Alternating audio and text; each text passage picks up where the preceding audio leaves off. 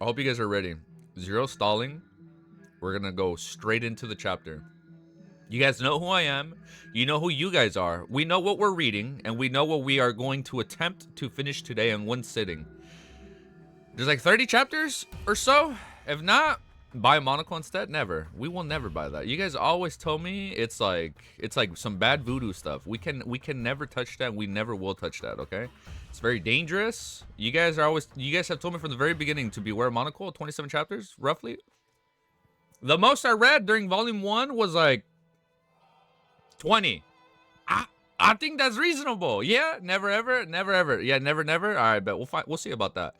Well, for now, you guys know the drill. Like, comment, sub, share the video, show your bus driver, show your family, show your enemies, show your neighbors, show the squad, show your ops. And let's go right into it. Chapter 455 is called Help Seeker. All right, I don't know how I feel about that start. Help? Why are we asking for help right away? Reading. Chapter 455, Help Seeker. Within half the collapsed temple. Oh shit, we were Derek. You guys were freaking gaslighting me last time, man, because I was like half asleep. It's Klein. Shut up. No, it wasn't. I'm not gonna fall for that again. You ain't gonna see me mess up this time. Within the half-collapsed temple, only a few stone pillars remained intact. They collectively supported half the main hall. At the very front of the main hall, there was an altar covered in cracks. In the middle of the altar, there was a huge pitch black cross. Hanging from the cross was a naked man who was hanging upside down. Around his ankle...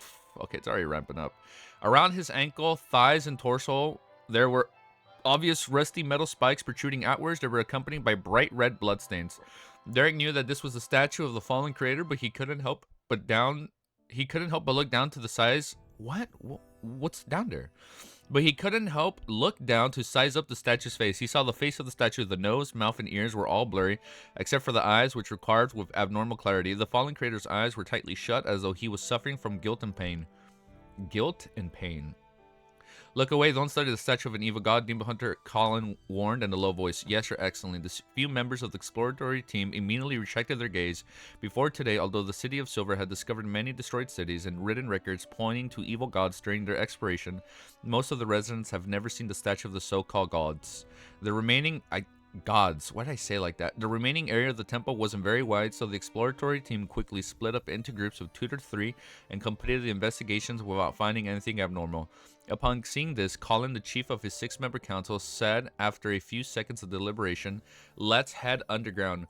As he spoke, he drew one of the 2 swords he carried on his back and smeared it with a grayish-silver ointment. Then he removed a small metal bottle from a hidden compartment on his belt, pulled out the stopper, and gulped down the contents of the potion. At this moment, Derek felt as if the light... Wait, what? Ointment. Oh, I thought it was a potion out of nowhere. Okay, never mind. At this moment, Derek felt as if the light blue eyes of the chief had become a little brighter. The member of the exploratory teams made their utmost careful preparations. Under the illumination of the 4 animal hide lanterns, they followed the stairs on the left side of the statue as they walked down in the underground area. Derek took his turn holding the lanterns and walking at the front left as he cautiously entered the darkness. He heard the sound of his own footsteps and those of his companions echoing off the stone steps. They produced a distant and empty echo. The echoes didn't suffer from any interference, making the absolute silence beneath them obvious. However, in the hearts of the exploratory team members, it was like a knock on the door. The attempt to uncover a seeker that had been buried for an unknown number of years left them feeling extremely tense. After walking with heavy... I'm already reading wrong. Music change? Alright, we're good. After walking without having any sense of time, Derek finally saw the road ahead and turned flat. He saw the newly discovered mural, which corrupted Dark Regans had mentioned. The mural... So it's a new mural. The mural was spread across 2 sides of the wall. So it's not the true creator.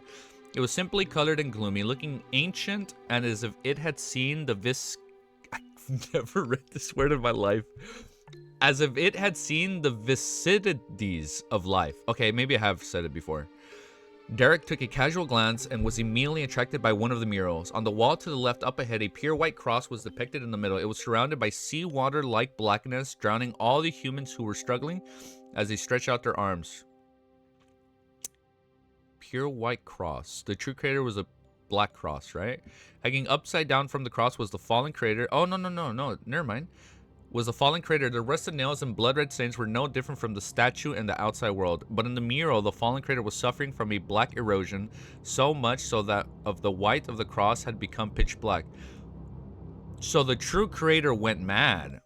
Okay, I get it. But doing it already? No.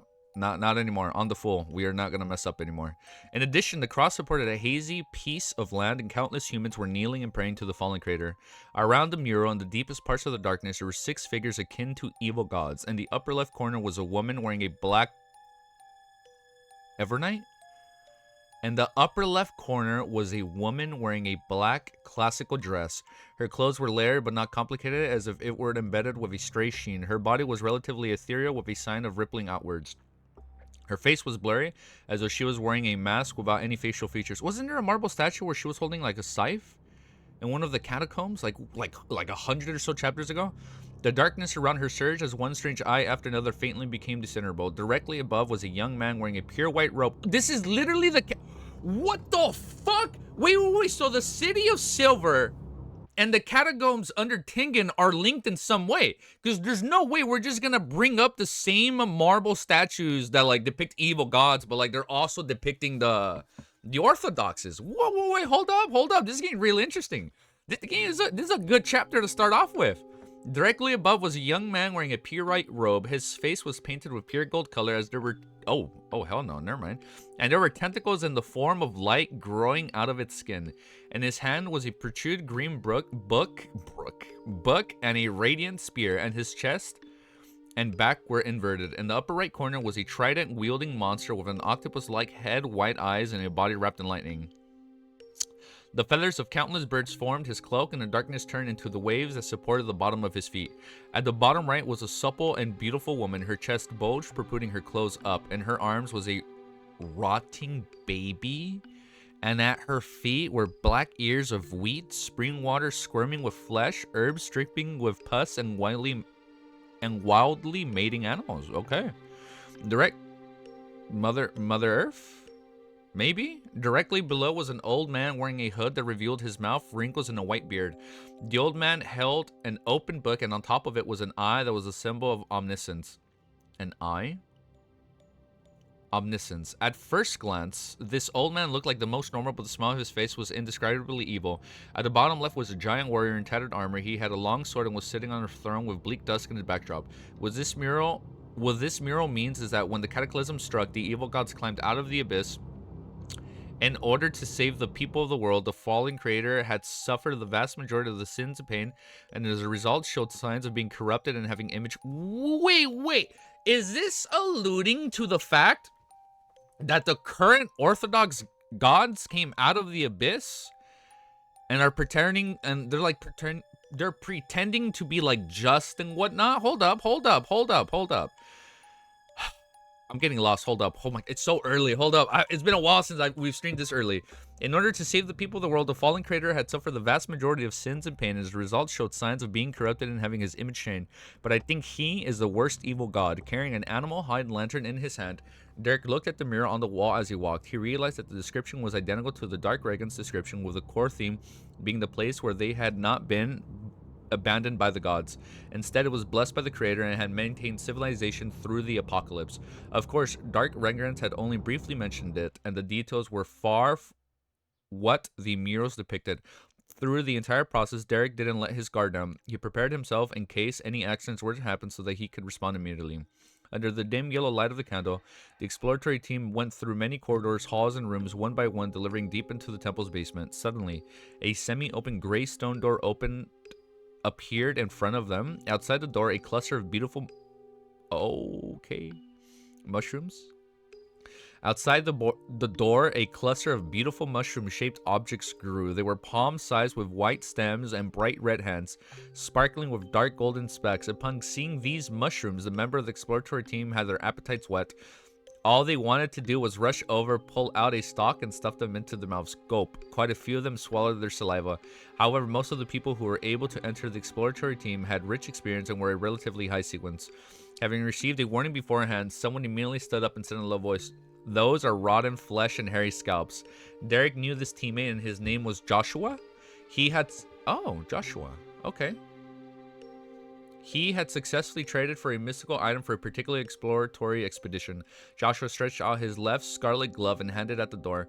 With a flash of light, burning fireball quickly took shape and shot out, landing directly on those extremely tempting mushrooms. Boom, the ground trembled slightly and an inferno spread out to cover the space of 2 meters. By this time, the fire subsided, all the mushrooms had already disappeared, leaving only bits and pieces of flesh and blood. I've left all those beyonders who nearly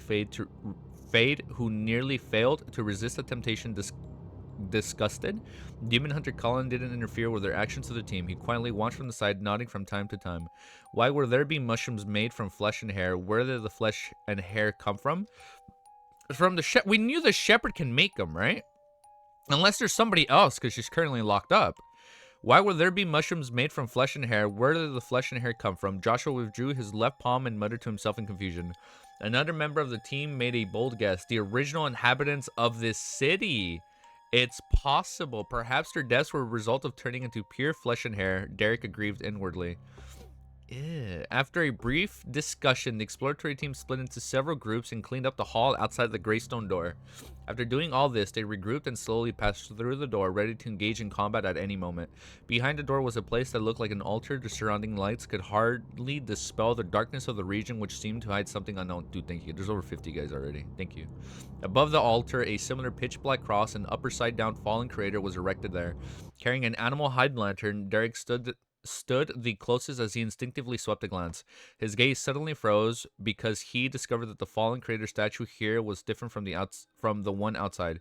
Its eyes were open. He had blood red eyes and black pupils staring straight at...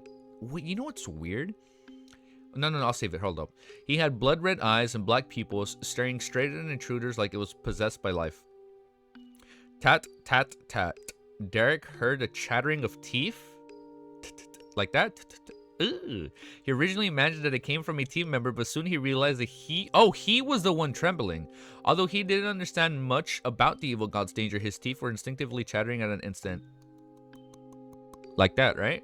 His teammates reacted similar. At that moment, a speck of powder floated into the air. Demon Hunter Colin clenched his fist. Boom, and the sounds of thunder reverberated through the air. Derek and the others suddenly snapped to their senses, escaping their nightmare state from earlier. Before they could investigate the area, the sound of weeping could be heard from...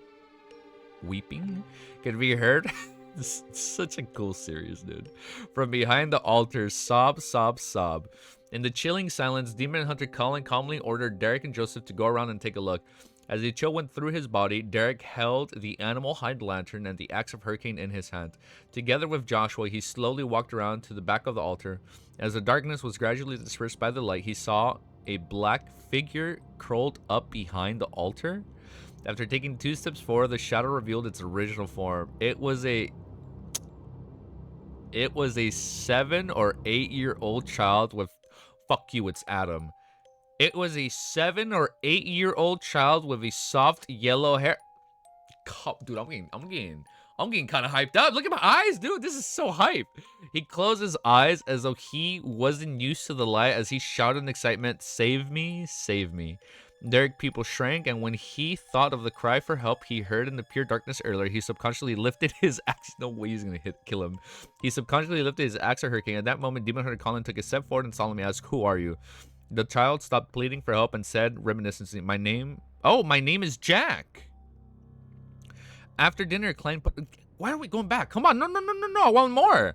After dinner, Klein put on his coat and had preparation to head out. He was going to find Miss Sharon, resolve the problem of the baronet, digging up a tunnel and ask for clues about mermaids. Oh, okay, yeah, you're right.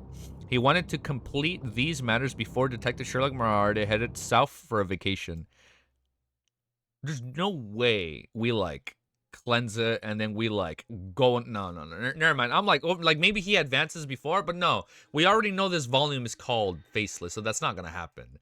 Next chapter. Okay, it'll be brought up. The kid... Wait, I don't want to read the whole thing just in case it was a spoiler, because you mentioned something about father. Hold up, I'm gonna wait before I read that, Haley, just in case. Your thoughts on the mural they saw? It's tied back... Hold up, before we continue and read this chapter, the mural is almost identical to the marble statues in the catacombs. What was it? The Pound family? The Pound family's underground catacombs? No way that was since chapter 50 or so. No way that was 400 chapters ago. All right, well, I don't know. It's reminding me about that because we knew or Klein speculated that the marble statues were like all of them. But now the fact that like there's a mural depicting all that, and then there's like the fact there's all that in the city of Silver, and the fact there's all this and like in the underground catacombs like from the 4th epoch, it means it's all connected in some way. And I'm thinking, because it looks like they're all crawling out like from the abyss, I'm thinking they were originally and currently evil deities disguised as like disguised as holy Orthodox gods, right? For whatever reason, I don't know. And the fact that in the trailer, if you go back to volume 1, you remember the flash of lightning and you see the 7 Orthodox gods? They did not look like humans, bro. They all looked weird and like abstract. So it's leading me to believe that all of them have lost control. And we know that the apocalypse that's been like foretold or prophesized or whatever was, what was it? Like, Klein mentioned when he was reading one of Roselle's entries, like the apocalypse has to be, or what, like when all Orthodox gods lose control, or like all gods go mad. I'm thinking that's already happened, and someone like, not Mr. Door, but like someone in like the spirit world or whatever is like holding them back from coming, right? And maybe the true creator is trying to get back to like stop it. No, he's not a good guy. No, all you guys are always telling Romero like stop with the propaganda. So maybe he's not a good guy, but there's probably something else behind it. We'll find out. Easy, don't just rush through chaps. We're looking for your thoughts also. Bet. Well, okay, all right, that is true. So next chapter, cooking. We're cooking. Let's keep going. Chapter 456. It's called Outside the Brave. Ooh, okay. Braveheart's bar. A rental carriage briskly drove by. Inside the carriage, did we update this? Yes. Oh, I lost my breath. Hold up. I didn't even guess for air during that whole fucking theory crafting. Inside the carriage, Klein, who was wearing a half-top hat, was sitting opposite of Sharon, who was still wearing her black gothic regal dress. Looking at the explosiveness and pale face of his former bodyguard, Klein was at a loss on how to exchange pleasantries. He could only go straight to the point. I'm done with my preparations. Although Sequence 6 Faceless had only given him one beyonder ability. Only one? All the powers he had before had experienced a clear... Oh, yeah, you're right. The face changing. Duh. All the powers he had before had experienced a clear upgrade, resulting in great improvement of his strength. This was the best form of preparation. However, if faceless powers could be deemed a godly skill in certain situations, for example, when being pursued or trying to infiltrate, Klein couldn't help but let his imagination run wild. Sharon listened quietly and simply said, "Tonight." She spoke with a slight rise in intonation towards the end to indicate an inquiry. "If it's fine with you, then I'm fine as well." Klein responded, prepared. "All right," Sharon nodded. After a few seconds of silence, Klein asked in deliberation, Have you heard about anything to do with mermaids?" Dude, it's crazy how he's already trying to plan this. Dude, thank you guys. There's 60 plus of you guys here. Sharon's blue eyes stared unblinkingly at Klein as though she had transformed into a real doll. After a while, she emotionally said, "There's no longer mermaids in places where humans can reach. Only the fishermen of the Gargas Islands would occasionally hear the mermaids singing in the midst of a storm during the long voyages to hunt white-tailed whales. Located in the depths of the Sonia Sea, the Gargas Islands was the farthest human colony in the sea, characterized by local products such as a whale oil and whale meats. I wonder if the rumor is true or fake." Klein nodded. I understand. The bell chimed and the night rang out quietly as though they came from a faraway place. There was an abandoned chapel in the middle of the William Street, withered vines crawled over its walls and gray stones were strewn everywhere. Inside the chapel, feces and debris intertwined amidst the rocks and dead grass. In the half-collapsed corner of a middle-aged man wearing a black tie was moving stones that hid the entrance to a cave. He carefully and excitedly went into the tunnel carrying his digging tools, lighting tools, and earth basket. His hair was gray as the temples and his eyes were puffy. He was the Baronet Rafter Pound. Yeah. So this is, he's the owner of the house where the first catacombs were. Rafter Pound, who was considerably mentally ill by the outside world, but he was secretly a descendant of the Tudor family of the 4th epoch. This prodigy, who was always entangled with high-class call girls, had a serious expression on his face, and his eyes were bright. It was impossible to find any signs of him being addicted to drinking and the saxophone. He pushed himself up on his elbows and rapidly crawled down the slope as though the end of the tunnel hit the greatest and only hope of life. Not long after, he touched the wet mud and cold stones in front of him. This didn't extinguish Rafterpound's enthusiasm. He repeated, oh yeah, they're trying to dig into it, right? This didn't extinguish Rafterpound's enthusiasm. He repeated motions that he was extremely proficient with after having recently gained the experience. As he was digging, carrying, and moving things, an empty area appeared before him. It was a dark underground palace that was in front of him. Rafterpound's expression immediately became crazed with excitement. He quickly moved forward and grabbed the black iron badge. The badge was a hand holding a scepter? The badge was a hand holding a scepter. Seeing this, Rafterpound's eyes lit up as if they were on fire. Just as he put the black iron badge on his chest, everything in front of him shattered. Oh, it's the Tudor Dynasty emblem, right? Yeah, he's digging alone right now. I lost my place. Just as he put the iron black cage back on his chest, everything in front of him shattered. He was still in a narrow and irregular tunnel with wet mud and ice-cold stones in front of him. No, there was someone else there who was quietly watching him. He had no eyes, no nose, no mouth, no eyebrows, and no ears. Rafterpound's pupils contracted. It's like a faceless? No. He had no eyes, no nose, no mouth, no eyebrows, and unless it was the face eater they fought, right? And the other catacombs, and no ears. Rafterpound's pupils contracted. He could only feel a numbness rising along his spine, from his waist down to the back of his head. Without even thinking about it, he merely threw away all his tools and frantically retreated. His elbows smacked the ground, but he felt no pain despite having mangled wounds. Finally, Rafterpound left the tunnel and returned to the abandoned chapel. Because of the loss of his lantern, he can only see the deep darkness of the dim crimson that shrouded the edges. Suddenly, the withered vines that were crawling up the wall swayed like snakes. A figure walked out from the darkness. She was wearing a gothic regal dress and a black soft hat. Oh, it's Sharon! And the other one was Klein. Oh, they were scaring him out. With a pale face to the point of being transparent, as well as a pale blonde hair and blue eyes that didn't look human. Rafterpound almost shouted out loud. For such a woman to appear in an environment such as this was no different from a ghost story from folklore. Tap, tap, tap. He took a few steps back and almost tripped over the rock. At that moment, he seemed to think of something, and he suppressed his horror in an instant, revealing an excitement and hopeful expression. Yes, it must be you, Sir Pound. There must be a misunderstanding. Faceless Klein came out of the tunnel and stood in the shadows. His and Sharon's original plan had been to scare Rafterpound, scaring him so badly that he would no longer dare to explore the underground ruins again. However, Rafterpound's reaction was somewhat out of their expectation. Sharon was silent for a few seconds before tactfully asking, "What do you wish to say?" Rafterpound quietly exhaled, and then he curled his lips into a smile. After attempting for so many years, I believe you already understand that killing the descendants of the Tudor family won't help you break the seal. Only by working with me, who has the great Tudor bloodline, can you hope to get out of this predicament that has lasted for more than 2,000 years. The Tudors knew about the existence of the evil spirit, but they still died in that room. Klein frowned as he spoke before Sharon could. He imitated Sharon's ethereal voice. What took you until today to come here? This was a branch of the Faceless beyond his powers to mimic the sound. You can also mimic sounds? This was a branch of the Faceless beyond her powers. To mimic the sounds of a target, he could reproduce any voice as long as he heard it before. That sounds super broken. Of course, Klein believed he couldn't repeat the ravings of the true creator and the pleas of Mr. Door. This beyond her power was still limited to the realm of ordinary people. Sharon looked sideways at him, but didn't expose him. Rafterpound didn't notice and chuckled. It's because of the Dark Emperor had appeared. Fate tells me that the glory of the Blood Emperor will appear once again. Oh, because Klein appeared as the Dark Emperor? Right? Or when he heard about Hero Band, he's like, oh, it's the Dark Emperor. Fate tells me that the glory of the Blood Emperor will appear once again. Is there some logical connection? Klein had an inexplicable feeling that Rafterpound was more like a madman than before. He asked in Sharon's voice again, Dark Emperor. Ha! Rafterpound laughed. Yes, Hero Band and Dark Emperor. He must be closely related to the real Dark Emperor. Why don't I know that? Klein felt amused.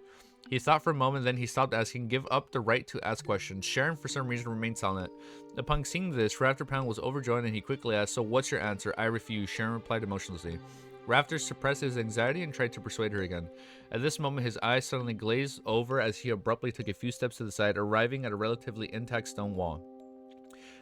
Klein and Sharon noticed an abnormality at the same time. They responded to their own ways, one pulling out a revolver and pointing it at Rafterpound, the other filling a ruined chapel with a crimson lunar brilliance. Rafter didn't even look at them. His face and stone wall all slammed his head into it. Thump, thump, thump. He slammed his head 3 times in a row and fainted with blood dripping from his forehead. He changed his entire body, including vocal cords. Okay. Then he got up again. His eyes were bloodshot for some unknown reason. Rafterpound raised his right hand and wiped the blood from his forehead, covering his palm with blood. I scrolled down too much. He stuck out the tip of his tongue, licked the scarlet liquid, and said in an intoxicated manner, "A member of the Tudor bloodline sure is delicious. It's really intoxicating. It will allow my loathing to execute its limits to the greatest extent, and it will help me temporarily expand the boundary of the seal." Klein muzzled was aimed at him as he asked in some voice, "The evil spirit in the ruins." Blood tricked across Rafterpound's face and he left horribly. You guessed that. Before I judged that you were weak and wanted to corrupt your mind and enter your dreams to tempt you into rescuing me, who knows, hey, you're also a person with a secret. Don't be so direct. Klein subconsciously glanced at Sharon, but he found nothing out of the ordinary about her. What do you want to do? Klein asked directly. The evil spirit laughed. I'm an innocent person who was harmed because of Alistair Tudor's ambitions. Due to the constraint of my corpse, I've been trapped in the underground ruins for 2,000 years. I hope that... So it's the evil spirit. I didn't even know... Wait. What do you want? Klein asked directly. The evil spirit sighed. I'm an innocent person who was harmed because of the Alistair Tudor's ambition. Alistair's a new name. The guy is being... Yeah, he's being possessed. He's being possessed and it's speaking through it. I almost didn't catch it because... I caught it. I did catch it. That's why I went back and reread it. I remember when Sharon was first possessing that one dude during the fight, and I never understood it. I get it now. I'm an innocent person who was harmed because of Alistair Tudor's ambition. Due to the constraints of my corpse, I've been trapped in that underground ruin for nearly 2,000 years. I hope that you can help me out of this predicament and allow me to become a free spirit. I swear I won't involve innocent people. Cap. After saying that, he looked at Sharon with his bloodlust eyes. You should be a ray from the mutant pathway. The next stop is a critical point to becoming a demigod. You're right. Once she hits sequence 4, she's like a demigod, right? I'm not sure if you have the puppet potion formula. What the fuck? I'm not sure if you have the puppet potion formula, but I can help you. I know exactly where we're gonna get this. I'm not sure if you have the... It looks like we need Seal Artifact 2081. It looks like we need that Antigonus puppet, right? From Volume 1? I think I know what we're going to need. I'm not sure if you have the puppet potion formula, but I can help you obtain it. I can even be a part of your ritual. That is the reward I promise you. Puppet sequence... This is so hype, bro. Puppet sequence 4 of the mutant pathway is called Puppet. What a strange name, Klein muttered inwardly. The evil spirit turned to look at him. You will be similarly rewarded. It's an object that can be considered mystical and precious, and because of some sort of attraction, its holder came to the underground palace and died by the side of the Tudor descendants. This is what it looks like. As he spoke, the evil spirit spread open the palm of his hand, causing the crimson moonlight to form a scene. Inside the picture, there was a normal-looking tarot card. No fucking way, it's another one. It's another card of blasphemy. The image on it was completely different from the others. Sitting inside a chariot wasn't a king, but rather a male priest wearing a dark red glove. This priest, it's a priest. This priest looks like Roselle Gustav. This, a card of blasphemy. Klein's eyes instantly shifted. He was starlight in the upper... Wait, he saw that the starlight in the upper left corner had condensed into a line of text. Sequence 0 red priest. Bro, this is so hype. Bro, so Prisoner 4 is called Puppet. Yeah, so the mutant pathway, that's so cool. So now puppets are in it. And it's weird because, like, for Klein, when he goes to the next sequence, it's like he's kind of like a puppeteer, right? But then there's like an actual, like, sequence called, like, Puppet. That is so trippy. That is so cool. I love it. This is getting hype. Innocent, who says who? I'm not evil, says the evil spirit. But chapter 457 is called Information Provided by the Evil Spirit. I didn't even write that timestamp. I lied. I did write it. Sequence 0, Red Priest. Which pathway sequence 0 is this? Wasn't there like a Red Priest or like a Blood Priest? Maybe that? I've learned the true name of another sequence 0. Of course, the pretext is that the evil spirit isn't lying. It said that the holder of the Red Priest card would seek out the underground ruins of the Tudor family due to some form of attraction. but they ended up dying in that room. This should be the law of convergence of the Beyonder characteristics within the same pathway, right? No, Emperor Rizal had apparently mentioned that after advancing to become a high sequence Beyonder, possessing a corresponding card of blasphemy would allow them to subtly sense the Beyonder ingredients needed for subsequent sequences. In other words, the room where the evil spirit is sealed had a demigod rank characteristic of a red priest pathway of the divine hidden within. Perhaps the evil spirit was the demigod of this pathway when it was still alive, and it might even be a little stronger. Huh. The subtle sensation provided by the card of blasphemy is probably a result of the law of convergence. Klein suddenly thought of many things. He subconsciously turned his head to look at Sharon to see her reaction. By doing so, he couldn't determine if she knew about the card of blasphemy and whether she understood the meaning of Sequence Zero. However, there was no change in Sharon's nearly transparent face. It was as if the evil spirit had just shown an ordinary tarot card. However, this actually implies something. When any Beyonder first comes to learn of Sequence Zero, they will subconsciously think about what it represented. Perhaps only Beyond in the spectator pathway can read the subtle body language of Miss Sharon. Klein sighed to himself. Seeing that both of them were silent at the same time, the evil spirit gave Klein a deep glance, slowly making the projection of the card of blasphemy disappear. It once again looked at Sharon with its bloodless eyes and said with a low and hoarse laugh, "If you are unwilling to become a demigod of the mutant pathway, then I can provide you with a sequence 4 potion for element of the abyss pathway." No, Sharon, hold up. Last chapter, hold up. The abyss sounds really dangerous. No. I can provide you with a sequence for potion formula of the abyss pathway. The temperance of the desire and the flamboyance of malice has always been very corrogous, isn't it? Sharon ignored the evil spirit's question and turned unhurriedly to Klein, leaving him to respond. What the evil spirit means is the mutant pathway and the abyss pathway are closely related pathways, which are exchangeable at high sequences.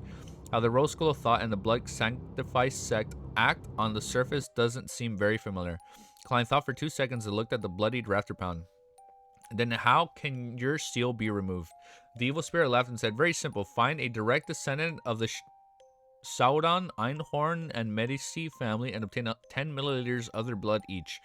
A little more is fine, but not less. Then mix them with holy water and pour them into my room. This way the seal will be lifted. It's a very simple and strange method. Even in the field of mysticism, it's rare. Why must they be direct descendants of Sauron, Einhorn, and Medici families? I have never heard of that last one. So this is a new family name. Medici? Sauron is the former royal families of Intis, and Einhorn is a royal family of the Phasic Empire. Both of them were loyal to the Turnus Empire and the Angel family of the Fourth Epoch, and they were the final winners. However, Lowen, Augustus, and Phaeton-Potter Catisia families also met the same conditions. Alright, the Sauron and Einhorn family have one more thing in common, and that is their possession of the Hunter pathway. Is this the reason, as I scroll down too much, is this the reason for them being chosen and taking the situation from before into context? The Hunter pathway is equal to the Red Priest pathway. As he made a guess, Klein didn't conceal his doubts. I know about the Sauron and Einhorn families, but I've never heard of the Medici family. Very normal, they often enjoy hiding in the shadows. They are corrupted angels and have established an extremely secretive organization. The evil spirit said with a contemptuous, I cannot read that word, contemptuous tone, this organization is known as the Rose Redemption. The name... The red? No, I was thinking maybe it's tied to the red gloves because it's red, rose. No, never mind. This name is very familiar. That's right. Inside the abandoned temple of the true creator that was recently found by the city of Silver, there's something similar written on the corner of a mural. They suspect that in the name of the city of the creator of the temple. Now, from the looks of it, this symbolizes an extremely secretive organization that was founded by corrupted angels. They believe in the true creator. What is the relationship with the Aurora Order? Klein pondered for a moment and said, "It's related to the true creator." The evil spirit was silent for 2 seconds before asking in a low voice, "You know about Rose Redemption?" I heard it by chance. Klein spoke the absolute truth. The evil spirit thought for a moment, then suddenly said with a smile, "You have more secrets than I thought. Can we not talk about such things?" Klein held himself back from watching Sharon's response as he wore an unperturbed look. The evil spirit's gaze swept across the two and left. Rose Redemption has a close relationship with the birth of the true creator. It's impossible for you to imagine that certain people were once members of the Rose Redemption, but they have since left it. As long as you find an organization that believes in the true creator and trace it to the very end, then there will be a chance of you coming in contact with the Rose Redemption. It sounds like the Twilight Hermit Order, with one being the front side while the other being the back side. So the back side will be the Hermit Order in disguise, and then the other orders that's the front. Like that's the cover up. Right? Klein made an intrusive guess. Seeing that the evil spirit had no intention of giving an in-depth introduction to the Rose Redemption, he laughed and said, "Do you think we can complete something like this with our strengths?" The evil spirit was silent for a few seconds before saying, "Maybe you guys can try your luck with Binksy Town." Binksy Town, where's that? Despite Klein repeating the question, the evil spirit refused to reveal anything. Faced with this situation, Klein could only switch to asking, during the 4th epoch where the Dark Emperor, Blood Emperor, Night Emperor fight for the possession of Sequence 0? During the 4th epoch where the Dark Emperor, Blood Emperor, and Night Emperor fighting for the position of Sequence 0. When the evil spirit heard this, it was stunned for a moment before it smiled and said, "It was once the case, but not the latter. It wasn't the case after at least the tutor went mad. At least the tutor was that." So the Tudor family, one of the, like the descendant or like the actual person, like from the Tudor dynasty, Alista, was the Blood Emperor. Klein sought confirmation. The evil spirit nodded. Yes, there has only been one Blood Emperor, that lunatic Alista Tudor. Heh. The descendants of the Tudor family had all inherited the madness of that bloodline. They usually crafty, devious, careful, and cautious. By critical moments, they can become reckless and not consider repercussions. The evil spirit pointed at Rafter Pound and face and said, "He is an example. However, after this lesson, he will definitely become more normal for a long period of time. I've no idea if he's the last tutor. At least left to question a number of good things which require the blood of his descendants in order to gain access to them. It's best that you don't kill him now." The evil spirit paused and chuckled softly. "Alright, after you help me remove the seal, I will tell you all the stories I have experienced. No, a more accurate description is the history I've experienced." Having said that, Raptor Pound's eyes suddenly lost focus. His body twitched for a few times before simply collapsing to the ground. Sharon silently watched the scene before she suddenly took a step forward. Whoosh. The wind howled as the dirt and rocks on the ground began moving before falling into the ground tunnels and sealing off the entrance. After that was done, Klein and Sharon left William Street and took a detour to another block in silent darkness. When Klein boarded the rental carriage, Sharon's figure appeared as she sat across from him. She looked unblinkingly at Klein and she asked with her hoarse and ethereal voice, "Will you help lift its seal?" "No." "No? No! Hold up, I thought we were gonna do it." "No." Klein didn't hesitate to reply and ask, "What about you?" Sharon shook her head, indicating that she would neither. "I thought we were gonna do it. I thought we were gonna help him out. I thought we were gonna help out the evil spirit." Klein heaved a sigh of relief as he smiled. "It's already been dead for about 2,000 years, and right now it's just a remnant of an evil spirit. Dispersing and returning to the spirit world." We're definitely gonna come back to this evil spirit like volume 3 or something. This is good lore.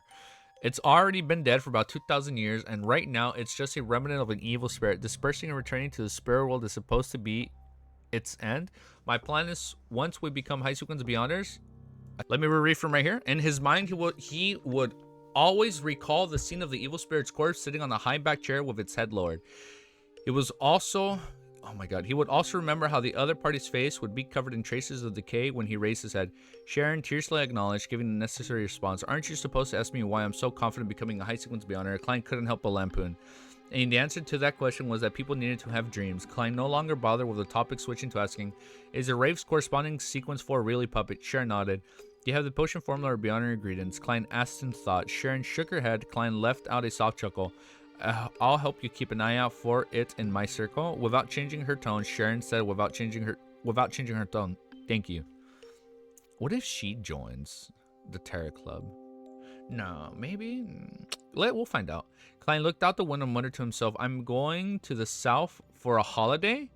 What? What do you mean? Is he already going to try and find the mermaid? At this point, he said with a smile, as if we were speaking to the Lord Dragon, "Let me wish you and Merrick a happy new year in advance."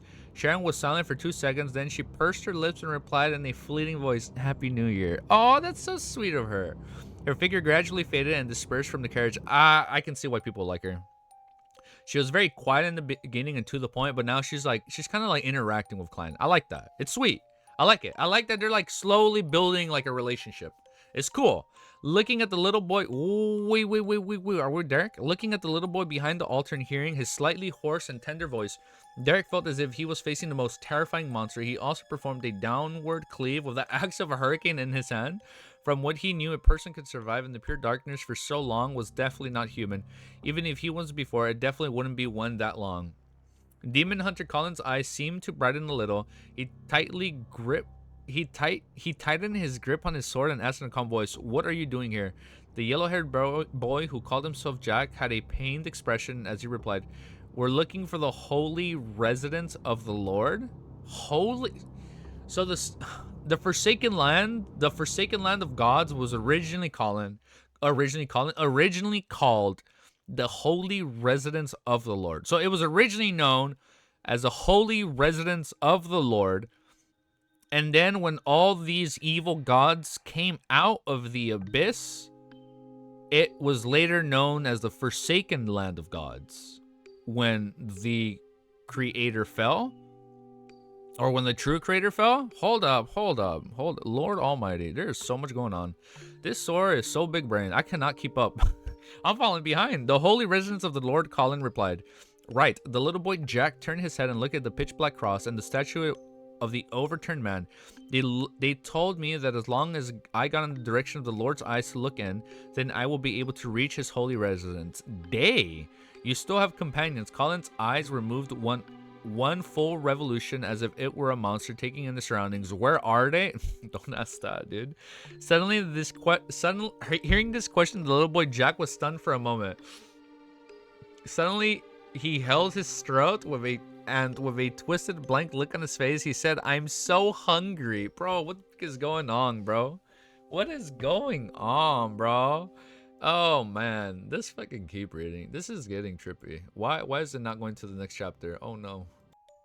But what are your thoughts? There's a lot. So he's looking for the Holy Land, which I assume was the original name of the Forsaken Lands. And we know the picture depicts like the true creator's white cross being engulfed in like pitch black from the abyss. So I assume when all them came out of the abyss, that's when it became the Forsaken Lands. There was a war for Sequence 0 in the 4th epoch. What do you think about that? There was a war. I thought we knew about the war. There was like a religious war during the 4th epoch. I remember that. There was like a war for religion during the 4th epoch. There was so much lore drop when that happened though. This was like 100 or so chapters ago. Algar was pursuing the listener of the Aurora Order, and that listener had a son called Jack. Was that what it was? Algar was pursuing the listener, the War of the Four Emperors. Yeah, I remember that. It was the war. Oh, no. I'm thinking of a different war then. Oh, you literally read my mind before I opened up my notes. That war was in the 5th epoch, the War of Violated Oath. My bad. I was thinking of the War of Violated Oath. Okay, thank you. So it was the War of the Four Lords. Yes. And at the end of that war, Death was the one that came out on top. He killed the Dark Emperor. No. Yes. Death came out on top after he killed the 3 emperors, and then he teamed up with the demon with the mommy demoness, right? And then there's like they ruled for a while or whatever. Something like that, right? It was in the 1st volume. So much, man. Thank you. And then they brought Pale Disaster to the northern continent. Thank you. Yes, the 4 wars. Yes, the war happened. Death came out on top. He teamed up with the demoness, and then they brought about a Pale Disaster to the northern continent. Primordial Demoness. Don't call her mommy. My bad. I apologize. Mommy Demoness. My bad. Primordial Demoness. I forgot the primordial part. Jack was introduced before Derek was introduced? No fucking way. Okay. You guys have to tell me what chapter to go back. I'm kind of down to look at it. It was like, you guys said 50, 53, right? All right. I'm liking the questions. Chapter 458 is called An Ancient Sanguine. So hungry. Amidst his trance-like words, Jack raised his head and looked at Joshua, who was wearing a pair of scarlet red gloves. So hungry, his mouth opened in an instant, reaching straight to his ears, revealing his neat white teeth and thick saliva that was constantly gushing out of his mouth. At the same time, he threw himself forward towards Joshua. He was so fast that he could be left behind. Oh my god, I can't read. That he left behind an after image on the ground. Although Joshua was on high alert, he wasn't able to react in time. Before he can even make out what was happening, the little boy Jack had already pounced in front of him. Thump. The yellow-haired figure seemed to slam into an invisible wall, stopping only a step away from Joshua. Jack suspended himself in mid-air as a reddish glow from the darkness emerged from his body and started to corrode a transparent barrier that was denying him entry. What the? Behind Joshua and Derek, a demon hunter Colin had already fallen on his knees at some point. He had stabbed his sword, smearing a silver ointment into the ground. Soon after, their area around the altar instantly brightened, and it was purest ray of light of dawn. Colin suddenly drew his sword. This is so hyped, dude. Colin suddenly drew his sword, and his figure strangely split apart, turning into a series of after images that spread out around the altar. Every single figure raised the sword in their hands at the same time and combined with the light of dawn in the vicinity and released a bright glow. So. One sword after another was thrust forward as the light of dawn converged towards Jack from all directions, encircling him in the middle. Under the brilliance of the rising sun, the black of red figures quickly evaporated, dispersing under the storm-like barrage of attacks. In the underground hall where the altar was located, the brilliance became abnormally bright, so bright that Derek Birch couldn't help but close his eyes. With a sudden jolt, he suddenly woke up from his slumber and saw a bonfire quietly burning in front of him as his teammates who were diligently guarding the camp. Demon Hunter Colin, who was sitting crossed legs beside a stone pillar, opened his eyes and said in a deep voice, "We will set off after 50 rounds of lightning." Upon hearing this, Derek looked up at the sky and found that the frequency of lightning hadn't significantly increased. Darkness remained the ruler of this land. When he... So cool, man. It's so scary, dude. When he thought of the city he was about to arrive at the Temple of the Fallen Crater, he couldn't help but feel slightly nervous. After spending some time calming himself down, Derek quietly ate his food and recovered his combat-ready state. I wonder what will happen in that temple. Holding the axe of Hurricane, he came to the middle of the group. Within the campsite lanterns that was covered with a thin layer of animal hide were being lit one after another. 15 Mink Street. Damn, it cuts away from Derek as such a... What do you mean I didn't notice? Wait, shut up. What didn't I notice? I thought... No, wait. Hold up, bro. Okay, we're gonna read this again. If you guys are insinuating something happened to Colin, I'm gonna lose my shit. We're gonna take it from the top. Hold up. Let me kind of skim through it. So hungry, his mouth opened in an instant, reaching straight into his, revealing his neat white teeth and thick saliva that was constantly gushing his life. At the same time, wait, hold up. Let me find my place. Well, not find my place. Let him notice. Okay, hold up. He was so hasty, he left behind an after image in the ground of the Joshua. Hold up. We already read this. Let me kind of skim through it. The yellow-haired figure seemed to slam into invisible wall, stopping only a step away from Jack. Jack suspended himself in midair as a relish of darkness emerged from his body and started to corrode the transparent barrier that was denying him entry. Behind Joshua and Derek, Demon Hunter Colin had already fallen on his knees at some point. Okay, Colin had already fallen once to the knees at some point. He had stabbed his sword, smearing with a silver ointment into the ground. Soon after, the area around the altar instantly brightened as it was the purest ray of light. Colin suddenly drew his sword, and the figure strangely split apart, turning into a series of after images that spread around the altar. Every single figure raised the sword in their hands at the same time and combined with the light of dawn in the vicinity released a bright glow. So, one sword after another with a thrust frown as light converged towards Jack from all directions, encircling him in the middle. Under the brilliance of the rising sun, the black and red figures quickly evaporated, dispersing under the storm-like barrage of attacks. In the underground hall where the altar was located, the brilliance became abnormally bright, so bright that Derek Birch couldn't help but close his eyes. With a sudden jolt, he suddenly woke up from his slumber and saw a bonfire quietly burning in front of him and his teammates, who were diligently guarding the camp. Demon Hunter Colin, who was sitting crossed legs beside a stone pillar, opened his eyes and said in a deep voice, "We will set off after 50 rounds of lightning." Upon hearing this, Derek looked up the sky and found that the frequency of lightning hadn't significantly increased. Darkness remained the ruler of the land. When he thought that the city... Oh my god, I can't read. When he thought of the city he was about to arrive at the Temple of the Fallen Crater, he couldn't help but slightly... What did I... You still didn't notice? Just keep reading? What do you mean? What do you mean, what didn't I notice? Nothing happened. After spending some time calming himself down, Derek quietly ate his food. What the fuck? Wait, hold up. What the fuck did he eat? After spending some time calming himself down, Derek quietly ate his food and recovered his combat-ready state. I wonder what will happen in the temple? Holding Axe of Hurricane, he came to the middle of the group. Within the campsite, lanterns that were covered with a thin layer of animal hide were being lit one after another. Bro, his brain... What did I miss? Let's just... Okay, well... I actually missed it. Okay, well, let's just keep reading. We'll see what happens. Since you guys said it's fine. It'll get brought up again. 15 Ming Street. Klein heated the water, adjusted the temperature, took a comfortable bath. With the languages aftermath, he took 4 steps counterclockwise and went above the great fog. He intended to use his divination to make a confirmation of the evil spirit's matter.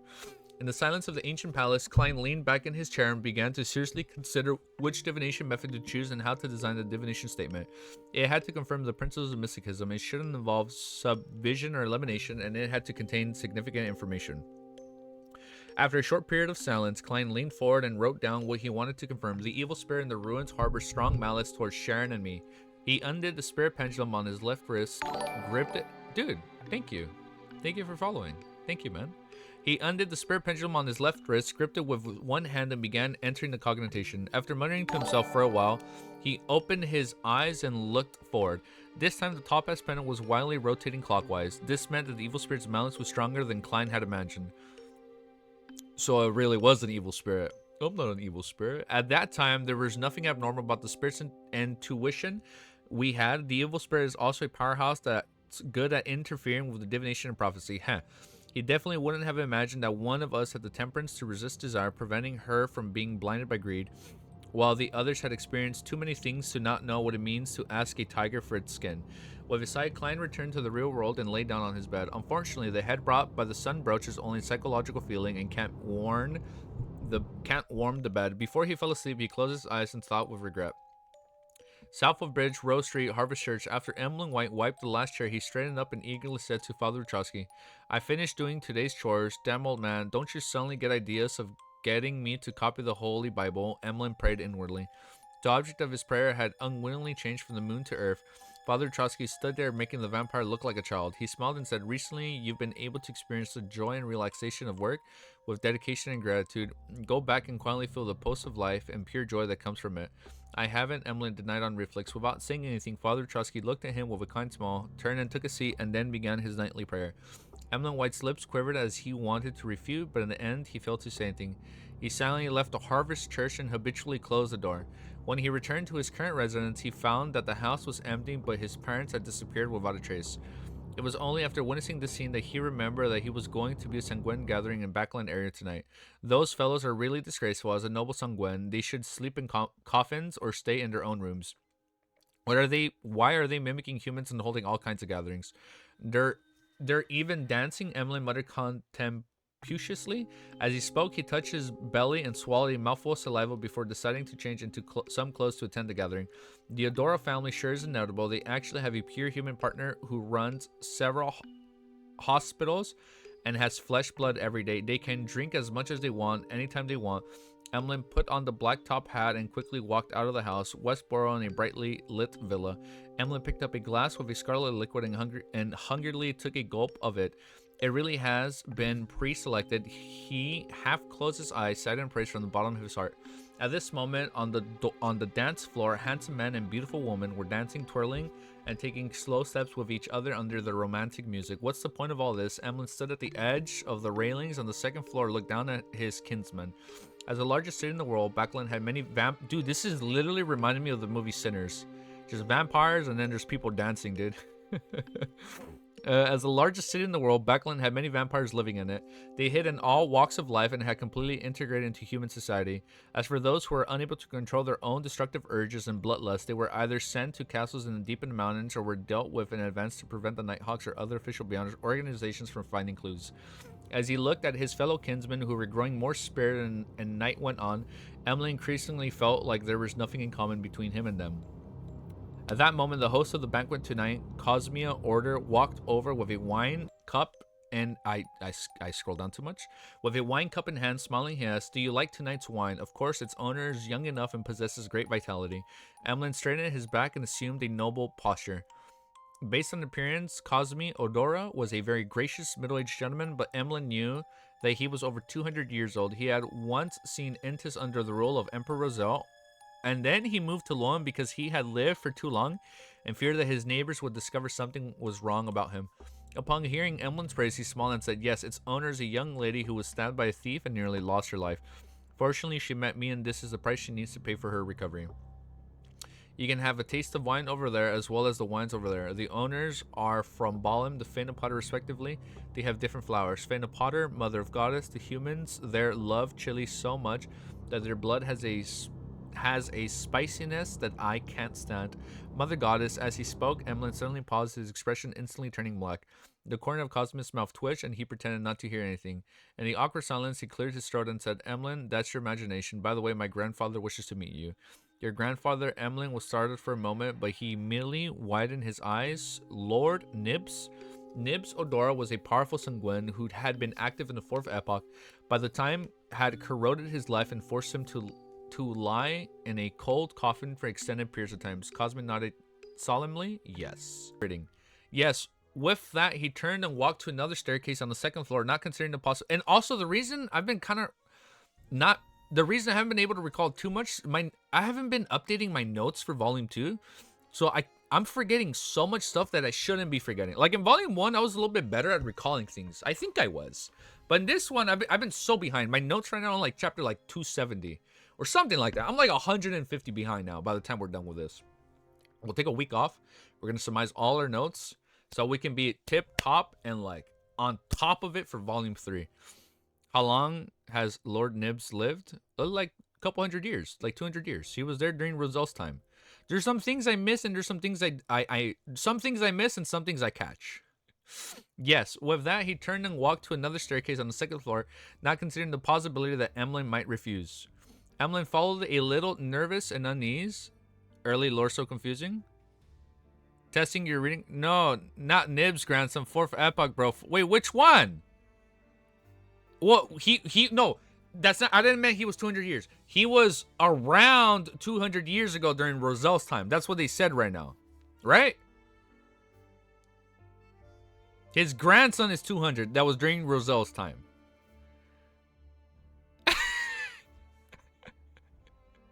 Oh, you guys are tripping. Lord Nibs, Fourth Epoch, bro. Cosmo Odora is 200. Oh, Odora. Yes. Got it.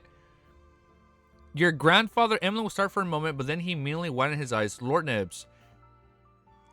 Nibs Odora was a powerful Sanguine who had been active. We were literally just here. Hold up. Bro, stop reading. Bro, stopped reading just to read. Hold up. It literally just said it right here, and I got distracted because I'm reading chat, okay? Hold up, look. This is literally what I just read. Nibs Odora was a powerful Sanguine who had been active in the Fourth Epoch, but the times had corroded his life and forced him to lie in a coffin for extended periods of time. I just literally read it.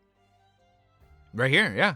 I literally just easy reading. No, it's early, man. Look, it's early. I have a headache, and I haven't taken my medicine. I haven't taken Advil or Tylenol. I just went straight live. So yeah, my bad. I'm slightly out of it today. Cosme nodded solemnly. Yes, but now we know that. What trust. It's all gonna click right now. Just trust the process. It's gonna click right now. With that, he turned and walked to another staircase on the second floor, not considering the possibility that Emlyn might refuse him. Emlyn felt a little nervous and uneasy, thinking about the purpose of Lord Nib's summon. As he finally understood the honor of the Sanguine is more important, he decided to help me get rid of Father Trotsky's psychological cue. As he walked, Emlyn White developed a strong sense of hope.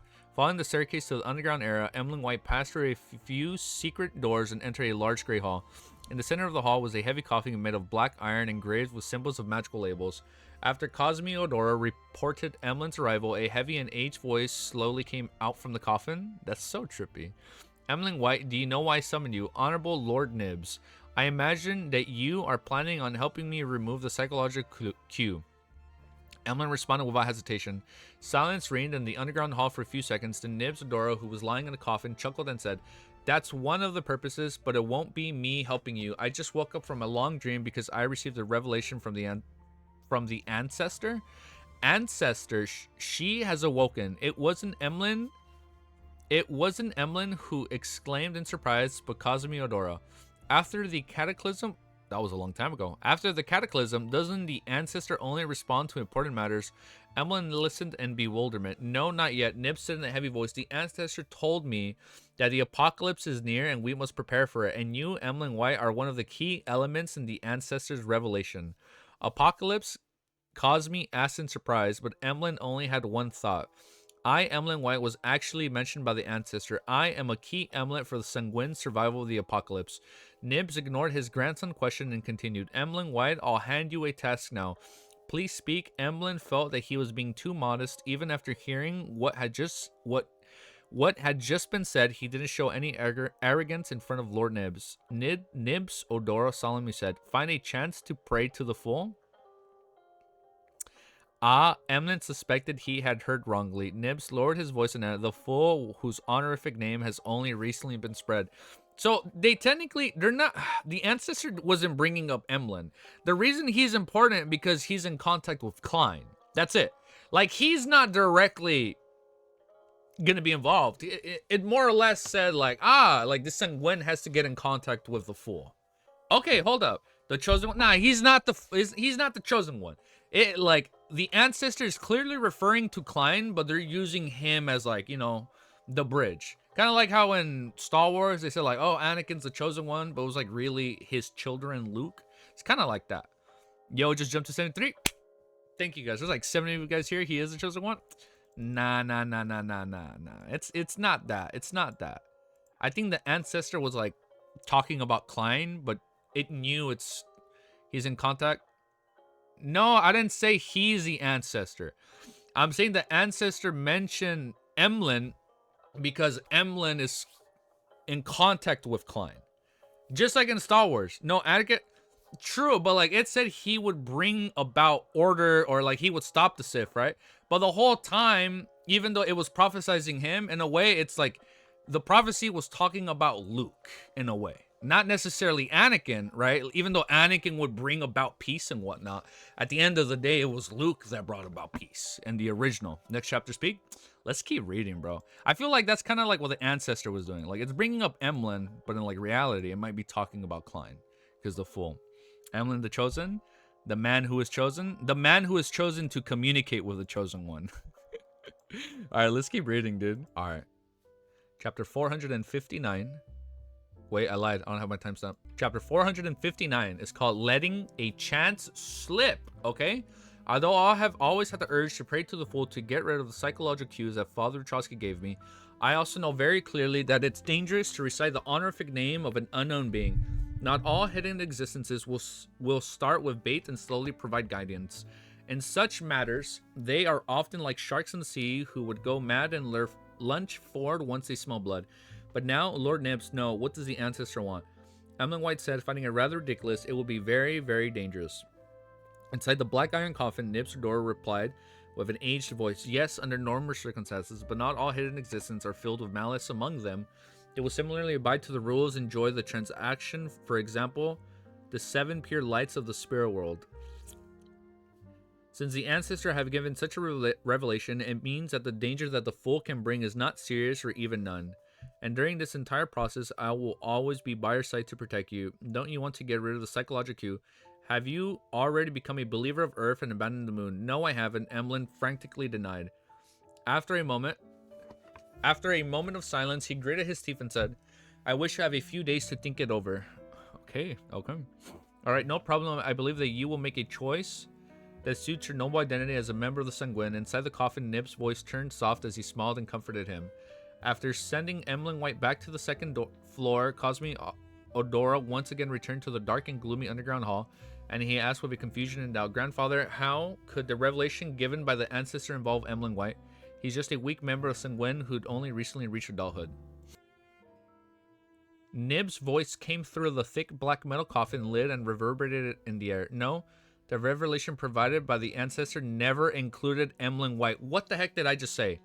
What did I just say? It was never even talking about Emlyn White. She only showed a scene of the dawn of the apocalypse, depicting the erosion of the crimson moon, as well as mentioning the fool in the corresponding honorific name. Whoa. She only mentioned a scene of the dawn of the apocalypse, depicting the erosion of the... Did I not say something was like... Did I not say that, like, the crimson moon was, like, a cocoon in some way for whatever endgame ultimanium they had? And Klein was gonna be involved in it? She only showed a scene of the dawn of the apocalypse, depicting the erosion of the... something's coming out, like, it's eroding. Something's coming out of the crimson moon, as well as mentioning the fool and the corresponding honorific name. Yo, what is this? Okay, hold up. Maybe I didn't call this.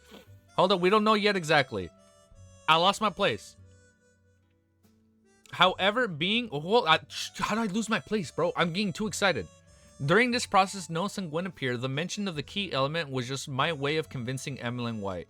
However, being able to take risk for the future of Sanguine can also be considered a key element. Cosmin was first enlightened before he asked another question. Why did you choose Emlyn White? What's so special about him? Nibria Odora suddenly left. Hasn't he been clamoring about praying to the fool all this time? Didn't he think we weren't putting too much weight on his problem? That we aren't willing to antagonize Bishop Petrosky, so he was trying to find other help. I'm just fulfilling his wish. For a long time, Cosmia was speechless.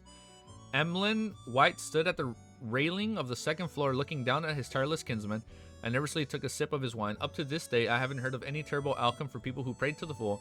Perhaps it's just as Lord Nib said, the fool is just like the 7 pure lights in the spirit world, a hidden existence that maintains order and is warm-hearted. Wait a minute, why are the 7 pure lights in the spirit world? Oh, she doesn't even know. What are the 7 pure lights in the spirit world? Why haven't I even heard about them before? This seems to be one of the sides of good. I wonder if it will be of any help to me. In short, the fool isn't necessarily dangerous, and there is Lord Nebs protecting me. Maybe I can take advantage of this opportunity to get rid of the psychological cue. Emlyn consoled himself with fear. Why did we change back to Derek? Hold up. Don't tell me because it's a spoiler. Why am I out of breath? All right, we'll continue from here. Monday morning, Sherwood Borough, 15 Ming Street. Klein squatted in front of the toilet. Why is it always on the toilet? Lord of the Toilet, dude. That was so funny. I thought you guys mentioned that as a joke, but it really is, man. He's always at the toilet now. Klein squatted in front of the toilet, holding a brush and careful cleaned the dirt inside it. According to his schedule, after completing his visits on Saturday and Sunday, he decided to take the day off and wait until tomorrow to report back to Prince Ed's about the final results and hand over the assignment. But during what should have been his relaxation time, he found the house a little too messy and dirty. It was only when he saw this that he remembered that the cleaning of the house had been done twice a week through the temporary employment of landladies' maids next door. As the Samirs had gone on holiday to Civil City and Desi Bay, one of the maids had gone along with them while another had returned to the countryside after receiving a year-end bonus. 15 Ming Street, where he lived, hadn't been cleaned up by anyone for quite some time. Klein had planned to put up with 2 days since he was leaving Backland, but in his free time, he didn't dare to take the time to head to the Quillet Club to have fun. He was afraid of infuriating Prince Ed, so he could only stay home. Hence, seeing that the irked him, he changed into his old clothes and began spring cleaning before the new year. He went on to scrub the toilet, wash the bathroom, wipe the windows, mop the floors, clean his equipment, and wash clothes. I like how we're playing World is White for this part. It is his sacred throne. The music is so fitting for this scene, dude. He went on to scrub the toilet, wash the bathtub, wipe the windows, mop the floors, clean the equipment, wash his clothes. Klein busied himself from 8 to 11 before barely completing the desire to clean up. Of course, he only did it perfunctorily without that much attention to detail. Sometimes renting too big a house isn't a good thing. Klein washed up his hands and wiped his face with a towel. Walking out of the bathroom and looking at the clean and tidy living room and dining room and watching the sunlight pierce through the clouds and shine through the transparent glass window, shining golden spots in the house, he had a strange sense of accomplishment. He felt a lot happier. Time to reward myself for lunch. I'll find a good restaurant. Klein returned to the second floor and changed his clothes. After he leafed through the papers, waiting for lunchtime, the doorbell rang, okay? It's almost the new year. Shit is gonna hit the fan, huh? And there are still people coming to entrust me with missions. And he rose and walked to the door. Klein made up his mind to decline. Although he had only 35 pounds left in cash, in order to get out of the royal strife, he had to go on vacation to South as soon as possible. He can no longer accept assignments. To his surprise, the visitor wasn't a stranger but the old butler of Prince Ed's. The old butler was wearing a well-cut tuxedo. He saluted without losing his dignity and said, "Detective Moriarty, His Highness, the prince is waiting for you in the carriage at the end of the street. He wishes to know the progress of your investigation." So impatient. Alright, that saves me the trouble of going all the way to Red Rose Manor tomorrow. Clearly, that demoness is gonna be in the shadow. She's gonna be in hiding. She's gonna be hiding there. Klein quickly recognized what he had thought of last night and calmly replied, "Alright." He was about to remove his hat from the coat rack when he felt a sudden ache in his stomach. Is he constipated? A pain that requires him to visit the toilet. After enduring for a while, he realized that he couldn't hold it in any longer and apologetically said to the old butler, "I'm very sorry, I'll need to use the bathroom first." But he just cleaned it, dude. My stomach isn't feeling well. The old butler didn't show any abnormal expressions. That's your freedom. As he discharged one wave... As he discharged? As he discharged one wave after another of bliss, clearing away the remnants in his stomach. Such a majestic stool. Klein washed his hands and returned to the hall. At that moment, he noticed that the old butler was no... Oh, hold up. Why isn't he around? The old butler was no longer around. The one waiting outside was a maid with curly brown hair, the god of toilet. His Highness requested me to apologize to you. He still has matters to attend to and cannot wait for too long. Please go to Red Rose Manor tomorrow or afternoon of the day after tomorrow. Please go to Red Rose Manor tomorrow or the afternoon of the day after tomorrow. Just say in 2 days. The maid bowed meticulously. It hadn't even been 10 minutes and I'd already done it as fast as possible. Usually I can continue on for quite a while if I have newspapers. Klein smiled, no problem. After receiving a response, the maid who had completed his mission immediately felt a weight off her chest. She giggled and said, Detective Moriarty, you missed the lady again. Coincidentally, we missed her. Huh, Klein was at a loss. Who is this freaking woman that keeps trying to meet him? And they coincidentally never meet. The maid lowered her voice and said, this time the young lady came with his highness. And he literally had to go take a shit. Is it the quill? Like, no. Like, the fact that, like, Will knowingly killed Klein. Yes? There's no way for him to know that he came back to life.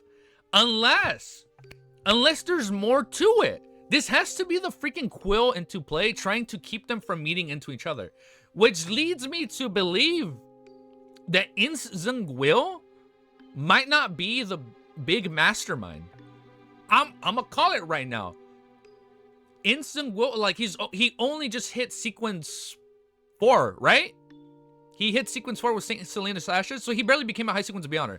I think the original, like, creator, not the creator, but like the one who originally had the quill, he wrote everything out, including the original one wrote, for example, Will is writing out his whole entire story for whatever ultimatum. And that's the only reason knows about Klein coming back to life. Because stop cooking, we will always keep cooking. There's somebody before that wrote everything out. Because literally just became a high sequence beyonder. So there's literally no way for him to know that Klein came back, or like there's no way for him to know that he transmigrated there. Like, that has to be it. Too many damn coincidences in this damn series. We have missed this beautiful woman like 5-6 times.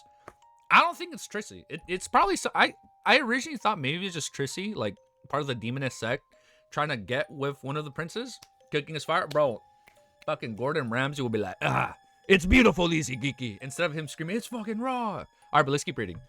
The maid lowered her voice and said, this time the young lady came to his highness and he had to take a shit. She was the one who just suggested taking a detour to meet you.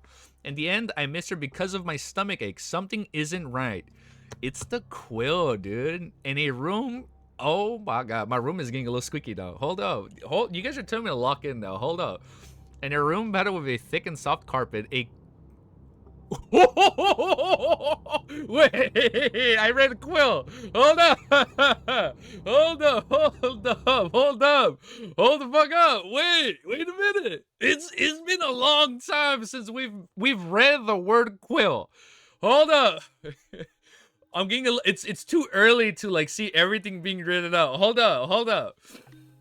Okay, hold up. I got the jitters. Hold up. In a room padded with a thick and soft carpet, a quill that was being held came to pause and stopped writing. And the open notebook beneath it, there was lines of text and marks of scribbling out and scribbled out text. Scribbles. That's first. Target attempted to escape control, but unfortunately, Detective Sherlock Moriarty leaves before she heads downstairs. ... The target influenced the surrounding mates, but Prince Ed's butler, Funklet, chanced upon the problem and dealt with it. Scribble. So somebody keeps rewriting this story. The target went off track once again. She participated in Talim's funeral on behalf of Prince Eds. However, having quickly recovered to her normal state, she realized that she was unable to identify Sherlock Moriarty and she could only let a chance slip. ... Sherlock Moriarty went to Red Rose Manor to investigate, but the timing wasn't right, and the target happened to be riding horses on the golf course. Scribble. The target once again triumphant over the arrangement, encouraging Prince Eds to visit Detective Sherlock Moriarty. Unfortunately, Sherlock Moriarty happened to have a stomachache, ended up staying in the bathroom for 7 minutes and 45 seconds, and the prince couldn't afford it. I think I know what's going on. I bet you this is supposed to be Klein's like future partner, right? And we know that if high sequence beyonders have children, then they can bring about an even greater beyonder with abilities, right? So I think Ins or whoever is trying to keep this dude as far away from her as possible so they cannot have, I don't know, hold up, right? No, maybe? I think that's what's going on. No? Maybe. His facial features were like a sculpture, but the middle-aged man who was blinded in one eye put down his... Blinded in one eye? Whoa. No, we're not burning the kitchen. Hold up. Never have where scribbles are when the quill is interfered with. Hold up. Wait, I don't know yet what the scribbles mean. Wait, hold up. His facial features were like a sculpture, but the middle-aged man who was blinded... This isn't Ins. But the middle-aged man who was blinded in one eye put his quill and looked at a woman. What exactly did you put on her body? Breaking through the restrictions time and time again will create big problems. The woman laughed in a low voice and said, "It was just an accident. Don't worry, there won't be any problems." As she spoke, she pulled back her hair, revealing her long, white neck. After that, she slowly applied various things to her face, making her look even more alluring. Seeing that she was putting on her clothes and accessories, the dark golden-haired middle-aged man frowned and asked, "Where are you going?" This woman didn't directly answer and said with a smile, "Be careful of the quill in your hand. Be careful with the quill in your hand. You almost exchanged bodies with someone last time. You don't need to remind me." The middle-aged man with the deep blue eyes to point of the being black of... You don't need to remind me. The middle-aged man with a deep blue eyes to the point of being black said with a straight face. The woman tightened her belt to make herself look thinner. Then she lazily stretched and yawned while covering her mouth. "I'm going to pay a visit to Mr. A of the Aurora Order. I hope he's as crazy as the rumors say." As she spoke, the expression of the blind middle-aged man suddenly sank. It was because that ordinary quill had begun to write on its own as though an invisible hand was holding onto it. No, this isn't Ins. Please don't... wait, hold up. I don't know what's going on. Hold up. Is this supposed to be Ins? What happened to my chapter? That's what's going on. So the quill is writing on its own. The description of Ins threw me off for a sec, so I thought it was somebody else. I thought it was like the original dude writing Ins right. Like, I thought it was like the original dude was writing it down. So the fact that the quill is writing on its own leads me to believe that somebody else is writing it. So the blind eye, right? Hold up. He's always missed an eye. I never noticed that. Really? Description is of Ins. I never knew he had a missing eye. Okay, that I didn't know. For some reason, I thought that, like, you know how, like, the quill is writing on its own? I thought, like, that the other dude is, like, seeing through that missing eye or something. I thought that was happening. Since the start, bro, I don't remember that description. Bro forgot. It was never mentioned. You have seen his portrait? I do remember seeing his portrait. I don't remember seeing a missing eye. Okay, no. Like, I'm assuming the reason the quill is writing on its own, somebody else is writing the story of Lord of Mysteries, right? And they're using Ins Zengwil as, like, the vessel. Like, they're using, like, Ins as the front, right? You know how earlier we were talking about the Secret Order? Like, oh, maybe this is the front, and in the shadows, it's actually this. I think that's what's going on. That's why the quill is writing on its own. There's somebody, like, at a higher sequence that, like, even he can't comprehend, or, like, even the lady can't comprehend. So somebody is writing, like, when Ins Zengwil is, like, going off on his own, or, like, when the original dude reads, like, Ins, you dumb, bro. Like, you ain't even writing the story right. Like, this don't make sense. That's why it's being scribbled. And he's taking over, right? I think that's what's going on. It's Cuttlefish. Cuttlefish is like, Ins, you idiot. No, that's not what's supposed to happen. And then fucking Cuttlefish takes the pen, the quill, and he starts writing his own. Let me see. Oh, okay. So I read it wrong. I thought it meant he was missing an eye. Okay, so he's just blind in one eye. He is kind of chiseled. Yeah, he has a chiseled face. I see it. Bro, man, this is so good, dude. Who is the woman? And what the fuck was she alluding to when she said, like, you're going to, like, they're going to change places, right? Bro, no, I'm looking at it. I'm looking at it. Yeah, because I remember looking at this. I for some reason, I thought it said missing eye, not blind in one eye. I think him being blind in one eye has to do, in some way, shape, or form, with, like, the other dude seeing through him. Maybe the original dude wrote down the, like, Ince went blind one eye from, like, the very beginning. And like, he never knew. Like, he doesn't even know he's being controlled, right? Bro is not cooking. That's probably what it is. You know, hold up. This is good, dude. Oh, let's keep reading, dude. Hold up. This is so. I love Lord of Mysteries, man. Thank you. There's 69 of you guys here. Hell yeah. Damn, this cooking tastes fire. It's always tasting good. Gordon Ramsay would approve. Wait, that makes more sense. Hold up, Colin. Yeah, it's scribbling because he can't even like he can't infer what's going on, right? Because the gray fog, it's like warding off, right? You based? Okay, Instant Goal is right. There need any reason to lock. Let's just keep reading. Woo, this is getting good. This is getting good. Clown, you are wrong. The time. Oh, wait, hold up. Wait, let's not. I don't want to read that part yet. Chapter 460 is called Cyclic Explorations.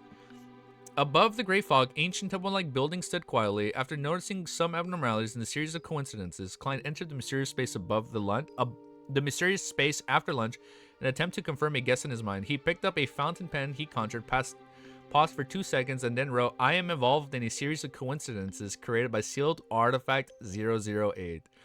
Oh, strongly positive, right? Putting down the dark red pen, Klein held a silver chain in his hand and began his divination. Finally, opened his eyes and looked at the spirit pendulum just inches away from him. The topaz pendant stood still without any rotation. What a coincidence.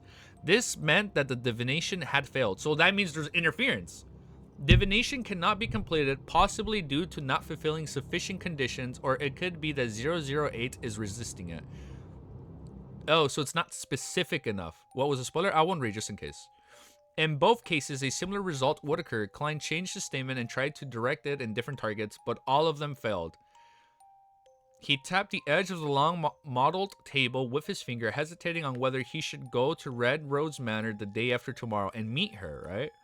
If there's no 008 or a similar power to arrange these matters, then my sudden escape will definitely raise Prince Ed's suspicion. No, my escape might not be successful. Prince Ed's men live next door. Of course, since I'm already a faceless, it's easy for me to find a chance to escape when I'm out, but is there a need to go this far? Tomorrow afternoon, I'll be able to leave Backland without... So we're leaving. This is getting scary, man. Tomorrow afternoon, I'll be able to leave Backland without attracting too much attention. By honestly seeking an audience with Prince Ed and normally handing over the mission, His Highness will likely not force me, an unaffiliated beyonder, to accomplish too difficult of a task. If there really is a sealed artifact or a demigod like 008 influenced the recent events, then from my past experiences, I should just be a side character who mistakenly entered the stage, and haven't received enough attention. In the case of escaping is tantamount of telling the other party that I have detected your presence. I'm highly problematic. In this way, relying on my faceless powers wouldn't necessarily allow me to escape the attention that has locked onto me. The best method would be to calmly go to Red Rose Manor and go through the normal procedures to exit the stage. After graciously bowing from the curtain call, I'll fade away from the attention of an unknown party. After combining the two elements, Klein finally decided to pretend that he hadn't discovered anything and to leave Backland according to his plan. The bonfire and the... Oh, wait. You guys told me. I gotta lock in. Hold up, bonfire. Hold up, we're with Derek. We with Derek. We have a lot of confusing today. Don't troll. No, it's okay. No, that's funny. I'll be honest. Whatever Hinge said, that was kind of funny. Did anyone troll easy in my absence? Well, it's too... Wait, hold up. Well, let's keep the trolling to a minimum. It is too confusing today. Hold up. I can't even... Oh, we're locking in. The bonfire and the campsite... I'm gonna read a little slow too. The bonfire in the campsite was burning with flames, and there was someone standing guard inside the campsite the entire time. Derek Bird leaned against the stone pillar and slept to recover his strength. At this moment, he was dreaming of the endless grayish-white fog, an ancient chair situated at the highest point in the center, as well as an indifferent figure sitting on the chair overlooking everything. Mr. Fool, Derek said the name and the chanting matter in his mind. Following that, he heard the Fool's voice. Prepare for the gathering. Yes, Mr. Fool, Derek answered silently and began counting his heartbeats. Oh, something is gonna happen at the tarot gathering. His eyes never opened, as if everything had just happened was just a... Oh my god, I'm reading wrong. His eyes never opened, as if everything that had just happened was just a prelude to a dream. That's still quite a bit of time before we set off. There's enough time to attend the terror gathering, he thought with relief. He reasonably imagined that he had joined the exploratory team would miss the gathering. After 1,000 heartbeats, Derek waited a little longer before he felt himself entering that quiet and serene divine hall. Dude, Jack is coming back. I completely missed what happened. But we know the last time he went to this gathering and Amon tried to like pierce the veil, something's gonna happen. Something of similar fashion is gonna happen at this gathering. The moment he opened his eyes, scenes flashed through his mind. It was as if an external force had instantly injected all his lost memories into his head at once. What? Lost memories. After 1,000 heartbeats, Derek waited a little longer before he felt himself entering the quiet and serene divine hall. The moment he opened his eyes, scenes flashed through his mind. It was as if an external force had instantly injected all his lost memories into his head once again. Is he actually Adam or nah? Did I not call it with the lost memories, or are we chilling? The scenes were crumbling city walls, buildings crumbling city walls. So the original city, before City of Silver. Buildings christened with white and blue, the Temple of the Fallen Creator with a similar archaeological style as the City of Silver. Murals detailing the approach of the apocalypse and the Fallen Creator's protection of the remaining humans from the 6 great evil gods. 6 great evil gods. The beautiful and dangerous mushrooms and Jack, the eerie, pale, yellow-haired boy of unknown origins. These kinds of scenes had repeated over and over again for a total of 5 times, but each time there was a slight difference in detail. The first time outside the Fallen Creator's temple, all of the animal hide lanterns had been extinguished, nearly causing a tragedy. The second time someone lost control of themselves and almost swallowed a mushroom. Fortunately, Chief Collins stopped them in time. I'm sorry, is this like a loop? The third time, the little boy Jack told a story, which was that he and his father had been searching for the Creator's holy residence in the endless ocean. Oh, you guys were right about Olger. Wait, Olger was trying to find them. Yeah, in the endless ocean, and they ended up encountering a huge storm. The fourth time, Joshua was severely injured by Jack, who had mutated without any warning. The fifth time, the temple completely collapsed, blocking the exit of the underground area. I swear, dude, if this is a fucking time loop, dude, if I'm already lost, I'm gonna get so much more fucking confused. Please don't be a time loop. This is gonna be so, I mean, it's hype, but it's gonna be so fucking confusing, dude. Oh, shit. The fifth time, the temple could, thank you for following. No way, dude. The fifth time, the temple completely collapsed, blocking the exit of the underground area.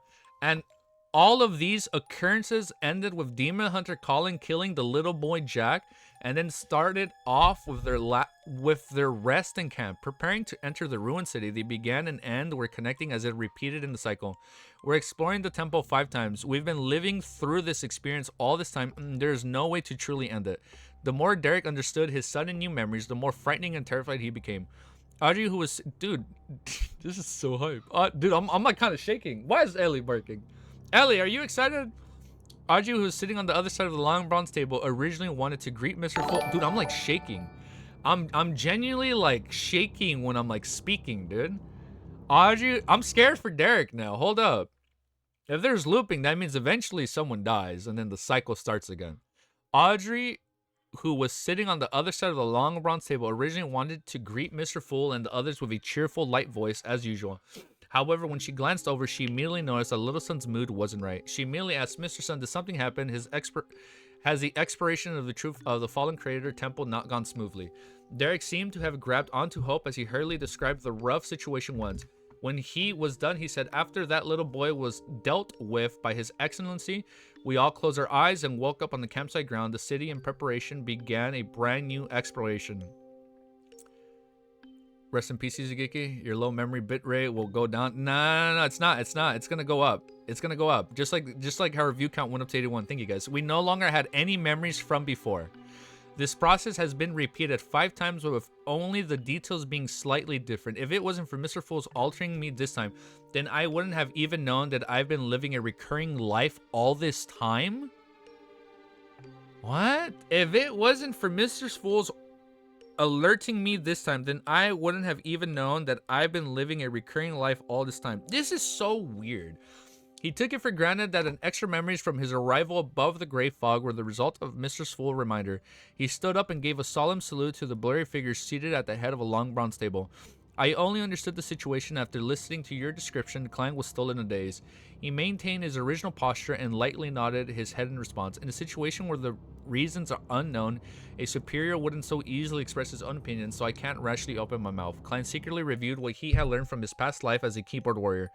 Seeing that Mr. Fool seemed to be an imperturbable ancient wall, Derek felt a lot more at ease and felt that the matter could finally be resolved. He turned to look at the hangman, the world just as the magician, and he sincerely asked, "Do you know the root of the problem? How can this be resolved?" I know Amon heard about the fool when Derek chanted it. I think that's a cover-up.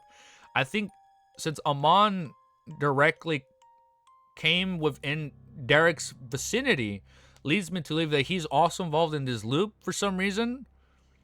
No, I'll be quiet. Let's keep reading. He turned to look at the hangman, the world just as in the magician, and he sincerely asked, "Do you know the root of the problem? How can this be resolved?" The zealous Audrey instantly wanted to answer, but she found herself without a clue or even like, I don't know.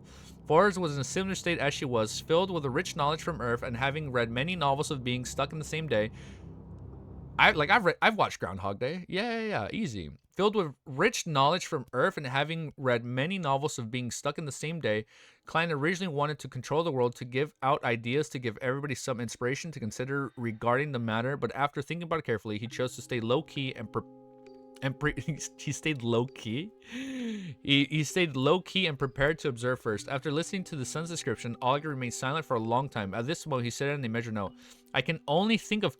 What can he think of? I can only think of two possibilities. First, you have encountered a nightmare. Oh, it's not a time loop, but like they're messing with his dreams and they're implanting like false memories. First, you have encountered a nightmare or hallucinatory powers at a level that exceeds a demigod. After regaining your memories with Mr. Fool's help, you should be able to immediately detect that something amiss once you return to the real world. That way, the problem will easily be resolved. Second, you were forced to, or you proactively entered a strange space or a state at a particular node where time is controlled to flow in a certain manner, but the time is fixed. How is Alger able to like deduce all this, bro? This guy is so good. He has to, he knows more than he lets on, bro. Second, you were forced to, or you are proactively entered a strange space or state at a particular node where the time is controlled to flow in a certain time, but the time is fixed within a certain range, which is cycle, and the continuation is balanced. That is to say, it is relatively static. In this situation, there aren't many ways to end the cycle. Either there is an external force that can forcibly break the balance, or the key point that connects the distortion of time.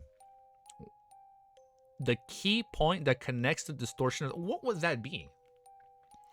An external force that can forcibly break the balance. Upon hearing this, Audrey, Forrest, and Derek all subconsciously glanced at the calm and leisurely Mr. Fool. He's like, "Oh, fucking no." Clem was like, "What the fuck? What the fuck? Like, what do I say here?" What? Connects the distortion of time. Mr. Fool sitting at the end of the long bronze table. "No, I can't always seek Mr. Fool's help," but not saying anything directly. He probably wishes to test my ability at dealing with such matters.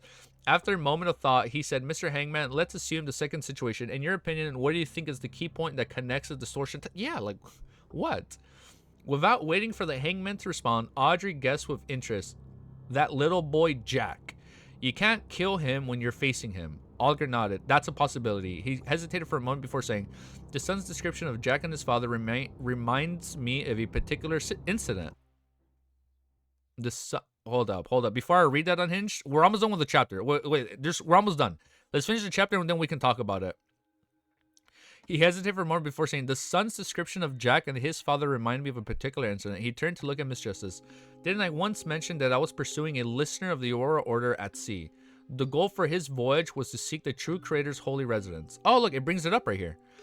Audrey carefully recalled and said without strong confirmation, "That seems to be the case." Olger immediately said with deep voice, "That listener also brought his son, and the son's age is very close to the son's descriptions of Jack. Are you saying that Jack went from your world to the vicinity of the City of Silver?" So the abyss, when you find the abyss in sea, because we know Roselle found the abyss at sea. So that abyss is like a bridge from like the real world to the City of Silver's world? Hold up. Are you saying that Jack went from your world to the vicinity of the City of Silver? Derek asked, stunned. After a short period of time settling down, he inwardly felt an indescribable sense of happiness. This means that the City of Silver hasn't been completely sealed off yet. There's still a chance to connect with the normal world where the Hangman and Justice are from. I can only say that it's possible the Hangman couldn't give an affirmative answer. He thought for a moment and suggested you can find a chance to bring up the Sonia Sea, the Lone Kingdom, and the Port City in front of Jack. Perhaps there will be different reactions, but of course, try to avoid doing so in front of the chief of your City of Silver as much as possible. Also, the key point doesn't necessarily lie with Jack. We have to consider other possibilities as well. You should tell us the specifics, such as details of the mural, and maybe we can find something useful. And we're gonna go back to the mural right now. At this point, Augur began to look forward to receiving information. Hold up.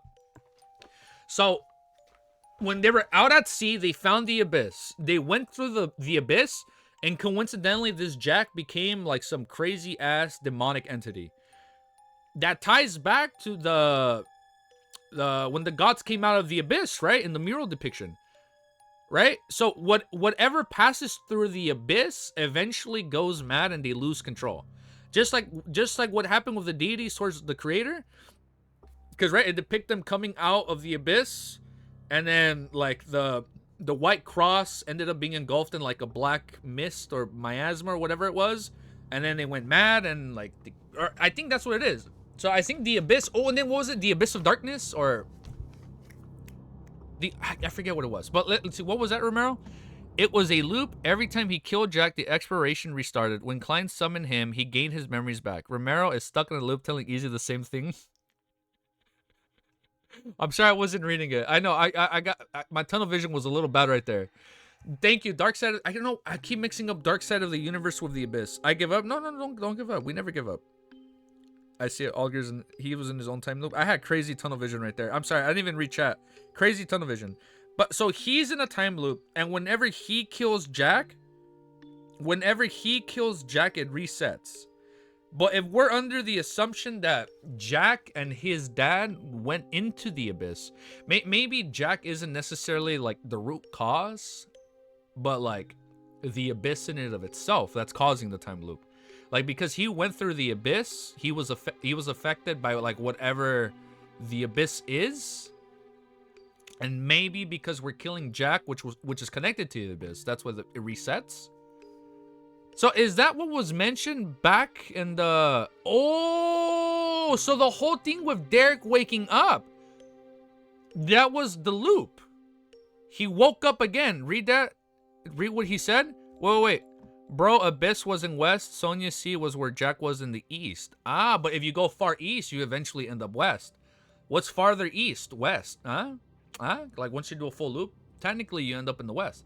The abyss in the opposite direction where the listener said. But then somebody mentioned in Lord of Mysteries, what happens if you go far west? You end up east. Bro's making a beef Wellington or an idiot sandwich. One or the other. It's one or the other. This series is so good. I'm not gonna lie, that got confusing. Time loops are not my like, I love it. Isn't Earth flat? You're right. There's no way for them to connect. There is no hope. Who said the world is a planet, bro? We don't know yet. Hey, come on, man. Come on. Don't tell me we're... Oh, imagine. Oh my God. Imagine we're all on like... Imagine Lord of Mysteries his entire time was on a chessboard piece, right? Just like, you know how the quill writes everything? There's somebody playing chess, or like somebody's playing a board game and that's how it ends. You guys remember the whole crazy... You guys remember the whole crazy review on like that in Black Ops, or not, what was it? Black Ops Zombies, when it was like what was her name? That we're Re Zero world is flat. Sequin Zero chess player. Yeah, that's what I'm thinking. Maybe there's like a Sequin Zero chess player that's just been playing on his chess piece or like his board game his entire time. And just like how in Black Ops, the whole time was it like the little baby was playing with her dolls the whole time. So the whole point of like Black Ops Zombies was like, it was just a game the little girl was playing, and then her dad came in, and then it all tied back in. That'd be wild. And maybe that's why the world is flat in Lord of the Mysteries, because it's all a chess piece. Now the world is a 1x1 Lego piece. Damn, dude, that'd be wild. All right, let's keep reading. Hold up, man. There's so much to digest. It was a dream all along. Maybe the Lord of Mysteries was the dream all along. So the thing you guys told me to keep rereading that I kept missing back in the first encounter was when they killed Jack, he woke up again and the loop resetted. That's what it was, right? That's what it was? Yo, that's a fire theory, very close. We'll see what happens. We'll see what ultimanium there is. But that's what I missed, right? That's what I missed? Oh! You see, how the fuck was I supposed to figure that out? What? There has never once been any foreshadowing. Wait, no, there has been some time loop shit being into play. You're right. I should have caught that. Remember the whole thing, how he mentioned, like, oh, me and Rizzo came in, like, at the same time, or within the same year, but we ended up 200 years apart. Yeah, so I guess Cuttlefish has been setting up the whole idea of time coming into play. Okay. Okay, yeah. Okay, so they killed Jack, and then he miraculously woke up again. So they said that the expedition restarted when we just read about... Yeah. I know. So that's what it was. But when I first read it, I didn't catch that. Same words from Trev. Was it the Cuttlefish dreaming of Elutem? That's crazy, dude. That's wild. I didn't even catch that. So they killed Jack.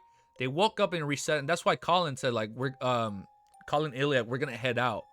So they were going to head out again and go over there. Ah, okay. Notice that the time is only looping for them. But yeah, so time is only looping for Derek back in the City of Silver, but it's not looping for, like, everybody else, which is weird. It's super trippy. I know a lot of people don't like Mushoku Tensei, but I remember listening to the audiobook, and there's that one, I won't say spoilers, but there is one character that's living in his own time loop that isn't necessarily the MC. But that's kind of wild. That's kind of cool. That was a little hard to understand. Easy read. I know, we gotta keep reading. That was really good. I'm liking where this series is going. If there's time manipulation and like mysticism and whatnot, bro, lock me in. I swear, bro. I won't be. Hold up. I'm gonna just say this. If this freaking series ends with them undoing all this, bro, it's gonna go so hard. I can already see some crazy shit happen with like time loop coming back into play, like towards the end. Like, be it through like time loop or like some mystical item, bro. I don't know. Like, I can see like some crazy like death scene happening. And then, like, in some way, shape, or form, like, they undo it all. Or, like, they use the quill to, like, undo something. I don't know, man. That'd be wild. Like, or, like, a good guy takes possession of the quill and, like redoes, like, a certain scene all over again. So it still fits, like, the narrative of the world. It's gonna be goated, bro. Okay, we're locking in. We gotta lock in. Let's update this and let's lock in. Because I've been a little out of it. It's been like an hour and 40 minutes, and we've barely read 1, 2, 3, 4, 5. We've only read 6 chapters, an hour and 40. This is, we're going at a really slow pace, but we gotta keep reading. Chapter 461, The Kind and Enthusiastic Hangman. It's effing raw. Until the past, Derek was clearly smarter.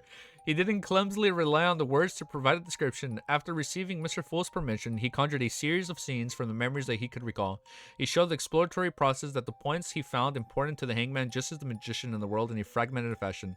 Then he included some explanations for them. The wall that had collapsed in the darkness, the streets that passed through the destroying buildings, the stone pillar propped white and blue ancient temple that was covered in dust under the light of the animal hide lantern, the statue that hung upside down from a pitch black cross, the series of murals depicting the fallen creator who suffered from the sin in the place of humanity, the expeditionally alluring mushrooms, the statues of the altar that had strangely opened its eyes, and the young yellow-haired Jack who had been hiding in the back. All these scenes took shape, and they were reflected in the eyes of the Terror Club members in the most direct and realistic manner. Dude, thank you. There's like over 70 of you guys here. Thank you. The gloomy and dark tone, the sense of crisis with every step that was taken, and the bizarre development of the son that was experiencing made Audrey rather excited. She's excited about all this crazy shit happening. Made Audrey rather excited. She became extremely interested in what he was saying. This is the situation around the City of Silver. It is more attractive than any other novel I've ever read. This is the charm of mystery, uncertainty, and terror combined. Of course, she's so excited that Derek is in like huge danger. Of course, to the humans who live there, there isn't a good thing. Audrey's thoughts were in disarray. She wanted nothing more than to immediately become a powerhouse at the level of a demigod and venture into that region ruled by darkness and storms. Clang watched the signs emotionlessly. He was sighing because it wasn't easy for the City of Silver to last all this time in such an environment. He decided because Little Sun still wasn't smart enough and had no experience. Otherwise, he wouldn't have been able to completely present the events that had happened in form of a movie or documentary. It would certainly be exciting and attractive. However, this way the description would take too long. My spirituality wouldn't be able to endure if everyone were to watch a movie. Also, the longer one stays above the Great Fog, the more likely it is that something bad will happen in the outside world. Klein suddenly felt lucky. Olger finished watching in silence as though it was over. He got to the sun to pick a few important points that he had chosen to present them above the long bronze table, among them including the murals of the fallen creator resisting the 6 evil gods. Which evil gods are there? Olger looked at the octopus with lightning wrapped... Okay, that's his god. Olger looked at the octopus with lightning wrapped around its body, black waves at its feet, an avian feathered clock on its back, and a 3-pronged trident in its hand as he began to make connections. Derek shook his head honestly. I don't know. I thought you would know. I scrolled down too much. Audrey and Forrest cast their gaze over the same time, carefully observing them several times, but they still failed to come up with any guesses. They had originally guessed that there were 6 of the ancient gods from the Legend of the City of Silver, but they couldn't find a suitable match. After all, there was a dragon and an elf, a giant, a phoenix, an annihilation, demonic wolf, while there was only one giant in the mural. The fool took a serious look at his pupils nearly contracted. What if, like, one of the missing one is, like, a god, like, depicted as the fool? Bro, come on. The fool took a serious look at his pupils nearly contracted. In consideration of his standing, he had only taken a cursory look at the mural in the beginning, but now he finally realized that something was wrong. I told you! This is very similar to the statues of the 6 gods which I saw in the Tudors family's underground ruin, except that one is a normal version and the other is a corrupted version. It really is a bit hard for people to look at it directly, especially Earth Mother, Lord of Storms, and Eternal Blazing Sun. Not only have they been studied as evil gods, but they're even akin to ugly monsters. Klein didn't feel a sense of sudden enlightenment, and that's what was shown in the trailer when they all looked like weird. Like, it was so trippy, dude. Klein didn't feel a sense of sudden enlightenment from having realized the truth. He had expected the true creator to disperse the 6 gods and distort the images. However, I can't completely ignore the possibility of this mural appearing, just like how I had always thought that the Orthodox gods didn't have a human form with only symbols left. As a result, the statues in the ruins of the Tudor family have made me less certain. It seems like the establishment of the image of gods have undergone a long evolution, and many secrets are hidden within.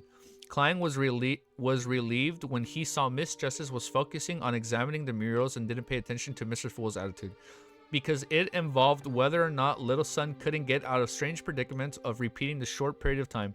He decided to tell them he knew. Of course, the long introductions and display of the images of the 6 gods inside the underground ruin didn't fit the identity of the Fool. He intended to control the world to complete this task.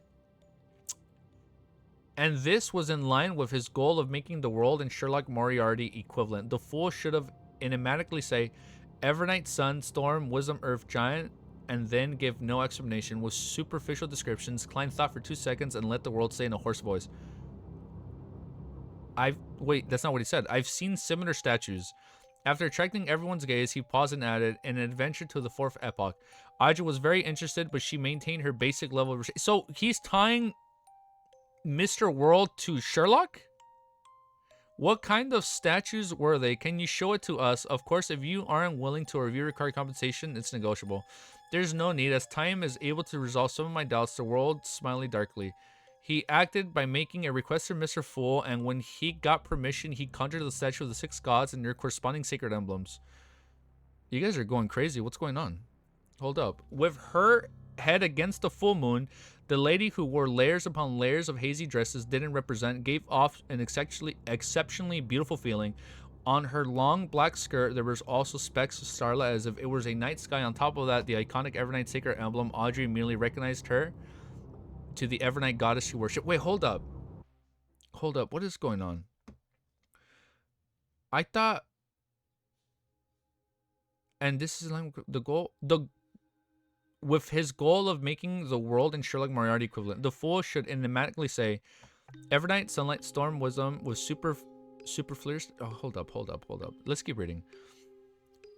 This statue was most similar to the evil god in the upper left corner of the mural, but its face was more human, and there was no strange eyes hidden around it.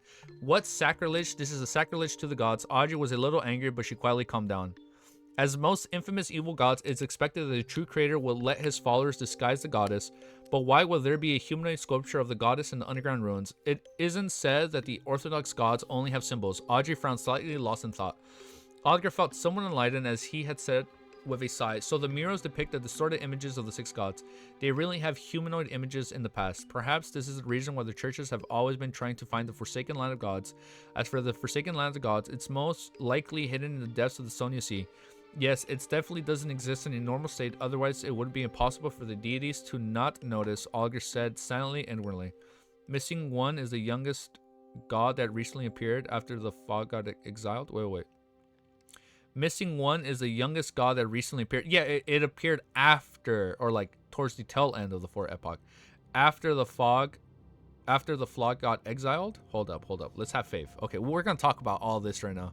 This series is getting really big brain now. Alger added silently, and the sun was first taken aback before he came to the realization. Mr. Hangman, are these the deities that all of you mentioned before? The Evernight Goddess, the Lord of Storms? Yes, the Hangman gave an affirmative answer. What do they have to do with the apocalypse?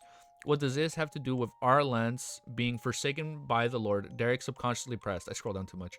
Unfortunately, no one can answer him. Force raised her hand in confusion. Why is there no god of steam machinery? This was the god she believed in. In the northern and southern continents, the 7 gods have always been equal. The plot chickens. Rumors has it that the god of steam machinery, also known as the god of craftsmanship, wasn't born until the 4th epoch. That's why that one's never been depicted. There you go. It was that one, the god of craftsmanship. From the looks of it, it's true that the time node at which he was born seems to be in the late 4th epoch, not in the earlier mid 4th epoch. The Hangman said, a mixture of explanations and guesses. He has an uncontrollable enthusiasm for such topics. So that's the case. Force felt a little guilty as she had never read the Steam Machinery Bible seriously, and her faith appeared as just a way of life. Derek didn't harp on the previous matters and instead asked, is this mural the key point? Perhaps you can try to break it, but don't let the chief suspect you. The Hangman was about to say that he shouldn't attempt to pronounce the honorific names of one of the 6 gods, or he or they might directly descend into the forsaken lands of gods. But after careful consideration, he realized that Little Son didn't know the corresponding honorific names at all. Alright, thank you, Mr. Hangman. You've always so kind and enthusiastic. Also, Miss Justice and Mr. World, you are similar and kind-hearted. Derek thanked them sincerely. Kind and enthusiastic. The Hangman was momentarily unsure of how to react. Oh, like, you called me kind? Enthusiastic? This was the first time that someone had used such words to describe him. Aw, he's blushing. After the discussion was over, Klein suddenly remembered something. In the previous exploration of the abandoned temple of the True Creator, the City of Silver found the name Rose Redemption. However, it didn't seem to pay attention to this. It can't be ignored. According to the evil spirit in the underground ruins, this extremely secretive organization is an organization led by the fallen angels, and it is in no way inferior to the Twilight Hermit Order. Perhaps the cyclic time was set up by them. I read that wrong. Thinking of this, the fool who was sitting upright in a high-backed chair leisurely adjusted his posture and used his fingers to lightly tap the edge of the long round table. Audrey immediately turned her head and looked at Mr. Fool in excitement, waiting for him to give a hint.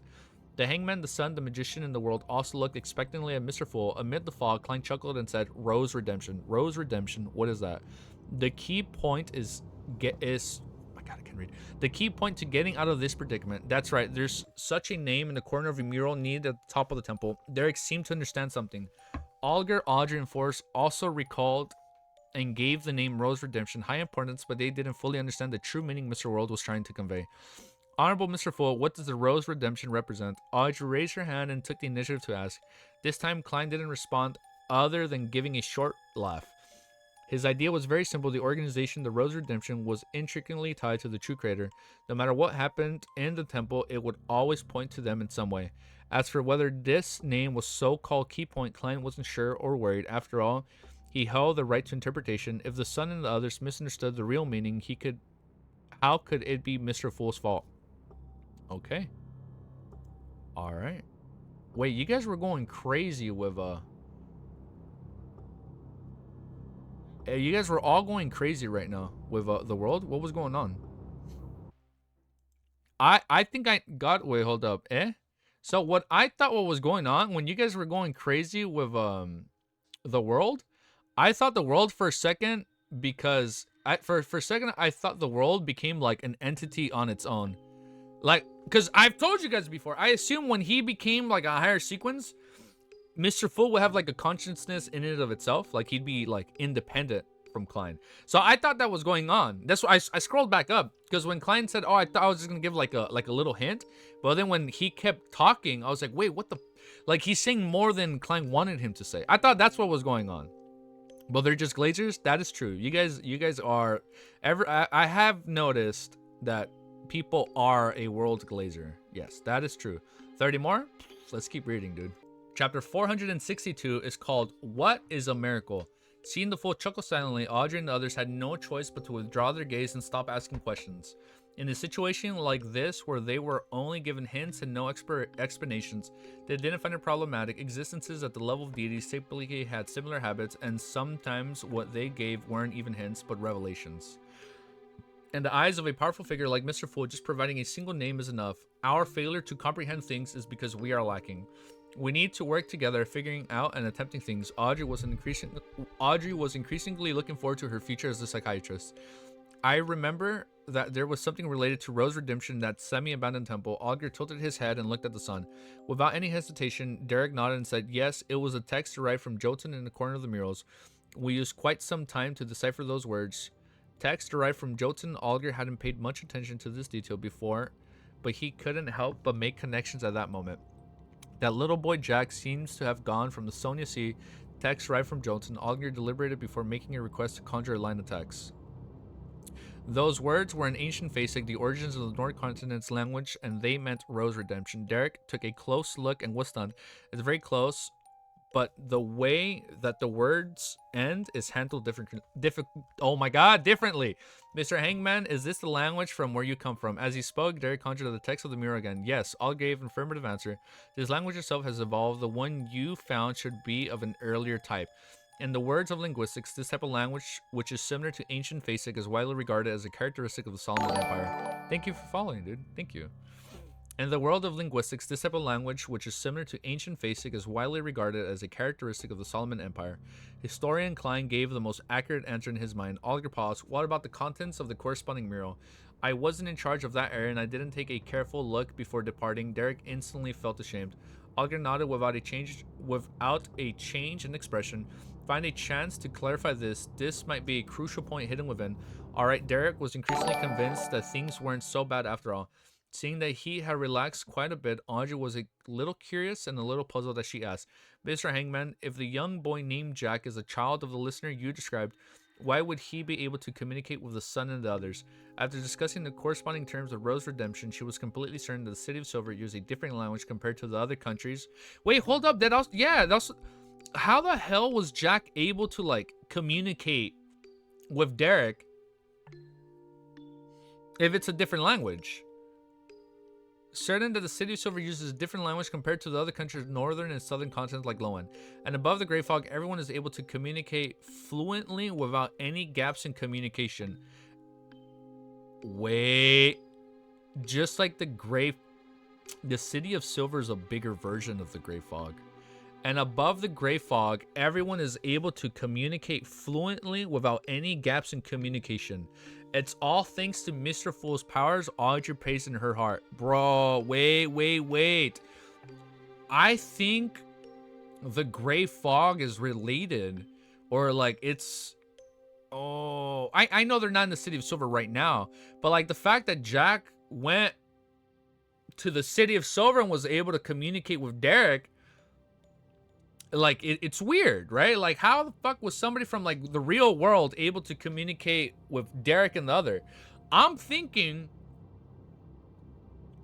that maybe in some way, shape, or form, the Grey Fog and the City of Silver in and of itself, they're kind of like the same thing, right? Like maybe like going above the Grey Fog, because we know it's on the higher. They mentioned the Grey Fog is on a higher plane than the spirit world, right? That's what I'm thinking. Bro, it's not cooking. It's literally in the next paragraph. Let's keep reading. Jack didn't go to the City of Silver. He was in the ruins. Bro, cooking something devious. Oh, hold up. Okay, we'll keep reading. I'm thinking out loud too much. Never cook? No, we've cooked some pretty good stuff in the past. When we cook, sometimes we burn the kitchen, but sometimes we make like a five-star meal that Gordon Ramsay would approve. You know, it's 50-50. After discussing the corresponding terms for Rose Bishop, I read this. And above the great fog, everyone is able to communicate fluently without any gaps in communication, exalting to Mr. Fool's power, Audrey paced in her heart. Aldir scoffed as he looked at her. Miss Justice, you haven't experienced any Beyonder events, have you? Jack has already become such a terrifying monster, so what else can't he change? Trust me, there are times when language knowledge is very easy to obtain when it's taking just a second or two. Audrey blinked, felt that she had once again exposed that she didn't have much experience or knowledge in mysticism. After this matter came to close, the tarot gathering resumed as per usual schedule. Audrey looked towards the end of the long bronze table and said, Mr. Fool, this time there are 3 more Roselle diary pages. I still owe you 7. Upon hearing that, Fours hurriedly added, Mr. Fool, I also received some responses. There will be new Roselle diary pages the next time. Very well, Klein chuckled in response. By the side, Derek suddenly felt ashamed again because he hadn't had time to visit the library last week to look through any materials and memorize historical details due to his participation in the exploratory team. After a simple process, Klein picked up the 3 diary pages which were conjured and he began to read the great anticipation. August 8. For the first time, I was invited to the White Maple Palace to attend a ball held by his That's where he was killed. Wait. I was invited to the White Maple Palace to attend a ball held by His Majesty. The aristocrats are really effing extravagant, which, with the food they eat completely being in pursuit of novelty, things like grilled swans, sheep testicles. I have to say I was very surprised at the beginning. The aristocrats of this world, yes, this is limited only to aristocrats' real love cleanliness. It's common for them to take bath and toilet paper had already taken a nascent form. They totally aren't like the aristocrats of Earth's Middle Ages. I originally thought that this was an effect of the existence of true gods, but I was later informed that this was an improvement that had been made because of some kind of threat. Beyonders of a particular sequence are able to spread the plague through dirty habits. Beyonders of a particular sequence are able to spread the plague through dirty habits. Are you telling me we're gonna get like the Black Death in some way, shape, or form, or like some crazy plague? I wonder which pathway and sequence that. I'm telling you, I really hope we get a plague doctor, bro, at some point in this series. It's gonna be so cool, dude. Why don't they uplift the slums? They're all in the same city. Does this mean that this place will be fine when there's a plague over there? Well, with water sources, food, and people isolating them and moving only in one direction, perhaps it really will be all right. But there are plagues that can be transmitted through the air. When I hold a high position, I must pay for urban planning and clean up the environment. Even without the plague, just living in such a stinking city is still very annoying. It's gonna be crazy, dude. But there are plagues that can be transmitted through the air. When I hold a high position, I must push for urban planning and clean up the environment. Even without the plague, just living in such stinking cities is still very annoying. I'm sorry I reread that part. All right, I've been summoned tonight by His Majesty. I thought that since I was born on Earth, I who received an education of all men being equal, would by neither humble nor arrogant and appear rather calm. But in fact, I remembered a nervous and excitement, unconsciously bending my waist and bowing my head. Of course, I know that in terms of dignity, I'm equal to the king. This is the charm of power. Even though the entire page was filled with daily activities, the Empress has managed to make me laugh. It was also somewhat of a goal indeed for someone born in the modern world. He will still become apprehensive and psychopanic when faced with something of high status. As a person who can influence their fates, Klein smiled, his mood unchanged, more relaxed. He turned to the second page and continued reading.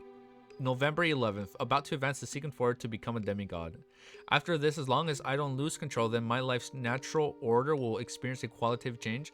I would no longer be a short-lived creature. Of course, different sequences.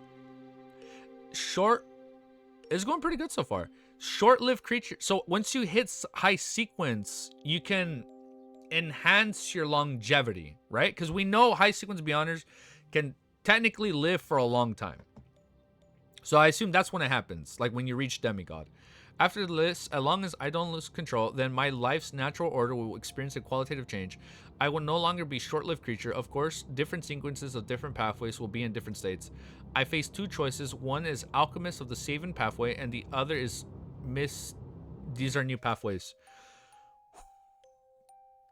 1, 8 down, 20 to go. I know, we start off pretty slow. I face two choices. One is the Alchemist of the Savings Pathway, and the other is Mysticologist of the Mystery Prior Pathway.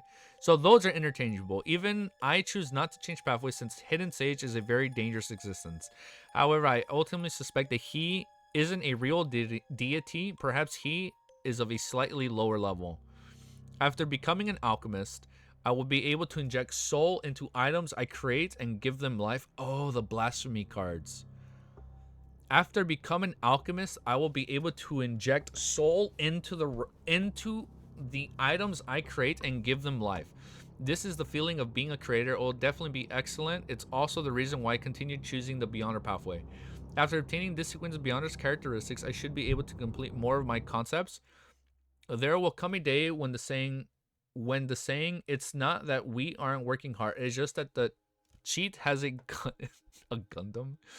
There will come a day when the saying, it's not that we aren't working hard, it's just that the cheat had a Gundam. It will be a Gundam in the truest meaning of the word. The only problem is the corresponding ritual of alchemists needs to extract all life force of a particular region. Descriptions of the land and the drying of lakes. Why is not much different from a cult sacrificial ritual. I've always felt that the potion sequence system has too many dark and crazy parts to it. Occasionally it would be so evil that it can make one despair. The Emperor also feels the same way. Seeing this, Klein couldn't help but sigh. Sometimes, I scroll down too much, sometimes he also felt that the background color of this world grayish.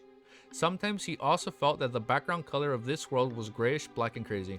Things like the law of Beyonder characteristics conservation and indescribability, the laws of pathway convergence and interchangeability of the close sequence also bring about change that leads to tragedy. Alchemist is a very interesting sequence. Alchemical life is what I've been talking about since volume 1. Alchemical life sounds forbidden and is a domain very close to that of deities. I wonder if the Emperor made any Gundams before he was assassinated. Probably not. Klein thought he probably did. We just don't know about it yet. Probably not. Klein's thoughts drifted away for a moment. He was rather curious about the ritual of becoming a demigod like High Sequence Beyonder. Unfortunately, Rizal didn't record much of it. After all, it was a diary, not a notebook. Sequence 4, Mysticologist of the Mystery Prior Pathway sounds good too. Klein turned over to the second diary page and displayed on the third page in front of him. April 23rd. This bunch of aristocrats really are a mess. I even thought that Ma'am Karen had seduced me for the saxophone because she had taken a fancy for my inner self. But when she knew that her husband, the Earl of Champagne, was peeping in the opposite room, he was even thrilled and even effing wanted to F. Whoa, whoa, whoa, whoa. He was even thrilled and even effing wanted to F me. Bro, is this what you meant that Roselle was freaky? Yo, ayo, bro, hold up. What? Are we allowed to read this? Are we allowed to read this? I'm sorry, but I just can't accept it. So I had to kick him out of the room.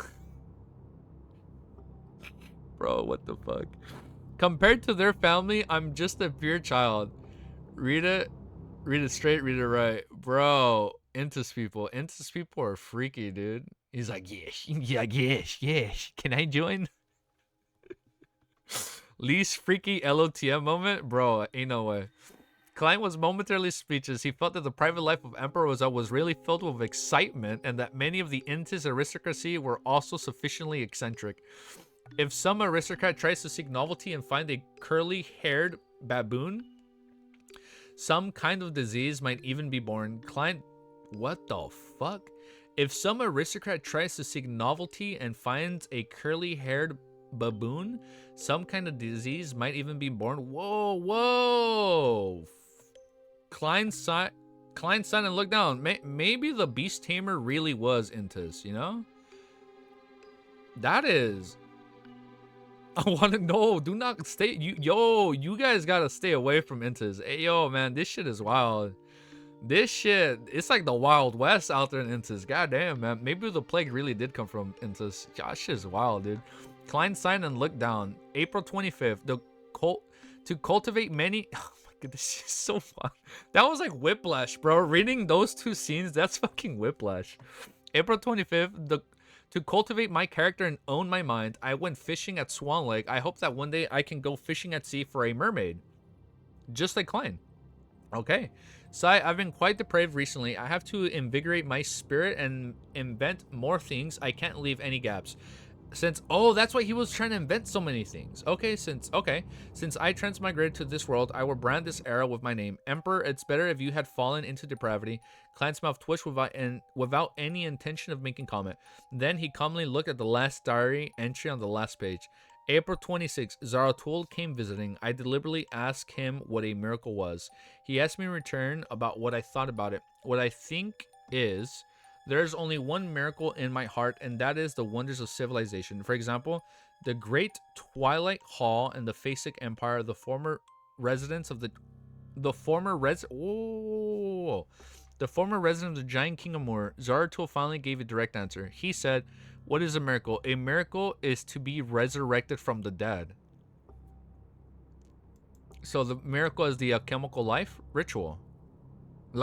So the alchemical life ritual is an actual miracle. Okay, hold up. Sequence 2 was a miracle invoker. Hold up. Yes. Oh my god, yes. We know Sequence 2, but we don't know Sequence 1. Thank you. Wait. So a seer. They're talking Zaratul. I think he needs Klein. I think he needs Klein. Okay. Okay. My theory might hold that one day Rosal is gonna make a diary entry specifically towards Klein. I think that's what's gonna happen. Like, hey man, we deleted a message. I didn't read it yet. He's gonna be like, hey, Mr. Zaratul told me about a miracle, and this is to Klein. What are you connecting? No. Alchemist life is sequence 4 alchemical of Savant. Yes. No, we know that. We know they're different. We know they're different. But like he's gonna need Klein for whatever endgame. Because we know, like, once you're at high sequence, you can live a lot longer. Zaratul will seer pathway. That was never revealed, right? Bro is not cooking? We're gonna cook right now. Zaratul. So wait, it's revealed Zaratul was a seer. Dude. Klein literally came back from death. You know what's funny? Yeah, that was a miracle in and of itself. Yes, it was. It was revealed. Of course, it was. It was probably. Hold up. You guys are saying, of course, that was revealed like in volume 1, bruh. It was. I'm not gonna lie. It's getting harder to recall info from volume 1, dude. I gotta start reading my notes like weekly, bro. Oh my god. I need to start. Oh, you're fucking right. And that's why Roselle was like, I should have picked between Seer and the other two.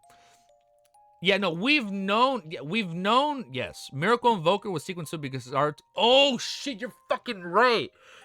Roselle suspected that he was a Miracle Invoker of the Seer pathway, but then he was like, he might be of a higher sequence and he's not letting on.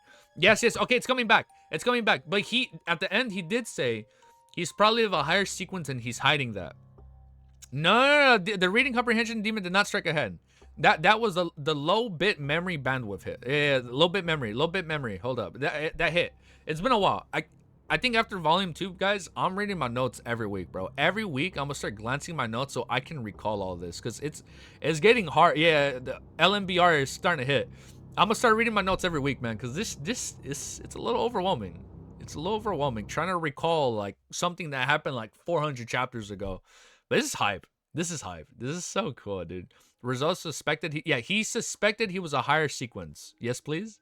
The reading comprehension demon is literally ascending to sequence 0 with this stream. We're like at sequence 9. Chill. It's not that bad. Let's keep reading. Chapter 463 is called Answering. We're gonna answer our own questions here. There you go. A miracle is to be resurrected from the dead, just like Klein at the end of volume 1. Klein suddenly remembered what happened to him. The head injury of a man who shot himself in the head, miraculously healing. A beyonder, dude. How is this all gonna tie in? Like how special is Klein? Like how special is he that like I haven't been able to like pinpoint exactly how special he is. Because Roselle transmigrated just like Klein, but even Roselle never had this. So I don't know, man. The head injury of a man who shot himself in the head, miraculously healing.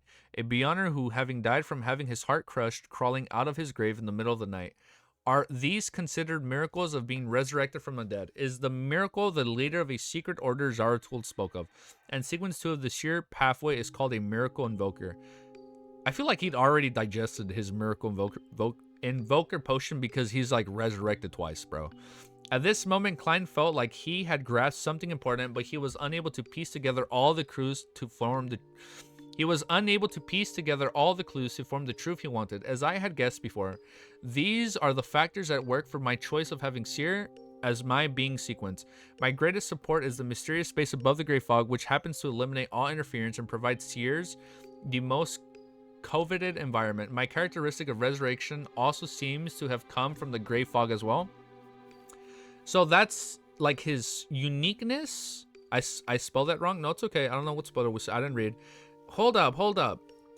My characteristic of resurrection. So resurrection would be his unique. We know, like, on top of the potion, you need a specific uniqueness. So his uniqueness would be resurrection. That's what I'm thinking. And you have miracle evokers. Resurrection would be the miracle. Like, he already has that sequence. He probably already has a uniqueness to hit sequence 0. And as of right now, there hasn't been any foreshadowing. Maybe there has been foreshadowing, I haven't picked it up. But there hasn't been any depiction of like a sequence 0 seer as of yet. I don't know if it's been, don't worry, hold up, about uniqueness. I don't know, I feel like that's a uniqueness in of itself. Also seems to have come from the Grey Fog as well. When I came from Backland, the events in which mistranslation. The events of which Sequence 5, Master Zongo, was involved in were naturally drawn to me, which is consistent with the convergence of beyonder characteristics of the same pathway. The higher quality it is, the stronger the attraction as the effects appear intermittently. The sudden change in the Antigonus family dude, so many coincidences. The sudden change in the Antigonus family notebook style of passing key information to me related to the main peak of the Hornicus mountain range via the misfortune cloth puppet might also be a result of such elements. Combined with the other miscellaneous phenomenon, does it mean that this mysterious space has a very close relationship with the seer beyonder pathway? This is a grade 0 sealed artifact of the corresponding... Did I not fucking say that? Did I not say that sequence 0? Did I not say that the gray fog would be like the sequence 0? People enough for timeout? Oh yeah, we gotta chill. Hold on, we're getting a little too excited. Or perhaps it is a divine kingdom left behind by sequence 0 of the same pathway. There's also the possibility of it being the so-called uniqueness of a seer pathway. Hold up. Klein moved his gaze away from Roselle's diary, his anticipation for advancing to high sequence beyond her increasing. He wondered what he would discover in the hidden area after he completed the staircase of light. Oh shit, you're right. He had to be a demigod before he finds out. Perhaps the reason for my transmigration and the way home will be found there. He suppressed his excitement and allowed Roselle's diary pages to disappear from his hand. I don't think he's gonna go back home, man. I don't know how this series is gonna end, nor do I want to know. I'm thinking out loud, but I don't think it ends with him going back home and he lives happily ever after. I don't think that's the case, man. At the same time, he became increasingly wary of the leader of the secret order, Zaratul. He was a powerful existence that had long since become a miracle evoker from the seer pathway many years ago. There might be times and matters that have his fingerprints hidden all over them. Although all these thoughts were churning in his mind, Klein acted as though nothing had happened and he calmly said, "You can begin your transactions." Maybe it's Zaratul that's speaking to Klein. See, let Easy Geeky cook. Oh, I didn't read that part yet.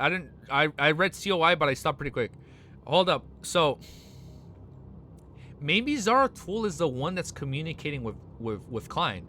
We know when you become a high sequence, you can increase longevity. That is a given fact. We know that a high sequence beyonder can in some way interact with people with lower sequences. That was revealed in Volume 1. Zaratul might be a higher sequence, correct?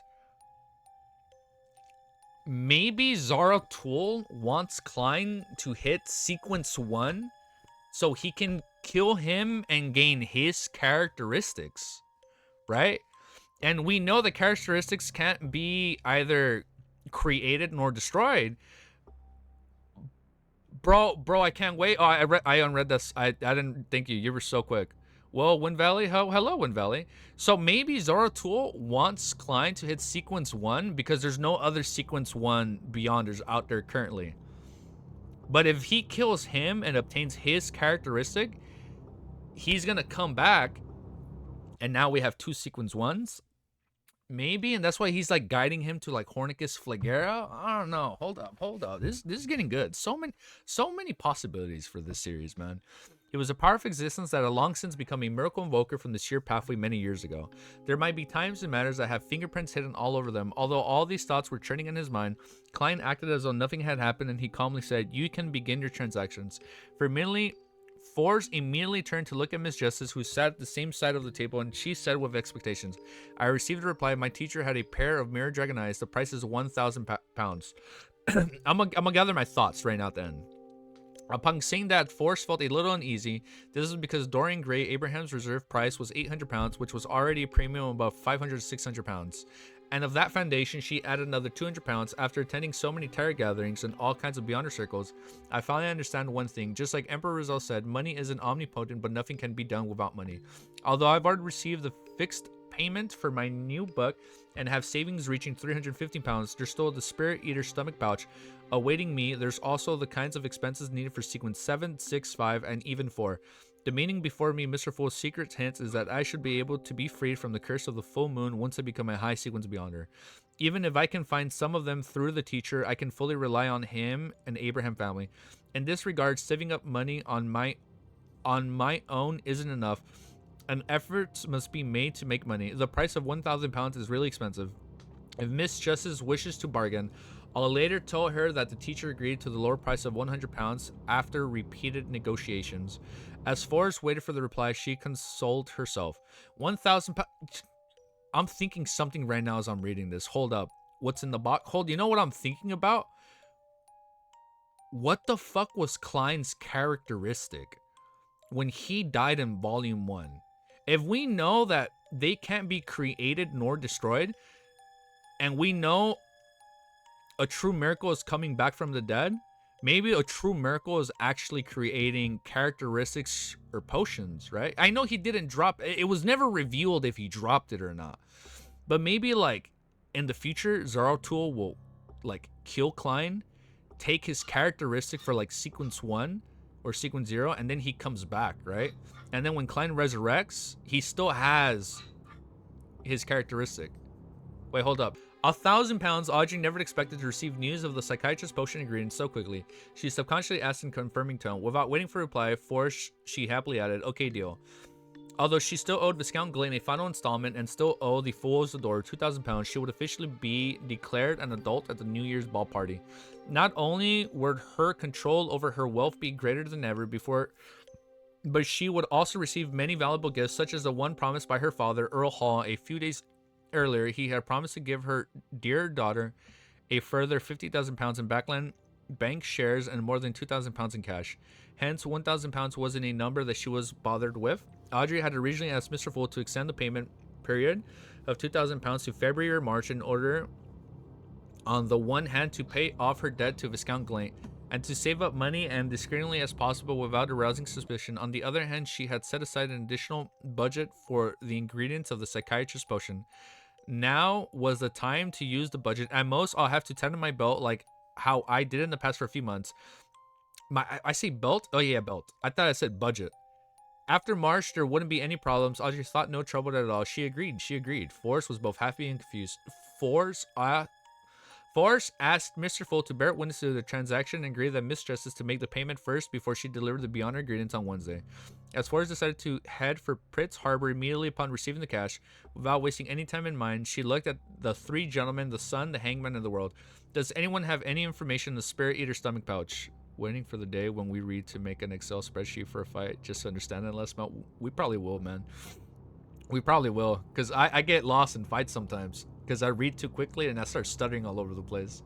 After calming down, she discovered that with her experience in the acting method, she could digest the excess Beyonder characteristics much faster than she had expected. 1 week was almost equivalent to 2 weeks of the past. In about 10 days, she would be able to completely digest and resolve the problem. When she gathers the ingredients and advances to trick masters, she felt that she would be able to perfectly pass the first test given by her teacher. Doran, she would gain more attention and would no longer be a mere student who was taken in out of gratitude. Derek nodded and said, I was just about to tell you during this exploration we obtained some spirit eater stomach pouches. I exchanged it at a low price and I returned to the city of Silver. That's under the premise that I'm no longer under surveillance, okay? But it seems that you have no use for gold pounds. For asked directly. After the operation to save Little Sun, she had a preliminary understanding of the city of Silver. Without waiting for the sun to say a word, Olga interjected, you can hand me the corresponding cash or gold coins to me. 300 pounds is a very reasonable price. I will provide you with a Solar High Priest potion formula to the sun. You know what's wild? No, I'll be quiet. Hold up. I'm thinking too much in between.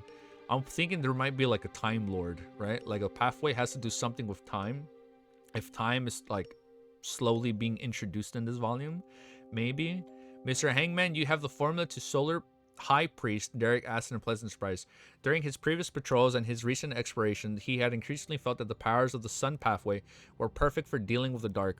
Although the giant pathway Sequence 6 Dawn Paladin could already create the light of dawn in the realm of the holy light, it's still inferior to a light supplicant.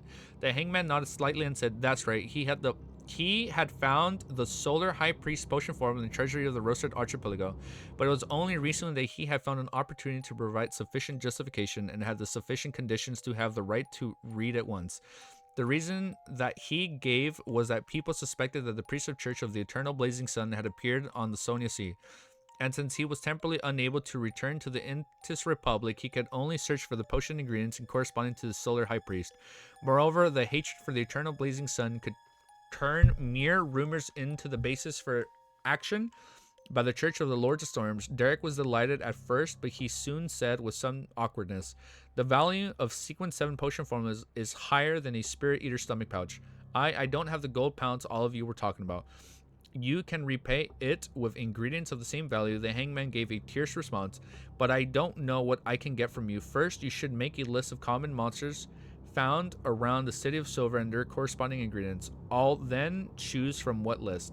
No problem. After this exploration is over, I will do it as quickly as possible. Derek was visibly relieved. By the side, Klein wanted to face palm, but in the end, he didn't manipulate the world to break the deal. It was because he also wanted to know what kind of monsters and ingredients were common around the city of Silver.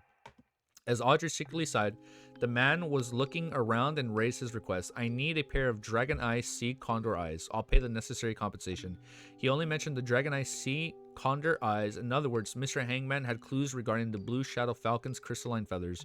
He really does have many channels and resources. Audrey is like deducing all this. Audrey, who had seen the potion formula for Windblessed, thought with some enlightenment. After the transaction came to an end, they began to freely exchange information about their areas. At the end of the Terra gathering quickly approached. During the process, the world inquired for clues about mermaids and obtained an answer similar to the one that had received from Sharon. When everything was over, Klein, who had been watching quietly, thought it was necessary to warn Miss Justice and Miss Magician. A terrifying object that is suspected to be Grade 0 sealed artifact has appeared around Prince Ed's. It might even involve 008, which would definitely not be a simple matter. Furthermore, last time a similar situation occurred, Tingan City had faced the threat of an evil god spawn, and it had almost disappeared. We're setting up this finale, huh? And it had almost disappeared from the map. Hence, now there's also a hidden danger in Backland. Klein thought for a few seconds, making the world say in a hoarse voice, Ladies and gentlemen, I have recently received some information that a major event is brewing in Backland. This would bring about a great deal of unrest and may lead to a tragedy. What's the major event? Audrey asked with concern. Unknowingly, her brow had begun to slightly furrow? I don't know. The world shook his head calmly. Where will the element of unrest and the possibility of tragedy come from? Force asked earnestly. From the previous gathering, she had confirmed that Mr. World sources were trustworthy. The world acted stumped as he shook his head. There's contradictory information, making it impossible for me to give a definite answer. Upon saying this, he looked up and earnestly cast his gaze towards the figure within the gray fog and ended at the end of the model table. Honorable Mr. Fool, your door in Backland must have detected something, right? So smooth. Everyone's eyes immediately focused towards the end of the long bronze table, which, with everyone feeling different feelings, curiosity were anticipation and tenseness. With the attention on him, Klein leaned back and said in a casual tone, Ed, Ed Augustus, because I can't say the whole name. The plot chickens, the plot this chicken. Let's keep reading, dude. Oh my god. The series is so good, dude. I fucking love Lord of Mysteries. I know I get lost, and I know some of you guys are getting mad that I'm not able to pick up on stuff right away, but we're gonna be good for volume 3. When our notes are up to date, we're going over everything every week, so I can make sure I can remember all this stuff better. There. Chapter 464 is called Consultation. Prince Ed Augustus. What connection does he have with the danger that might lead to tragedy? Moreover, this matter seems to have received the attention of Mr. Fool. Audrey instantly matched the name with a face, giving rise to a great worry and doubt in her. In her opinion, things that caught the attention of Mr. Fool were either very dangerous, extremely secretive, or had far-reaching importance, and were by no means simple. For example, the true creator had attempted to descend upon Backland with the help of Lenavus and the harsh conditions of East Borough's factory district, Emperor Roselle, Dark Emperor Card, or the death of Duke Negan and the Twilight Hermit Order. Taking these examples into account, Audrey had good reason to believe that if not handled well or given too little attention, the major events involving Prince Ed's would inevitably lead to a very terrible storm. Yes, Prince Ed's hasn't been bothering me for quite some time, and I was only relieved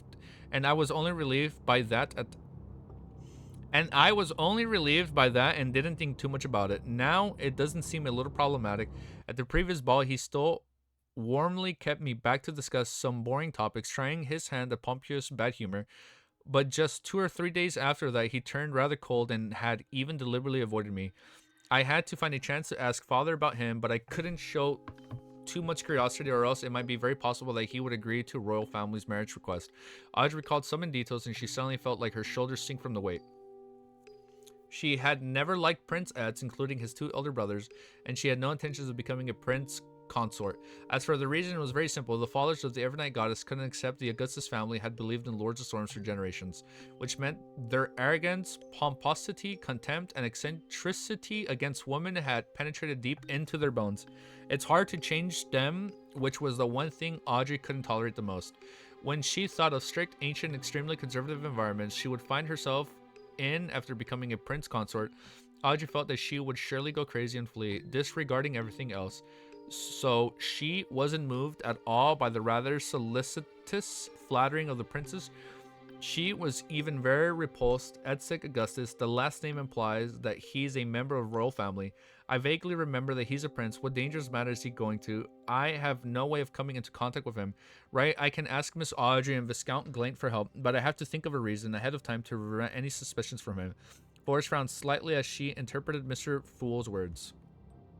Oliver was very interested in this matter, but he didn't dare to ask Mr. Fool, who was obviously just providing a hint. He could only ponder to himself for 2 seconds before saying to Justice, "The magician and the world, the atmosphere of the sea isn't calm either. It might even have a connection with Backland just like those machines." His words were completely baseless. He simply wanted to exaggerate the degree of the danger and led the 3 Tarot Club members in Backland to investigate it diligently. I have to say that Mr. Hangman has acted in concert so well. Klein, who was watching from the sidelines, gave up on the idea on having the world say something similar. He only mentioned Prince Ed6, but not the lady with the sapphire ring who was suspected of having a grade 0 sealed artifact. He didn't even mention the possibility that the matter Prince Eds might be involved in has to do with 008. And it's wait.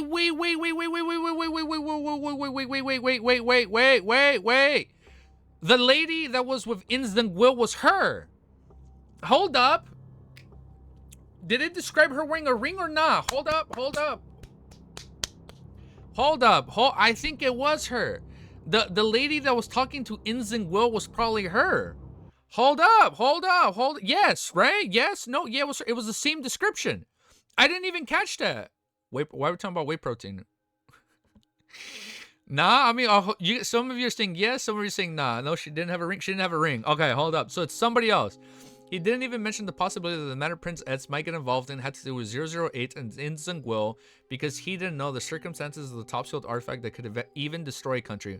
All he can rely on were minute clues to make guesses that he wasn't completely sure of. He was afraid that if he directly told the key points to Miss Justice and Miss Magician, their investigation would be detected by the target the moment they honed in on the target. This was also why Klein didn't try to find an opportunity to inform the machinery hive mind. Based on his guesses about sealed artifact 008, he has suspected that he left Mink Street on the road, a horse carriage to Lavier Cathedral, or the Steam Cathedral. He would encounter an unexpected and absolutely unstoppable attack, such as the eruption of a sealed artifact hidden underground, or a fatal strike of a high sequence beyonder. Only the screening of the Grey Fog allowed Klein to not worry about such problems. To a certain extent, he can inform Justice and the Magician about this through a more gentle, more roundabout, and more veiled manner. In addition, Klein had no other plans. It was to leave Backlund by bowing out the stage as a character among side characters and changing his appearance without anyone noticing. He would then secretly return to contact the machinery hive mind in a manner beyond grade 0 sealed artifact. Let's hope this will succeed. I hope there's a chance of finding Instanguil. Yes, the premise is that he is indeed involved in this matter. Wait a minute. While Mr. Zick was after Instanguil, he had a conflict with MI9. He became secretly wanted, and MI9 had always been considered to be a pro-royal faction of military. A series of coincidences revolving Prince Eds is rather similar to the features displayed by sealed artifact 008 in the past. This seems to be indirectly confirm Instanguil's existence. Klein closed his eyes and the bright boots and pale hand flashed back to him. Damn, he's getting PTSD. Klein closed his eyes and the bright boots and the pale hands flashed back to him. Remember, he's like walking and like you hear the taps of his footsteps. Cinema, bro. That shit was wild. He leaned back into his chair, his lips curved upwards. Ladies and gentlemen, we shall meet next week. I don't know. I don't think they're gonna meet next week. I think they're gonna skip a gathering or two after whatever goes down. An Empress borrowed the opulent villa of Earl Hall. Audrey stood in front of the full-length mirror, staring blankly at her reflection. There were good news and bad news for her at this tarot gathering. The good news was that she was about to receive one of the psychiatrist's potion's main ingredients. Although she was no longer the ignorant girl who had bought some basic general knowledge from the hanged man for £1,000 and knew the approximate price for a lot of beyond ingredients, she didn't mind paying a premium for the eyes of a mirror dragon. After Duke Negan's assassination, she gained the desire and motivation to raise her sequence to receive the corresponding combat strength. For this, she didn't want to wait any longer and was willing to pay a price. As long as the ingredients appeared, she would immediately accept the offer as long as the price wasn't too outrageous. In case something unexpected happened, is like a precious piece of jewelry that many noble ladies have set their eyes on. It's also the purebred house with unique bloodlines that men like. The corresponding premium is inevitable and unavoidable at times. It's not impossible to have the price double or triple. Besides Forrest busying herself in the process of contracting her teacher, she definitely shouldn't be left wasting her time while taking on risk. Yet she also doesn't know that I'm Justice, Audrey thought indifferently. As for the bad news, it was no doubt related to the matter of Prince Eds. It left her concerned and worried. Fortunately, Mr. World received the news and Mr. Fool had provided warning. Otherwise, who would have known how things would have turned out? Audrey, with such excellent conditions, you're certainly solved the problem. Come on. The girl drew the signs of the crimson moon against the reflection in the mirror and tried hard to be optimistic.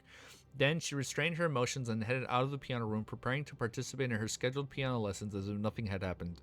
This was because Earl Hall and his wife, as well as Hybrid Hall, wouldn't be home until dinner, and she had no one to ask her information out. She could only tell herself to be calm, to be composed, and to be patient. Before the tutor arrived, Audrey casually played the piano, using the beautiful melody to cleanse her mind and soul. When she finished playing, she noticed that Susie had opened the door at some point and was sitting beside her. She still had a pair of gold-rimmed glasses hanging around her neck. Audrey, what problem did you encounter? The sound of your piano tells me that you're frustrated over something. Susie said. She's so smart. Susie said suddenly. Audrey froze, not knowing how to reply. She suddenly felt that having a mind-reading dog at home wasn't necessarily a good thing. I would love it, man. I would love if Ellie could like communicate with me, dude. That'd be so awesome. We are back in the City of Silver. Okay, we're back with Derek.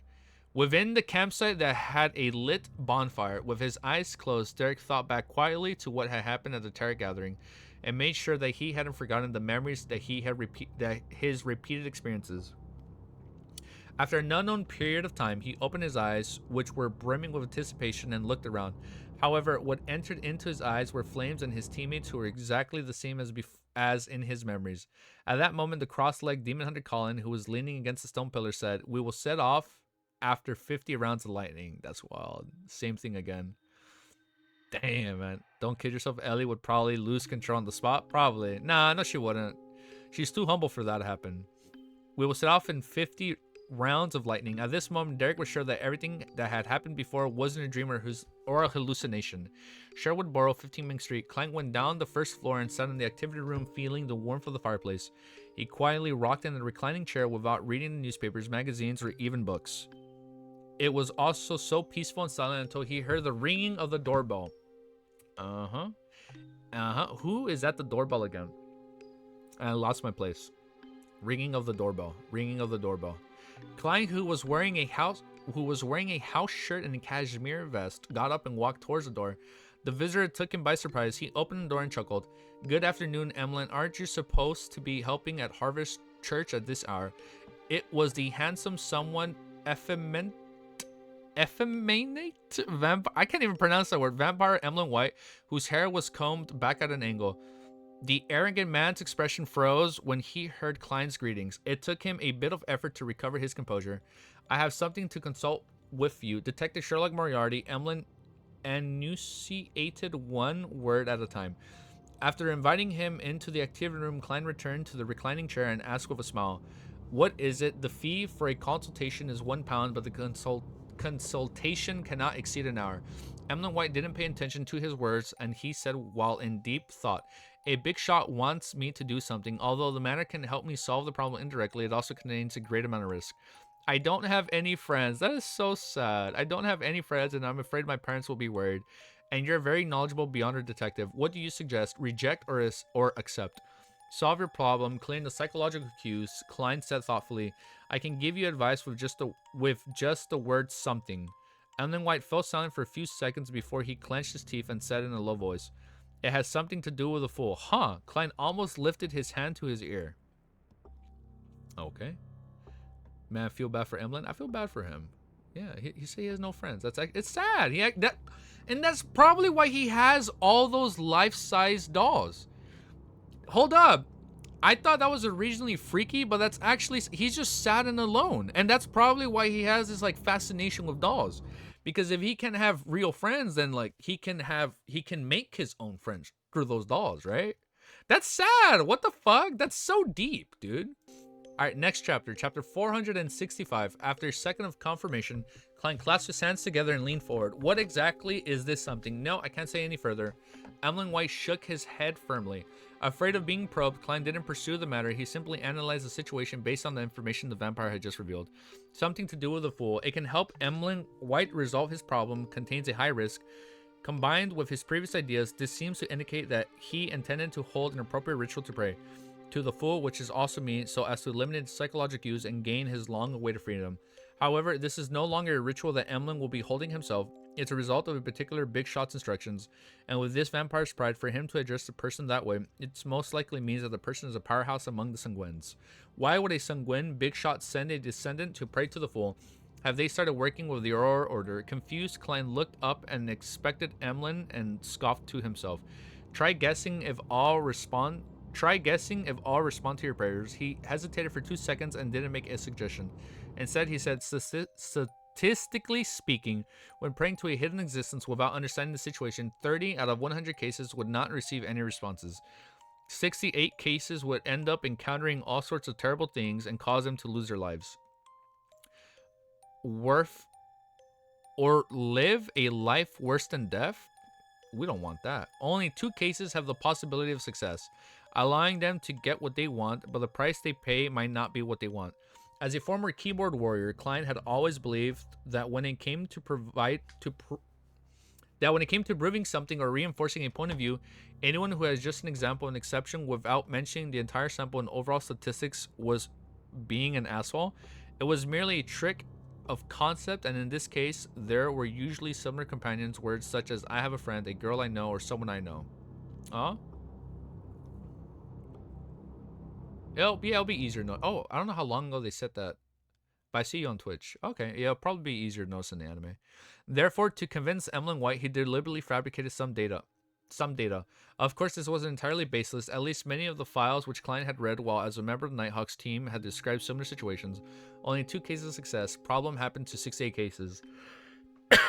So only 2 out of 100 have a chance of success.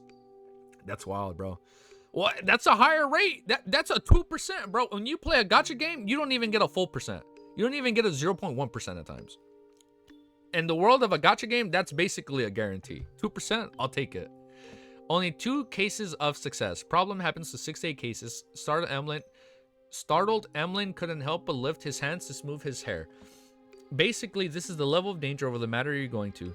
If you have malicious intentions, the risk is even higher than this. Klein replied sincerely. Emlyn shook his head subconsciously. No, there's no malice. Besides, the big shot will protect me in the process. No malice. Even if you have malice, you might not know it since you're just cannon fodder who has been pushed to the front lines. Klein raised his right palm and straightened his thumb with a gesture. This would reduce the risk by a lot, but it definitely wouldn't reduce it to 0. Does the big shot really have the means to resist the hidden existences? Probably not, Emlyn answered haltingly. So, Klein spread his hands. He suddenly revealed a smile and said, Emlyn, there's no need for you to take the risk. Even if you completely believe in Earth Mother, it will not affect your life in any way. Look at the citizens of Potter. Don't they eat, dress, and do whatever they want? When the time comes, there's a high chance that Father Chusky will no longer force you to do volunteer work at Harvest Church. You will regain your original freedom. Furthermore, I believe that you have adapted well to the teachings of Earth Mother without any contradictions. Emlyn White remained silent for a while and said, being a believer because I like her beliefs is completely different from being turned into a believer through psychological cue. Even if I do abandon the moon one day and believe in Earth Mother, I also hope that it is a choice I freely do. It has nothing to do with others. This is the last part of Sanguine. Klein looked at Emlyn with some surprise. He hadn't expected him to be so insistent. He considered for 2 seconds and didn't try to persuade him again by giving a tear's acknowledgement. The problem is actually very simple. That is, do you have the courage to face a certain degree of danger because the orders of the big shots and the temptation to get rid of the queue? If you're willing to sacrifice your life for this, the answer is extremely simple. In short, this matter will ultimately be left to you to decide. Emlyn listened with a heavy expression, and he instinctively retorted, if I really choose to make an attempt, it's definitely not for myself, but for all Sanguines. Resolving this problem is just an additional perk. Successful gambler mindset, Georg. Yeah, tell me about it. For all Sanguine, what matter of mine involves all Sanguine? The big shot was lying to you, right? Klein sneered. Do you believe that a weak vampire has a chance to save an entire race? Sanguine, Emlyn emphasized. Moreover, my strength isn't bad either. It's equivalent to sequence 7 of you humans. By the way, it's the kind that specializes in combat. As for whether you believe it or not, you wouldn't understand. He stood up and said, although your analysis and suggestions are meaningless, I still have to thank you. The consultation fee will be deduced from the previous suitcase and tin box. Klein wasn't able to react for a moment to what he was talking about. It was only when Emlyn had left that he suddenly realized what he meant. Aren't the vessels in large transactions usually free? That's petty and stingy vampire. In the darkness in which the frequency of lightning had yet to resume, the exploratory team from City of Silver's punctuality arrived at the periphery of the abandoned temple.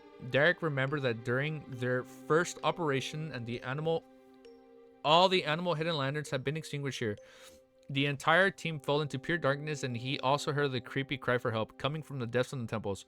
According to the conjectures from Mr. Hangman and Miss Justice, this might be the starting point for our repeated cycles. But why? Wait, what was the starting point? According to the conjectures from Mr. Hangman and Miss Justice, this might be the starting point for our repeated cycles.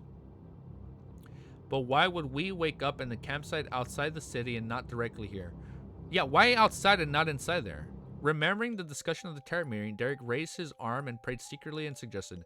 A pure light suddenly burst out from his body, causing Joshua and the other members of the exploratory team to quickly assume battle positions. What happened? Demon Hunter Colin drew his sword and asked in a deep voice. Derek looked left and right in horror and said, Your Excellency, I just heard a child crying. Save me. He wanted to test if this was a key point, and now Colin asked wordily, I don't hear it anymore. Derek listened carefully. Derek Hunter, he's smart. Derek Hunter Colin glanced at Joshua and the others from the corner of his eyes. Did any of you hear it? No, the exploratory team members shook their heads. After pondering for a few seconds, Colin came to a decision. He took out a dark blue metal bottle from the secret compartment in his boat and smeared the colorless vicious liquid on his sword. Then he stabbed upwards with his sword. Suddenly the sky lit up. Streaks of silver snake-like beams started to surge upwards, quickly spreading in all directions. The silver-white light instantly enveloped all the members of the exploratory team, as if illuminated the darkest corner of every single one of them. With a sizzling sound, the silver serpents drilled into the void, heading off into the unknown. Everything. This is such a scary place to be in, man. Like, this is such a terrifying area to live in. It's so wild how, like, dark and bleak this whole, like, area is, bro, in the Forsaken Lands. Everything calmed down very quickly, leaving only the dim light of animal hide lanterns scattering in silence. Colin narrowed his eyes. Whatever he attempted had sensed something unknown. After a full 5 seconds, he raised his hand and pointed forward. From now on, we can't afford to be careless. We have to be on full alert. Such familiar words. This isn't the key to breaking out of the predicament. Derek calmed his heart and followed the team into the half-deserted temple without any delay. This time, he learned his lesson and didn't look at he didn't look at the face of the fallen creator. In the process of, so he's trying to do something different. In the process of inspecting the ground, he managed to get himself to investigate the area where the mural was being proactive. He held onto the animal hind lantern and the actual hurricane in his hands as he had one of his teammates began to take action as a small team. He finally reached the destination after passing through a series of mottled and crumbling walls. As the light from the animal hind lantern grew closer, the mural on the wall gradually became clear. Derek first looked towards the corner and found a strange, memorable line of words. Rose Redemption. He silently chanted the name, raised an animal hind and lantern, and carefully examined the details of the mural.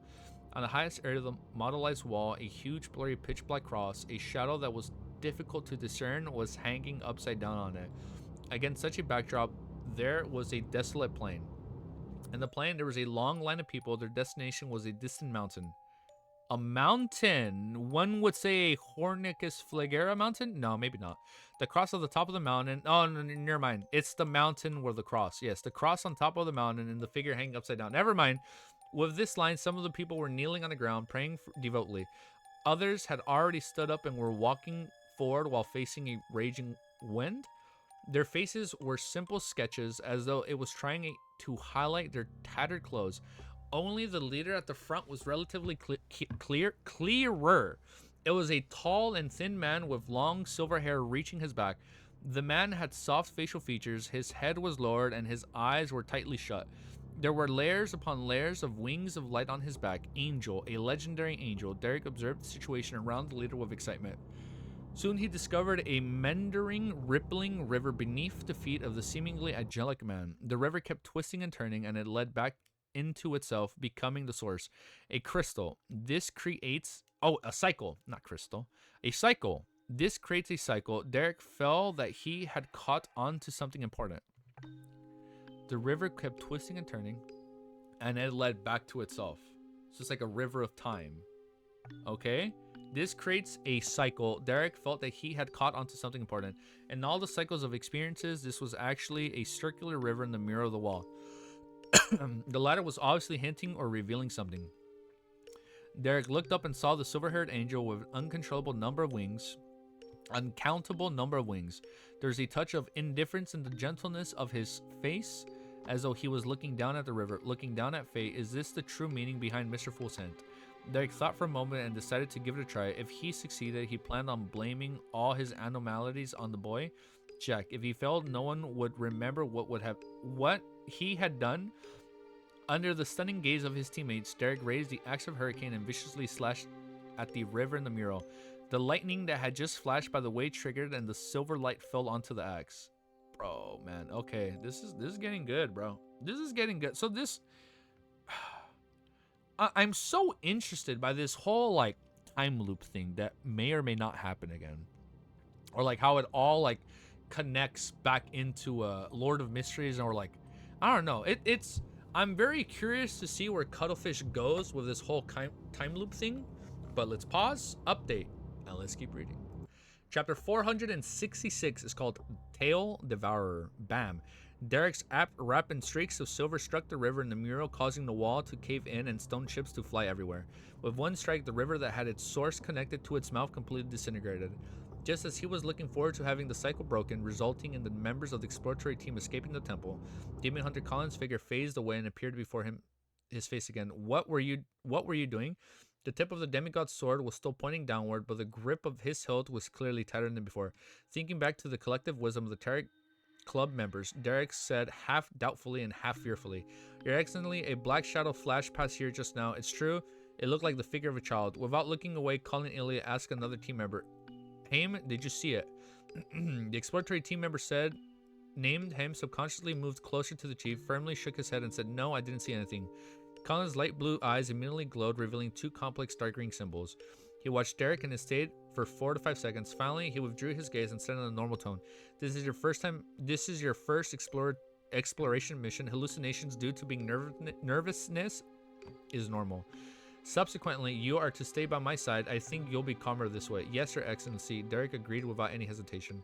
Having just made an attempt, he continued that the mural wasn't critical. "The road's redemption that Mr. Fool suggested likely hides a deeper meaning. It's not that simple." Derek walked silently beside Chief Colin with the axe of Hurricane in his hand. What happened afterward wasn't much different from the explorations he remembered from his previous explorations. Everyone repeated the events in the past and arrived at the final hall with an altar for the 6th time. There, they found the yellow-haired boy, Jack, curled up in the shadows. Upon hearing save me," and seeing the silhouettes of the child, Demon Hunter Colin nodded as his head indescribably retracted most of the attention he had placed on Derek Berg. Just as he was deliberating his words, Derek suddenly asked, How can we save you?" Damn, how can we save you? Jack revealed an excitement expression. Save me, send me home, send me home." "Where's your home?" Derek asked, curiously and frightening. Seeing this, Colin shut his mouth and tightened his grip. Jack raised his hand weakly and said, My home is Emlyn Harbor." Okay. So it is the same Jack and not like a monster pretending to be Jack or whatever. Okay, bonjour. Jack raised his hand weakly and said, My home is Emlyn Harbor. Emlyn Harbor. Although Mr. Hangman never mentioned it from the word harbor, Jack really doesn't belong to this place of ours. It's very likely that he comes from the outside world, from the Lowen Kingdom where Miss Justice and the others are located. Derek was overjoyed, unable to hide his excitement. He's excited. His reaction didn't arouse any suspicions from Demon Hunter Colin because this powerful chief of the 6-member council had also never seen the sea. He could only read from the preserved books that this body of water was many times larger than a lake, as well as the term harbor.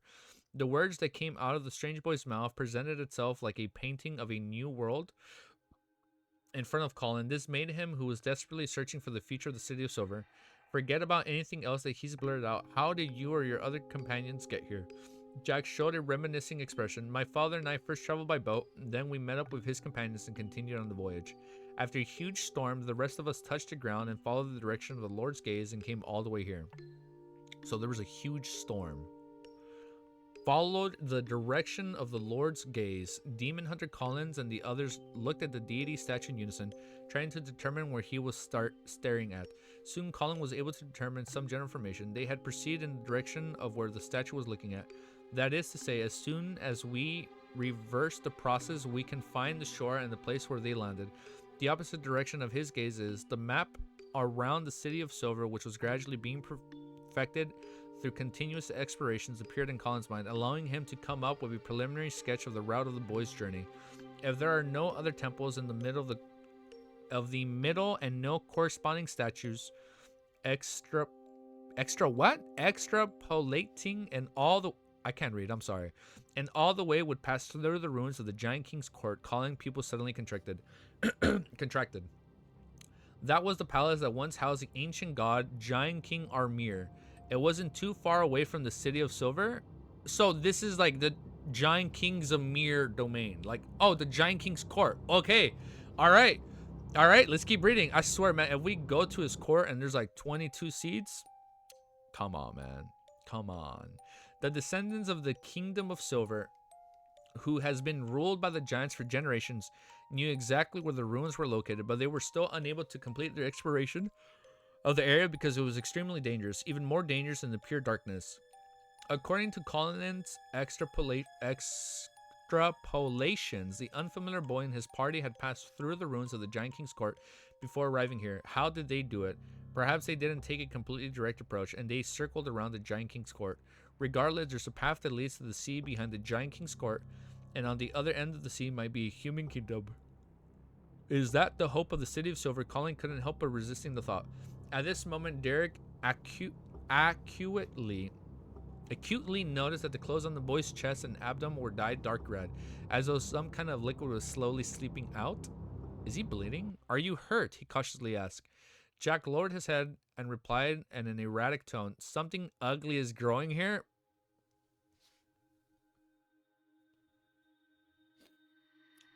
What is growing? Something ugly is growing here. Okay? As he spoke, he took off his clothes, revealing his bare chest. It was inland with 2 eyes, a nose, and a mouth. What the fuck, dude? What? Wait. As he spoke, he took off his clothes, revealing his bare chest. It was inland with 2 eyes, a nose, and a mouth. Remember the last character with something growing on his stomach. The last character that had something growing was that freaking woman with the what was it called?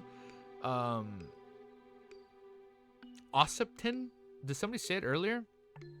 Or nah? Ossipton. I thought I read that. Ossipton. Magoose? No, not Magoose. We've had Magoose. We've had Ossipton. Those have so far been the only 2 with something growing in their stomach. Bro is pregnant? Dude, this shit is getting wild. Lenevus had true creator on his chest. Oh, Lenevus. Oh, you're right. Lenevus had like a blood drawing. I remember that. Oh shit! Wait! And Lenevus was trying to be controlled by the true creator. So I remember the true creator's real goal was to possess Lenevus's body, and that's why he had that depicted on his chest. But what the fuck would be trying to control Jack? I don't think it's Adam, unless it's something else. I don't think it'd be would it be the true creator again? Because we know the true creator's trying to get into the real world, but we don't know if he's trying to get into the city of Silver. But okay, let's keep reading. Hold up. It was inland with 2 eyes, a nose, and a mouth. For Lenevus, I think it depicted like it was like a bloody face. Oh wait, hold up. He was bleeding. Hold up. It was painted, nor was it made of gems.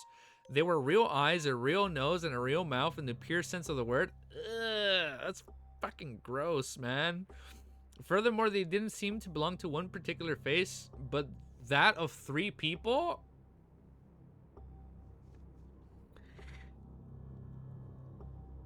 Three people. All of a sudden, Derek imagined a scene in which Jack had used the remnants of his companions after... Yeah! What the fuck, dude? Derek imagined a scene in which Jack had used the remnants of his companions after eating them, their eyes, nose, and mouth to form a strange face on his chest. That's just gross. The face was gentle and indifferent, giving Derek an inexplicable feeling of familiarity. It took only a second or 2 for Derek to figure out the reason for the familiarity. The face was very much like the angel in the mural, the true creator. Wait, no, it was like the angel in the mural above them. The silver-haired angel with his feet over the circular river. Sure enough, the reason we keep repeating the exploration is because of him. A thought struck Derek, and he blurted out a single word as though he was going to blurt an incantation to extract himself from the predicament. Rose Redemption, he solemnly shouted. Jack raised his head and stared at him. His mouth slowly grinned wide before reaching his ears. Oh, it's gonna repeat again? Hold up. I'm so hungry. Derek froze as he saw a fierce battle ensue. When he regained consciousness, it repeated again. So, when he says so hungry, that's him eating them. Derek froze and he saw a fierce battle ensue. When he regained consciousness, he found himself sitting by the bonfire in the campsite again. That is wild. Oh shit, dude. Okay, Rose Redemption isn't the incantation. He began to reflect deeply. The 7 orthodoxes soon began. Derek, who had made an attempt, no longer behaved strangely, but he proactively sought to investigate the Rose Bishop mural. That is nom. That is wild, dude. As usual, the exploratory team entered the underground hall with the altar and the deity statue. They found the obvious strange little boy Jack. After a similar conversation, Derek once again saw the human face that had... Oh! He once again saw the human face that had been pieced together with the facial features of the other people. Now experienced, he didn't take any actions which could agitate the boy. He lowered his voice and said to the demon hunter calling, Your Excellency, the face on his chest is very similar to the angel in the mirror above us. It's the angel with silver hair whose feet are above a river that is connected from a mouth to the source. Yes, the mural, which is labeled Rose Redemption at the corner. Colin was taken aback at first before he frowned. As he paid attention and consulted Jack, he sized up Derek from the corner of his eyes. After a few seconds of silence, he said with a suppressed voice, Due to you mentioning this matter, you made me think of certain things. Without waiting for Derek to ask, he continued, "We've been studying this mural for a very long period of time and only believe that it depicts an angel leading to a group of ascetics on a pilgrimage. And perhaps this group name is Rose Redemption." Okay, so the group or the people pilgriming are known as the Rose Redemption. Perhaps this group's name is Rose Redemption. The river that runs from the source to the mouth represents a cycle, and our interpretation of it is that the pilgrimage takes place over and over again. And now it may not be that it's used to identify an angel. That's the idea you gave me, as Amon used to hide in your body. Why? Derek was at a loss. Demon Hunter Colin, I scrolled down so much, one sec. Demon Hunter Colin stared at Jack and said, "The worm left behind by Amon had the symbol of time." Oh shit, you're right. Hold up, it's tying back. The worm left behind by Amon had the symbol of time, and a circular river is often related to fate. A circular figure is often related to fate. Seer is somewhat related to fate. Putting the two together, it reminded me of a few books that mention something that I'm unsure of their credibility. When the Lord that created everything, the omnipotent and omniscient God, cast his attention on this world, he had many angels around him. Among them were leaders of angels, king of angels. They were the closest to being God. There were a total of 8 of them, and some of their names have already been lost to history. There are still records of others, perhaps simple or detailed. Legend has it that the sons of gods were among these 8. Legend has it that the sons of God were among these 8 kings of angels. Among them, 2 kings of angels had the title of Angel of Time and Angel of Fate. What is this lore, bro? Oh my god, this series has some fucking crazy ass lore out of nowhere. Oh my god, what is we are definitely gonna need to update our notes. Derek was immediately enlightened as he asked for confirmation. You believe that Amon is the Angel of Time, and the mural is depicting the Angel of Fate. So Adam is the Angel of Fate, and Amon is the Angel of Time.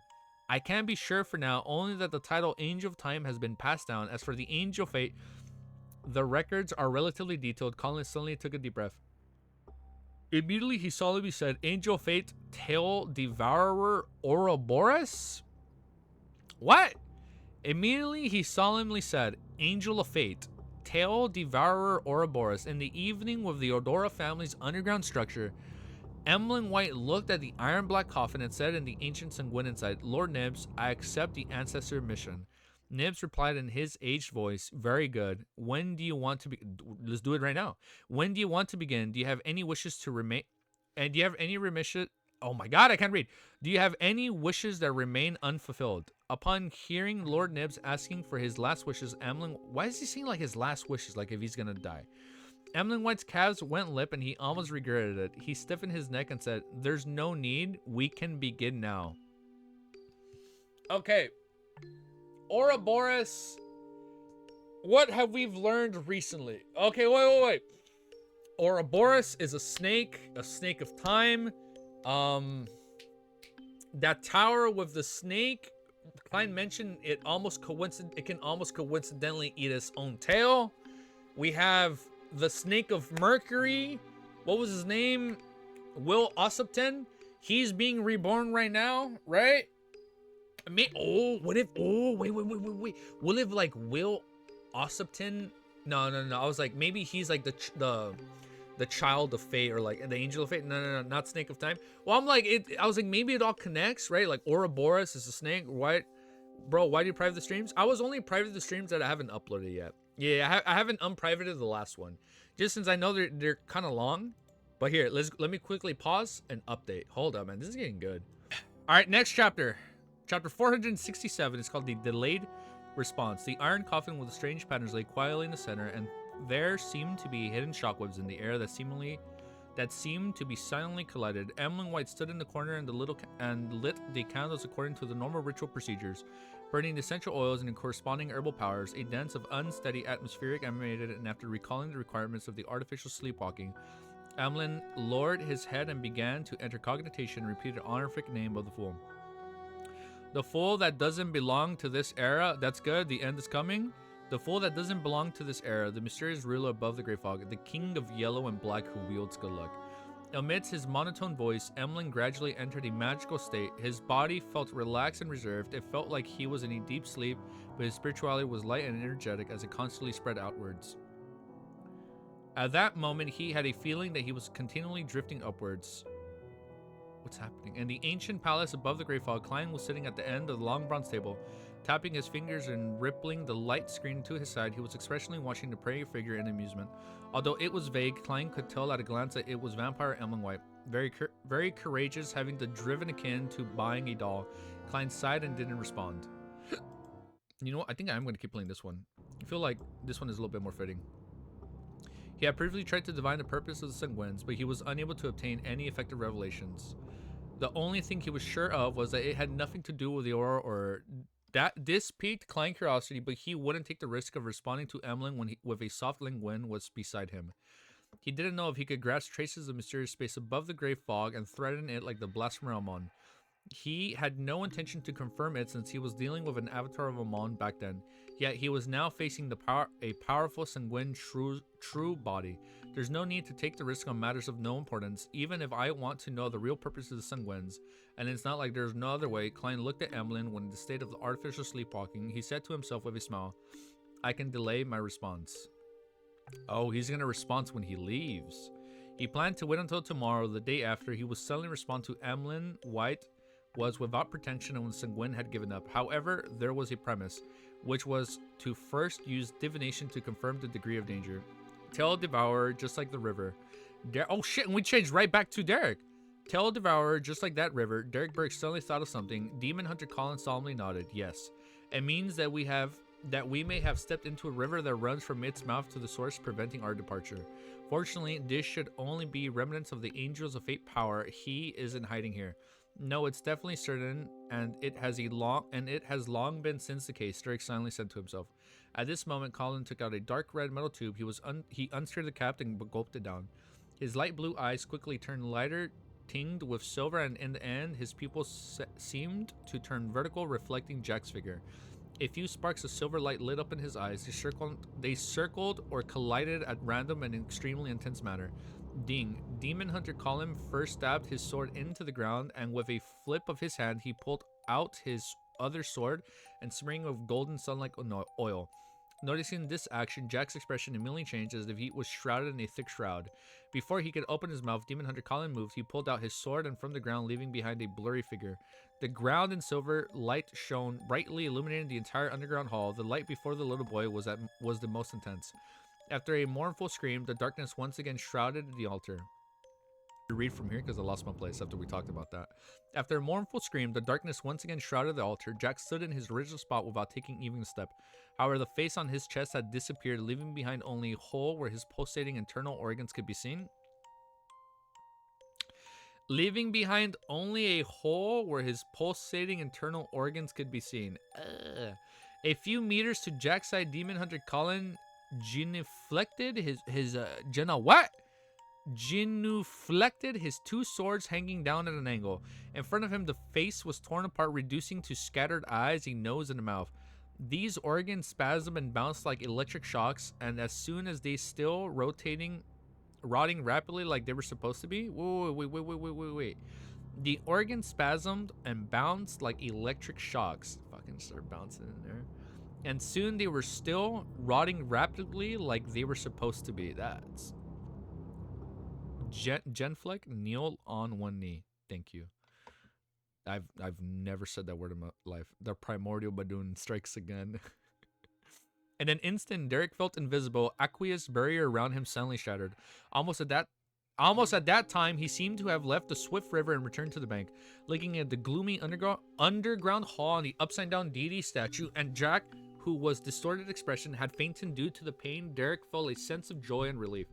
He knew that he and the others had finally escaped the cycle of repeating their lives. So we're good.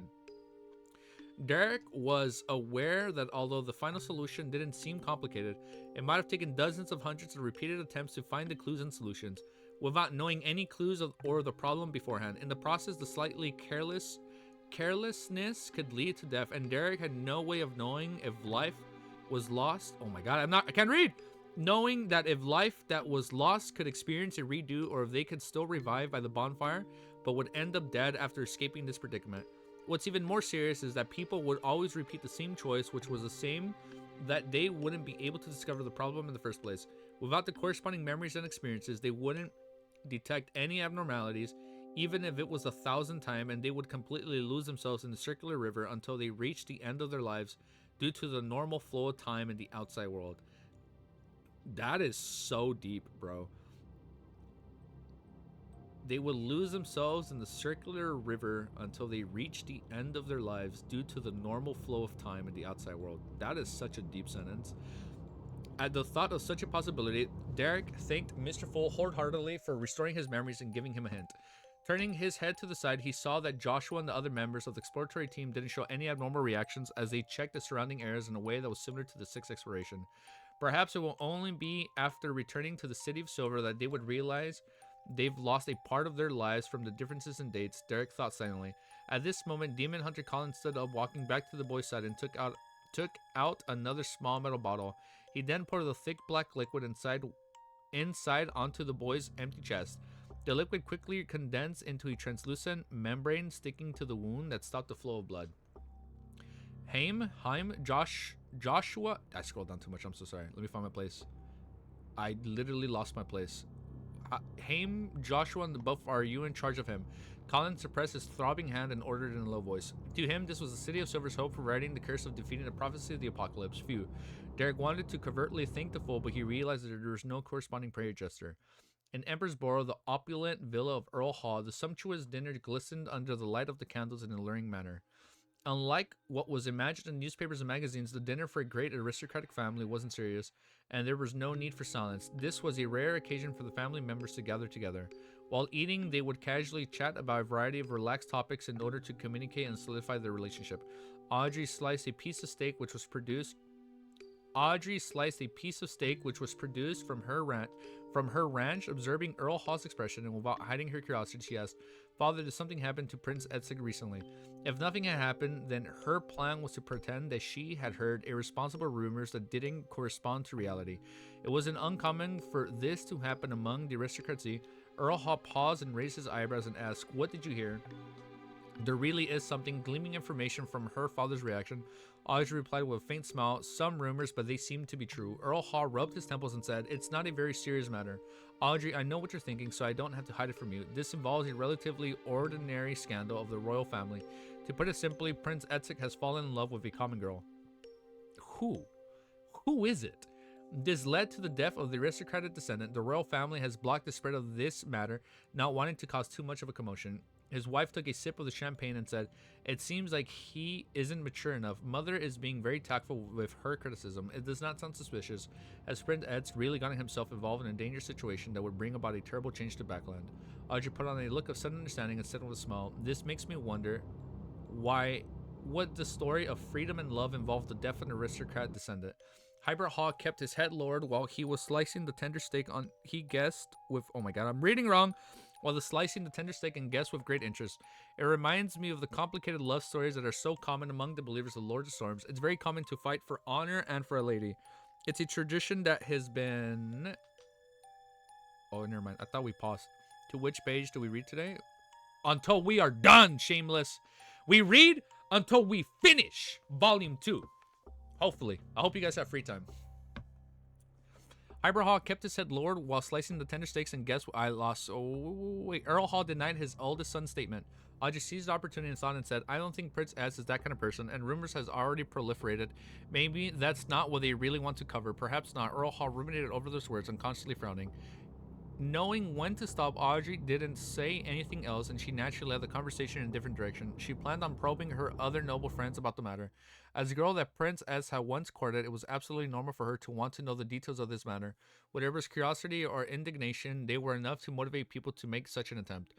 Being unable to maintain a state of artificial sleepwalking for long, Emlyn White returned to reality. Exhaustion opening his eyes, he stared at the iron black coffin, and then he said with a mixture of relief and disappointment, "Lord Nibs." There's no response.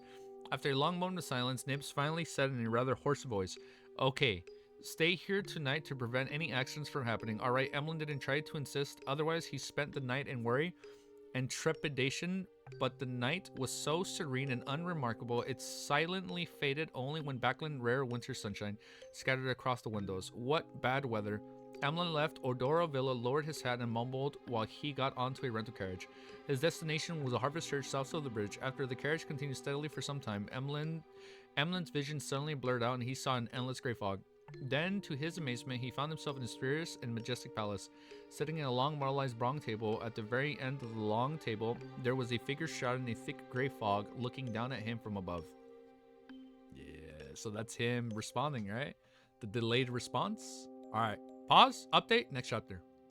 Chapter 468 is called The Moon. Why isn't it called The Red Moon or like the Crimson Moon? Oh, here we go. For a moment, Emlyn White was stiff and his mind was blank like a marble statue sitting here. Then he heard the figure leisurely sitting in the thick gray fog indefinitely ask, "Why did you pray to me?" Emlyn's mind buzzed and he blurted out, "It's a revelation from my ancestor. She told us through a dream that the apocalypse is approaching and that we need to make preparations. And I am the key in this matter. My mission was to pray to the full." Hearing the undisguised and detailed response, Klein, who had prepared to answer, was at quite a loss on where to begin. This vampire Emlyn White had explained everything he wanted to know. A revelation from the ancestor. Didn't the ancient goddess Lilith perish in the second epoch? Didn't the second ancient goddess Lilith perish in the second epoch, long before the cataclysm, and have her authority taken back to the creator? So how would she even know about this? Taken back by the creator. It was precisely because of this that quite a number of vampires tried to pray to the primordial moon, resulting in an extremely tragic outcome. Moreover, Mr. Dora had also mentioned that the moon card is empty, indicating that on the one hand, the primordial moon is most likely the embodiment of the same other deity or a powerful devil, while on the other hand, it indirectly proves that an ancient goddess Lilith has lost her sequence 0 position, which is generally equivalent to dying. Klein instantly connected the dots. He originally imagined that Lilith... New lore? Okay, this is new lore. He originally imagined that Lilith, who responded to the Sanguine's prayer on particular matters, was a relic from the ancient goddess, such as the uniqueness of the moon pathway. Thus, it would be rigid, passive, and extremely restrictive. But now, its initiative of providing a revelation has overturned his guess. Two possibilities. One is that Lilith is being impersonated by another deity who has occupied a key point ahead of time, preventing any opponents from reaching sequence 0 of the moon pathway. In essence, the entity doesn't care about the Sanguines, and the provided revelation is the kind of test. The greatest suspect is the goddess who had snatched the title of the Lady Crimson, but she's already a sequence 0 corresponding to the star. In the card of blasphemy, why would she covet the moon? Is it a foil plans of her enemy? The second possibility is that the ancient goddess hasn't fully perished. As long as no other powerhouse has become a sequence 0 in the moon pathway, she is able to use a unique and incomprehensible method to continue surviving, waiting for a chance to make her return. Just like the Dark Emperor card's description, and perhaps the goddess has taken the title of Lady Crimson to foil the situation to a certain extent. Going by this logic, Lilith's recent apocalyptic revelation is her struggle to revive after years of preparation, and the Fool plays a key role in her revelation. If that's true, then in a certain way, it's an invitation for cooperation, but I'm just a sequence 6 banner, so how am I to cooperate with a yet to disappear ancient goddess? Let Emlyn White join the Terror Club. The Sanguines are a race of long... Ooh, what? Let Emlyn White join... Oh, it's a question. Duh. Okay. The Sanguines are a race with a long lifespan. They have existed since the second epoch and must know quite a number of secrets. However, that would be me taking quite a risk. Yes, it would be possible to divine whether or not to pull Emlyn into the gatherings ahead of time. Yes, there was a similar apocalyptic prophecy in the sites of the spirit world from the Yellow Light Venithan. He also pointed out that the Abraham family's curse would be removed by an apprentice who had the help of a hidden existence. An apprentice? I forgot about that. An apprentice who had the help of a hidden existence. This matches Miss Magician's present stage. Wait, Miss Magician was a... No. Hold up, Mar. I'm mixing it up. I was like, maybe it's talking about fours or like Shio. No, hold up. I completely forgot their pathway for a sec. My bad. This matches Miss Magician's present stage. She is an apprentice who had received the help of me, the Fool. Wait, so it is talking about her in some way, shape, or form. The Fool would be the hidden presence, right? Or the hidden existence. That's rather interesting. Has every high-level being that's good at prophecies realized that the apocalypse is unavoidable and have seen the Fool's existence and his possible effects? So they all need his help in some way, shape, or form. Realize that the apocalypse is unavoidable and have seen the fool's existence and his possible effects. One thought after another flashed through Klein's mind, but his expression didn't change at all. He leaned back in his chair and smiled leisurely. What did your ancestor ask you to pray to me for? The calm voice pulled Emlyn out of his stupor, and he shook his head in a slightly dizzy manner. I don't know. At this moment, Klein saw the stars behind Emlyn's chair shifted quietly, turning into the symbol of the crimson moon. Oh, he has a symbol now in his chair. Klein saw that the stars behind Emlyn's chair shifted quickly, turning into the symbol of the crimson moon. As expected, the beyond pathway of the descendants of the ancient goddess Lilith point towards the moon. Klein chuckled and said, in the situation with the 7 Orthodox gods and so many secrets existing, why would your ancestor think that I would be the key to the apocalypse? The fool's attitude finally made Emlyn White calm down, realizing that he had encountered an incredible event. He had been forcefully pulled into the magical place by a hidden existence. He is the fool. He isn't actually angry. Is it because I represent the ancestor? I, Emlyn White, am indeed special. I was mentioned by the ancestor and I received a response from the fool. With this in mind, Emlyn couldn't help but sit up straight before saying in deliberation, Honorable Mr. Fool, the revelation provided by the ancestor is that I, Emlyn White, will become the key in saving the Sanguine and clinching victory against the apocalypse. And all of this will begin from me praying to you. So by him joining the Terror Club.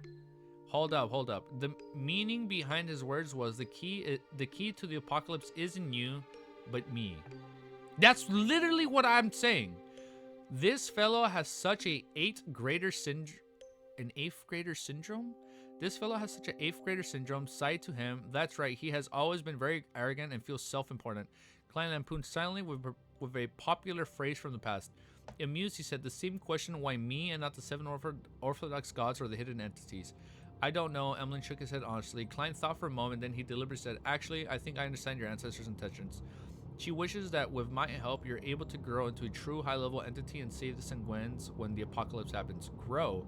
Emlyn said in puzzlement. As you know, us Sanguines have no way of growing on our own. Only through special ceremonies will we gain the bestowment of our elders and relics of the ancestor that allow us to advancement. Indeed, it has been in accordance with the law beyond our characteristics conservation. In other words, there have been no other way as long as the basic law is abided to, Klein chuckled. Your knowledge has blinded you, making you unable to see the wider world. Of course, this question will not be answered by me. The answer must be found by you. I will only provide you with an opportunity. He paused for a second, then he said in a condensing manner, do you wish for such an opportunity? I'm sorry, are we getting a new Terror Club member? Without any hesitation, Emlyn got up and bowed. That is what I wish for. Heh. Where did your arrogance go when facing a hidden existence? Why is there only humility? Klein secretly lampooned as he tapped the edge of the model long bronze table and said, but you have to adhere to certain matters. Please speak. Emlyn held back his excitement. Klein smiled and replied, you cannot reveal anything related to me to anyone unless you gain my permission. This includes the Sanguine who you previously presented at the ritual. But Emlyn was somewhat unable to accept the request. Klein asked warmly in a very certain manner, it's likely that Lilith didn't get you to report to anyone afterwards. This could be inferred for the fact that there were no prior contents in the revelation. He directly called the ancestor by her name. It sounds like they're not old friends. Emlyn's heart trembled. He lowered his head and replied no. So now he's scared of him. Klein said with an unperturbed smile, this is a secret deal, which is why I respond after you were free from surveillance. Similarly, you don't need to report this to Lilith, as it will let certain people notice it. Seeing Emlyn nod in understanding, scroll down too much. Seeing Emlyn nod in understanding, Klein nodded. If you want to be the key to save the Sanguines, you must suffer the pain of the corresponding thorns. For example, you will not be understood by others, be slandered and looked down upon. You can only silently proceed forward in the darkness while being burdened by the heavy mission. The words that were aimed at him made Emlyn White imagine a corresponding scenario. He who was always mocked by his kinsmen because of the fondness of dolls had gotten lost and entered the Harvest Church. Stained with traces of shame, he who had never been valued as though highly of by his elders will silently guard his race from the corner, protecting everyone without anyone knowing. Very soon, Emlyn, who had moved himself respectfully, replied, you will pass through the earth. Klein leaned back and said very lightly, I tactfully consented to the establishment of a secret gathering, and it is held right here. Are you willing to join this gathering and search for the method to become as powerful to save the Sanguine? I am. Emlyn replied without any hesitation. Klein nodded in satisfaction. Do you have any other requests? Emlyn was Dude, no way, bro. We're getting a new member already. Emlyn was over. Dude, I got a little cold. Hold up. I'm getting a little jittery. Emlyn was overjoyed. He said in a hurry, Honorable Mr. Fool, I would like you to help me dispel the psychological cues in me, a bishop of the Church of the Earth Mother. I know, Klein calmly interrupted. He knows, as expected, of a hidden existence. Emlyn head lowered again. Klein let out a soft chuckle. I can help you, but what price are you willing to pay for? Above the gray fog, he had a very potent spirit vision, and he had previously discovered that the dark-colored psychological cue within Emlyn White's spirit body had at some point mostly dissipated, thinning out to the point of frailty. Klein had intended to resolve the problem by referring to the ritual used to resolve similar problems in the Book of Secrets, but the situation now led him to believe that a secret deed ritual with the Dark Emperor card and the purification of the Sun Brooch would thoroughly disperse Emlyn White's psychological cue. Price. Emlyn thought about it for a moment, but he couldn't think of anything that would interest a secret existence like the Fool. Seeing this is like, I can give you a doll. Maybe I can teach you how to make a doll. Seeing this, Klein took the initiative to say, I'm very interested in some of your Sanguine history. You can use that exchange. The Sanguine history. After a moment's thought, Emlyn agreed. You can think of what you would like to describe first. Heh.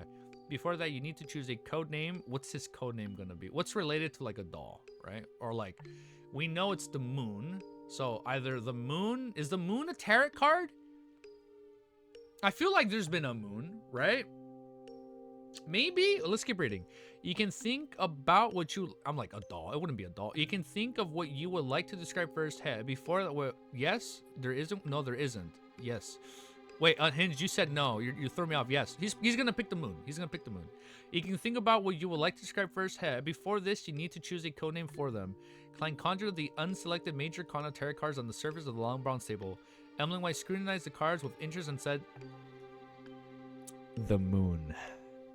I choose the moon card. Come on, man. Let's go, bro. That's hype.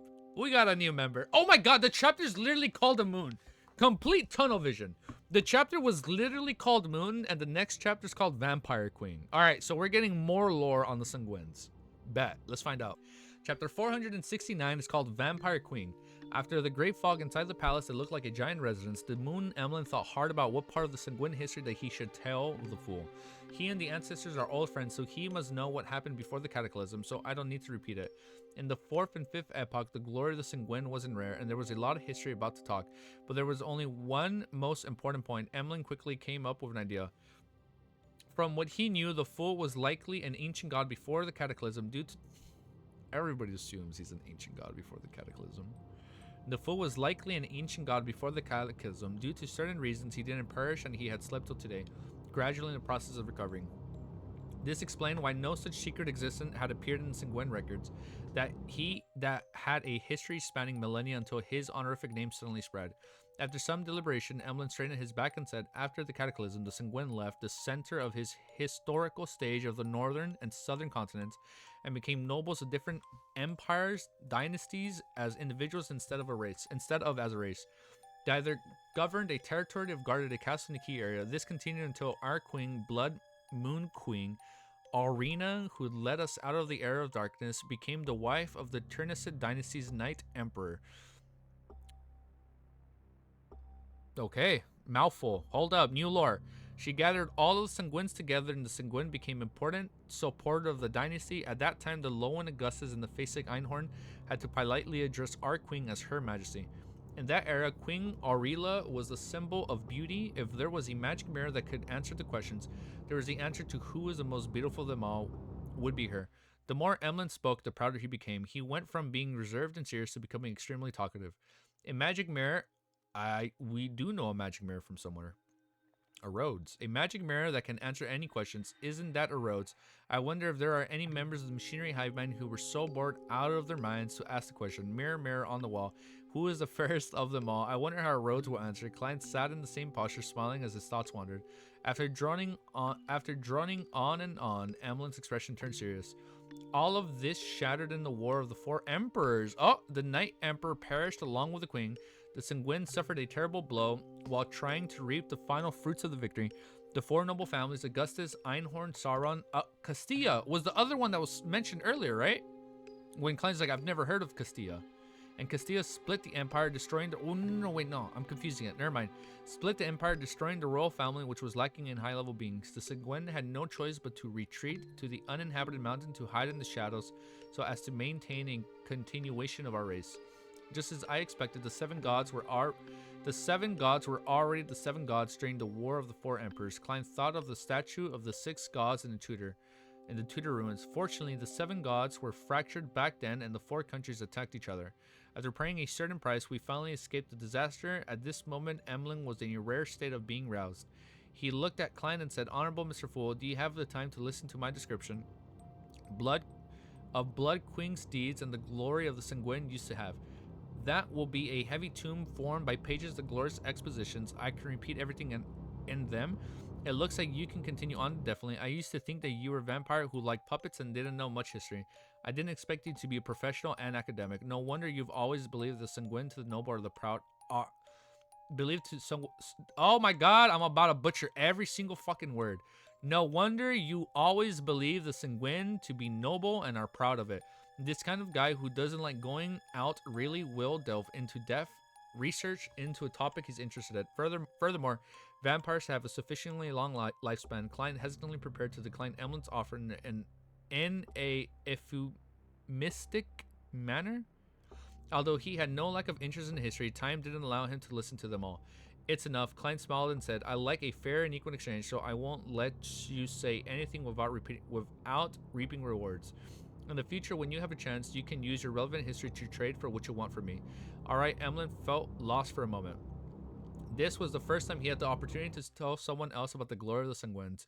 Normally, in order to hide his identity, he wouldn't be able to show off to humans. As for the members of the Sanguines, all of them knew what needed to be known, and he wasn't in charge of educating newborns. Klein didn't say anything else and resumed his supercilious attitude. Alright, you can go back now. A dark red light immediately lit up in front of Emlyn White's eyes, quickly devouring him. After a short period of dizziness, he found that he was sitting in the rental carriage. Soon after, he saw an illusory goatskin parchment and gained the knowledge on how to request help from the Fool via a secret deed ritual. Anime Wiz wishing you a good stream. Oh, it was... Oh, he's probably not tuning in, right? Because we're almost done. Tell him I said what's up. What's up, dude? He's not here, right? Yeah, okay. Ketsia, Einhorn, Sauron, Augustus are the royal families of the different countries. For now, euphemistic is pronounced as It's a euphemistic. It's been so long since I've spelled the word euphemistic. It's a euphemistic. I know how to say euphemistic. I couldn't read it for a sec. My brain's shutting down. Whew. Soon after, he saw the illusionary goatskin parchment and gained the knowledge on how to request help from Mr. Fool via a secret deed ritual. When I'm free in the afternoon, I'll immediately hold the ritual at home and ask Mr. Fool to dispel my psychological cues. Emlyn was suddenly excited. Tell him I said what's up. Got it. The Badoon Lord effect. I love that emoji. That's a funny one. He waited until the carriage arrived at the Harvest Church before calming down and paying for the ride. After entering the cathedral, he was relieved to see that Bishop Butrowski was there preaching to the few believers of the church. He no longer felt as vexed as he usually felt and felt rather relaxed. Father Butrowski has never seemed to stop me from finding a way to dispel the psychological cues. What exactly is on his mind? East Borough in a greasy coffee shop, Klein, who arrived at the scheduled time, who was enjoying wheat bread with fresh pea lamb stew while he listened to the old caller report the information he had gathered over the past week. It was a pity that there was no valuable information inside. When old Collier was done, Klein thought for a moment, then he pulled out his 2 pounds worth of bills and pushed them over. "You already paid me just now." Old Collier jumped in shock and waved his hands in front of him.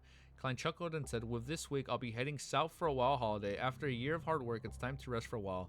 I might take 2 to 3 weeks before I return, so I'll pay you in advance. Heh. Don't forget to help me gather information." Okay. Old Kohler accepted the notes with a mixture of joy and gratitude. At that moment, he had already thought of how to spend the new year. He had planned to buy the cured ham. Oh my god. He had planned to buy the cured ham he had been reluctant to buy and match it with his bread. "I really can't stand to wait. Thank you, Detective Moriarty." He swallowed his saliva without realizing it. Klein picked up his hat, hesitated for a moment, and said, "You should have noticed that Eastborough had been a bit chaotic recently. Don't take risks just to find out more information. If you've noticed anything wrong, immediately hide and avoid getting yourself involved." He was rather worried about the matter surrounding Prince Ed, so he wanted to give Old Collier a reminder. "I understand." Old Collier patted his chest and said, I'm very timid. I won't take your 70 views. Thank you guys. I'm very timid. I won't take the risk. Very good. Climb praise. Then he remembered the laundry maid Liv and her two daughters, Frasier and Daisy, who loved to read and wanted to change their fates before he said whilst in thought. Watch out for Liv's family. Don't let them get bullied. If there are any outbreaks in Eastborough, take them to a safe place. Outbreaks? You mean the workers' resistance? Old Collier puzzled. More or less, Klein answered vaguely. This was the limit he could reveal. Otherwise, it would be very easy for him to be suspected by other suspected by others or the sealed artifact itself. In a room with large and small dolls, Emlyn came home at noon and sat in the chair enjoying the gloom created by curtains. He looked around and clenched his fist. I'll cheer for myself. With that, he ruminated for materials with spirituality and began to write the honorific name of the fool, as well as corresponding symbols and magic labels. After some hustling and bustling, he tried the secret deed ritual. His spirituality gradually dissipated as if he had arrived at immeasurably high place. Vaguely, he saw countless shadows of ineffable shapes, 7 colors of light that seemed to contain immense knowledge, and the grayish-white fog that stood above the gray fog. Above the boundless gray fog, there was an ancient palace that was impossible to see clearly. Seats inside the palace was a person shrouded in the gray fog. Then Emlyn saw a figure of the golden majesty and holiness, as well as black wings that bulged out of the sky behind it. He didn't even have time to count the number of pairs of mysterious wings before he himself quickly floating upwards, making contact with the golden figure. Is there any way you can make the stream louder? Oh, is the stream a little bit low? I mean, I can turn on my mic, maybe, but I'm just sad if I can't wait. Well, we can't wait for what? Emlyn the goat. He is the goat, man. We love him. We always subscribe. Long time no see. Dude, there's a lot. We're doing good, but there's a lot of people. Guys, wait. Pause. Sand is he is the OG, bro. I'm always hyping up this guy, bro. Is there any way? This guy is the OG. He was the one that told me to start Lord of Mysteries. Everything began because of him. This guy is the homie, bro. We go way back. Man, we're reading LSE together too and all that. The Emlyn saw a figure of the golden majesty and holiness as well as the black wings and bottled out the skyline. He didn't even have time to count the number of pairs of the mysterious wings before he felt himself quickly floating upwards, making contact with that golden figure. He is the originator, the omnipotent, omniscient God. From him, everything began and came. He screamed miserably as he had held his hand and rolled on the ground, emanating green smokes from his body. I know, right? Dude, and you know what's crazy? Let me awkwardly pause the video. Let me read from here. He screamed miserably as he held his head and rolled on the ground, emitting green smoke from his body. It took a while for Emlyn to calm down, then he heard the deep voice of the fool echo in his ears. Your psychological cue has been lifted. Is this what it feels like to dispel a psychological cue? It's really painful. Emlyn sat on the floor, panting, his neatly combed hair falling in disarray. Atop of the gray fog, Klein thoughtfully nodded and said to himself, indeed, the sun broach's purifying and dispelling effects can also be vampires. He had calculated in advancement that the sunlight needed to remove the weakened psychological cue wouldn't severely damage Emlyn, so he couldn't be bothered switching to a more complicated approach, and now the result was indeed consistent with his expectations. I need a burp. After taking care of this matter, Klein took off the topaz pendant on his left wrist and planned to perform a divination. It is suitable to head to the Red Rose Manor this afternoon. After chanting 7 times in his mind, he opened his eyes and saw that the spirit pendulum standing still and not spinning. The difficulty of divining something that involves a grade 0 sealed artifact or a corresponding powerhouse is too high. I'm unable to obtain any effective revelations, Clyde sighed, knowing the gist of the matter. Then he started to divine if it would be suitable to head to the Red Rose Manor tomorrow afternoon, but he received the same signs of failure as an outcome. It's always said that divination isn't omnipotent, and it has now been proven.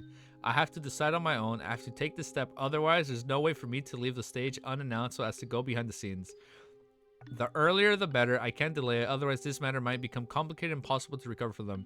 As his thoughts churned, Klein came to a decision. He immediately returned to the real world, put on his double-breasted frock, coat, and half-top hat, and walked out of 15 Mink Street, heading to Prince Ed's Red Rose Manor. Bro, we're gonna have to lock in, huh? Okay. Name. Okay, this chapter's called Name. Hold up. That's a very ambiguous title. Hold up. Chapter 470. Outside Red Rose Manor, Klein walked out of the carriage whilst carrying his cane. He closed his eyes and calmed himself as he looked at the red, ununiformed soldier standing guard at the door. Since sealed artifact 008 has been making coincidences to stop the woman in the sapphire ring from meeting me, there shouldn't be an exception today. There's no need for me to worry about running into her. As long as I fool Prince Eds with my acting, everything would be fine. Klein thought quickly and walked towards the entrance of the manor. But like him knowing that it has something to do with the quill goes against it. Like he's going to run in the woman. He's going to run into the woman because like him, like you know what I mean, right? Because he knows the quill is involved, he's gonna run into her. Because he's overthinking this interaction, and when he goes to it, he's gonna run into her. And I don't know what's gonna happen. Since Sealed Artifact 008 has been making coincidences to stop the woman with the sapphire ring from meeting me, there shouldn't be any exceptions today. There's no need for me to worry about running into her. As long as I fool Prince Etz with my acting, everything would be fine. Klein thought quickly and walked towards the entrance of the manor. After being searched and handing in the gun holster and revealing he followed the male servant's lead and walked across the gray slate road, past a fountain spewing clear spring water and entered the main house. They arrived at the second floor and arrived outside the room that was supposed to be a solarium according to the layout. During this entire process, Klein had his heart in his mouth, worrying that something unexpected would happen. He was afraid that the situation would develop in the worst possible manner. Knock, knock, knock. After knocking gently on the door, a male servant approached the door and whispered, "Detective Moriarty has arrived." After a full 10 seconds of silence, a heavy voice came from inside the room. His Highness has invited him in. The door creaked open and warmth spread outwards with a temperature that was warmer than the hallway. Under the watchful gaze of the two tall guards, Klein stepped on the thick patterned yellow carpet. He took a few steps forward, skirting the cabinet that separated the inside from the outside, and he saw Prince Etzek sitting in the full-length window, enjoying the rare winter sun of the backland. The round, impressionable face didn't have the slightest trace of a smile, and this naturally created a solemn and representative atmosphere. Because of the combination of the elegant fireplace and the metal pipes, the room was warmer than late spring. Prince Etzek wasn't wearing a coat, and his upper body was covered with a white shirt with scuffs which resembled a blooming flowers and a pale yellow vest. Seeing this, Klein was actually secretly relieved because the woman wearing the sapphire ring wasn't accompanying the prince. Then he quickly stepped forward and bowed. Etzek held a steaming cup of black tea in his hand and didn't invite Klein to take a seat. He maintained his previous expression and asked in a deep voice, "Any results from your invitation?" "No, my divinations, my spirit channeling, my interviews, my investigations tell me that Talon died of a heart attack," Klein said with a heavy, painful expression with obvious signs of self-blame. "I'm just too weak in every aspect. Your Highness, you should hire a strong and more powerful helper. Why don't you get someone better?" He added silently and inwardly. It was only then that Etzek seemed to clearly notice the Detective Sherlock Moriarty's face. He felt as if he had aged considerably, as though he had been unable to sleep at the ease for a long time. It wasn't an illusion, because Klein had used his faceless powers before he left to just the state of his face, making his skin look dry and lustrous. He made his beard appear messy and his eyes bags bigger, darker, and more obvious. Etzek was silent for a moment before he put down the white porcelain cup with a gold inlaid rim. "I understand it's indeed like forcing a square peg in a round hole. I will have someone else following up this matter prepare the investigation report, and don't leave anything out." "All right." Klein inwardly clenched his fist and quickly took out a folded piece of paper from his pocket. "Your Highness, there's no need for you to wait, as I always have the habit of recording things in writing." After instructing the attendants to take the report, Prince Etz casually flipped through it and put it inside. "Is there anything else you need?" "No, Your Royal Highness. Please allow me to take my leave." "All right, I will be heading south for some time. I want to use the warm sunlight there to melt the pain in my heart." Klein sighed in response. What a poet. "It's a New Year's custom of many and Lowen." Prince Etz nodded silently and turned to Funkney, the old butler. "Send Detective Moriarty out and get him a carriage. The nearest town to Red Manor is a 15 to 20-minute walk. I'll have him a carriage when I get there." "Yes, Your Highness." The old butler bowed and said politely. Klein didn't let down his guard and quietly took his leave. He followed the old butler all the way to the entrance of the manor and took back his underarm gun holster and his weapon. Less than a minute later, he was seated in the Red Rose Manor carriage. He leaned against the carriage wall and watched the manor turn smaller as the distance grew. Klein relaxed and let out a long breath, letting his hanging heart calm down to its original position.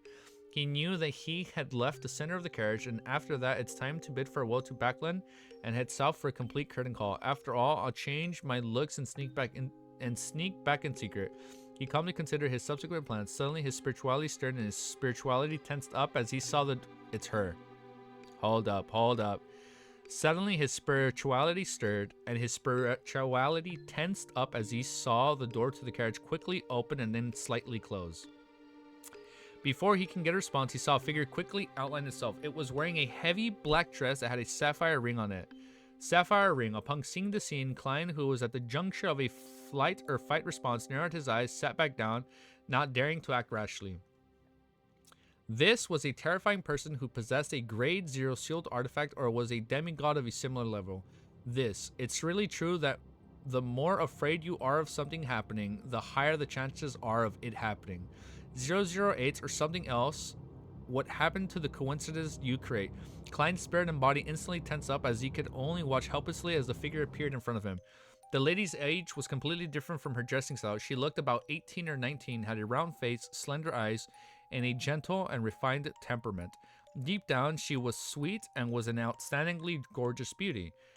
Klein was surprised for a moment before she immediately recognized her as he blurted out, "What the fuck did I say, dude? It's fucking Trissy! It's fucking Trissy! What? Oh my god! Oh my god! Oh my god! Oh my god! It's fucking Trissy! I fucking told you it was Trissy! I told you it was gonna be her! Isn't this the fellow who had gone from being instigator Triss to witch Trissy? How did she get from being... Why is he so scared of her, though? What the fuck is that sapphire ring Trissy has? Isn't this the fellow who had gone from being instigator Triss to witch Trissy? How did she go from being wanted to becoming Prince Ed's woman? How did she, a member of the demonic sect, end up by Prince Ed's side? And she even has a grade 0 artifact or a mystical item of a similar level. What? Would Trissy even recognize Klein? The plot chickens, bro. The plot thickens. I said that unironically. When he looked again carefully, he saw that there was something different about Trissy. Her facial features, which weren't outstanding alone, were softer and more delicate, but when placed together, they were stunning. Hearing his surprise, Trissy became happy instead of being alarmed. She revealed a sweet smile and said, "You know me? I knew you knew me." Wait, hold up. She has a grade 0 sealed artifact. I would be scared shitless. That is true, and you could sense it, right? I knew you knew me. A detective with beyond her powers definitely pays special attention to the wanted posters. Hey, eh? She looks very happy. Klein cautiously asked with doubt and caution, "What do you want?" He clearly remembered that the person before him was a good person. Triss has single-handedly created the tragedy of the Alfalfa via instigation, while Trissy had caused the deaths of many innocent civilians in Tingan City. Trissy pursed her lips into a smile and said, "Very simple question. Quickly report me to the Nighthawks, mandated punchers, or the machinery hive mind. Get them to come here and capture me?" What? There's something going on with this ring. There's something going on with that sealed artifact. Hold up, hold up, hold up, hold up, hold up, hold up.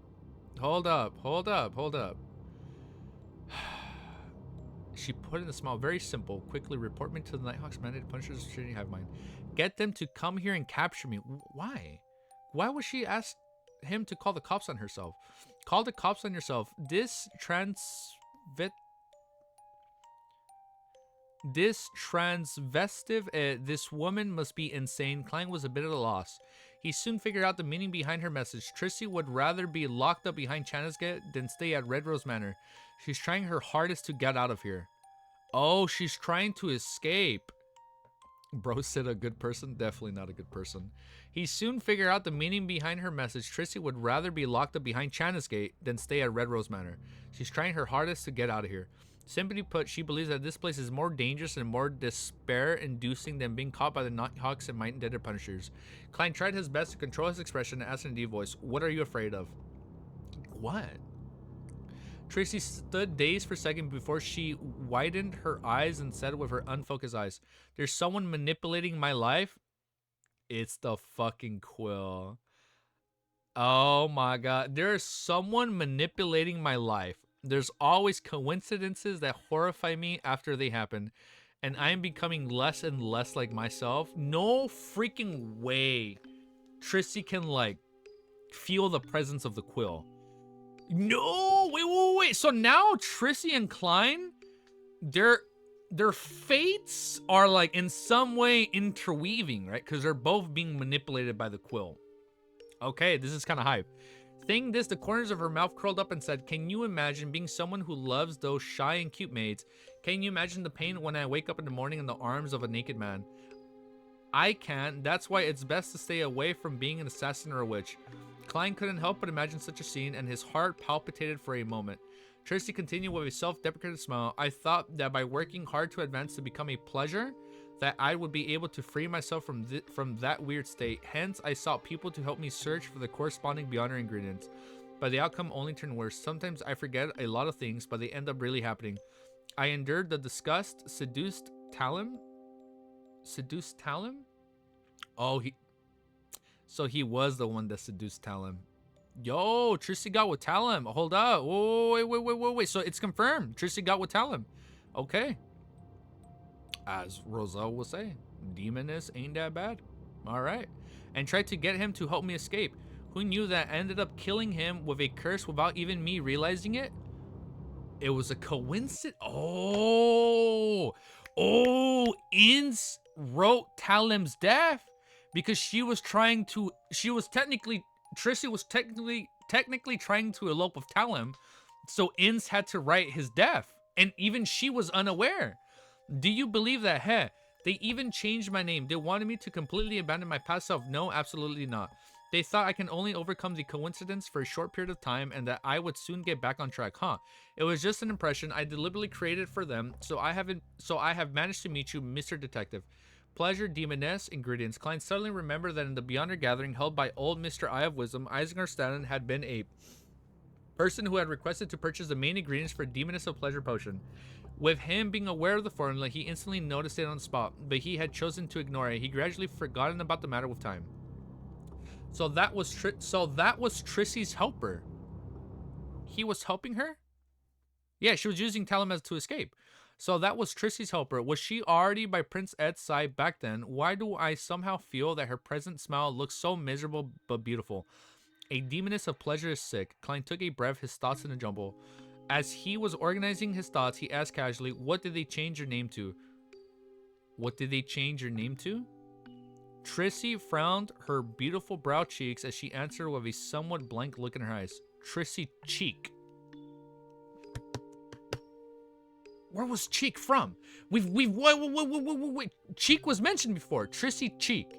Cheek. Klein suddenly raised his head, his whole body turning numb once again as stiff as a marble statue. At this very moment, there was only one page of Roselle's diary page that was mainly reverberating in his mind. 5th of June, I obtained an ancient book. Oh, shit, the primordial. Oh, yeah. The primordial demoness name was Cheek, right? June 5th, I obtained an ancient book. It actually mentioned our primordial demoness name. Her name is Cheek. Ah! Okay, this is getting good. This is getting really good, dude. Oh my god. This series, guys, Cheek I thought you said Chuck. Oh wait, I didn't read the one Joshua said. I was about to read it. Dude, this series is so goated, bro. It is like, this series is so intricate. I'll be honest, guys, if it wasn't for me streaming this with you guys, I'd be so lost. It is a funny name. the evil deity Cheek. I was like her cheeks or what? Like what cheeks are we talking about here? All right, so we're gonna keep the live stream going. Volume 3 is more fast paced. All right, well that's cool. All right, the stream is still going. We're gonna end the recording to make sure we have enough space to record a reaction. But I'm hyped. I'm pumped. This is getting so damn good. We're going to take a quick 15, and then we're going to come back. This is a really good stopping point. This is where we would end stream, but we're going to keep going. I'm going to take a quick 15, and then we'll be back. And then we will be back. All right, guys. For the people watching the VODs, have a beautiful day, and we'll see you right back. And for the people watching the stream, we will be back after a quick break.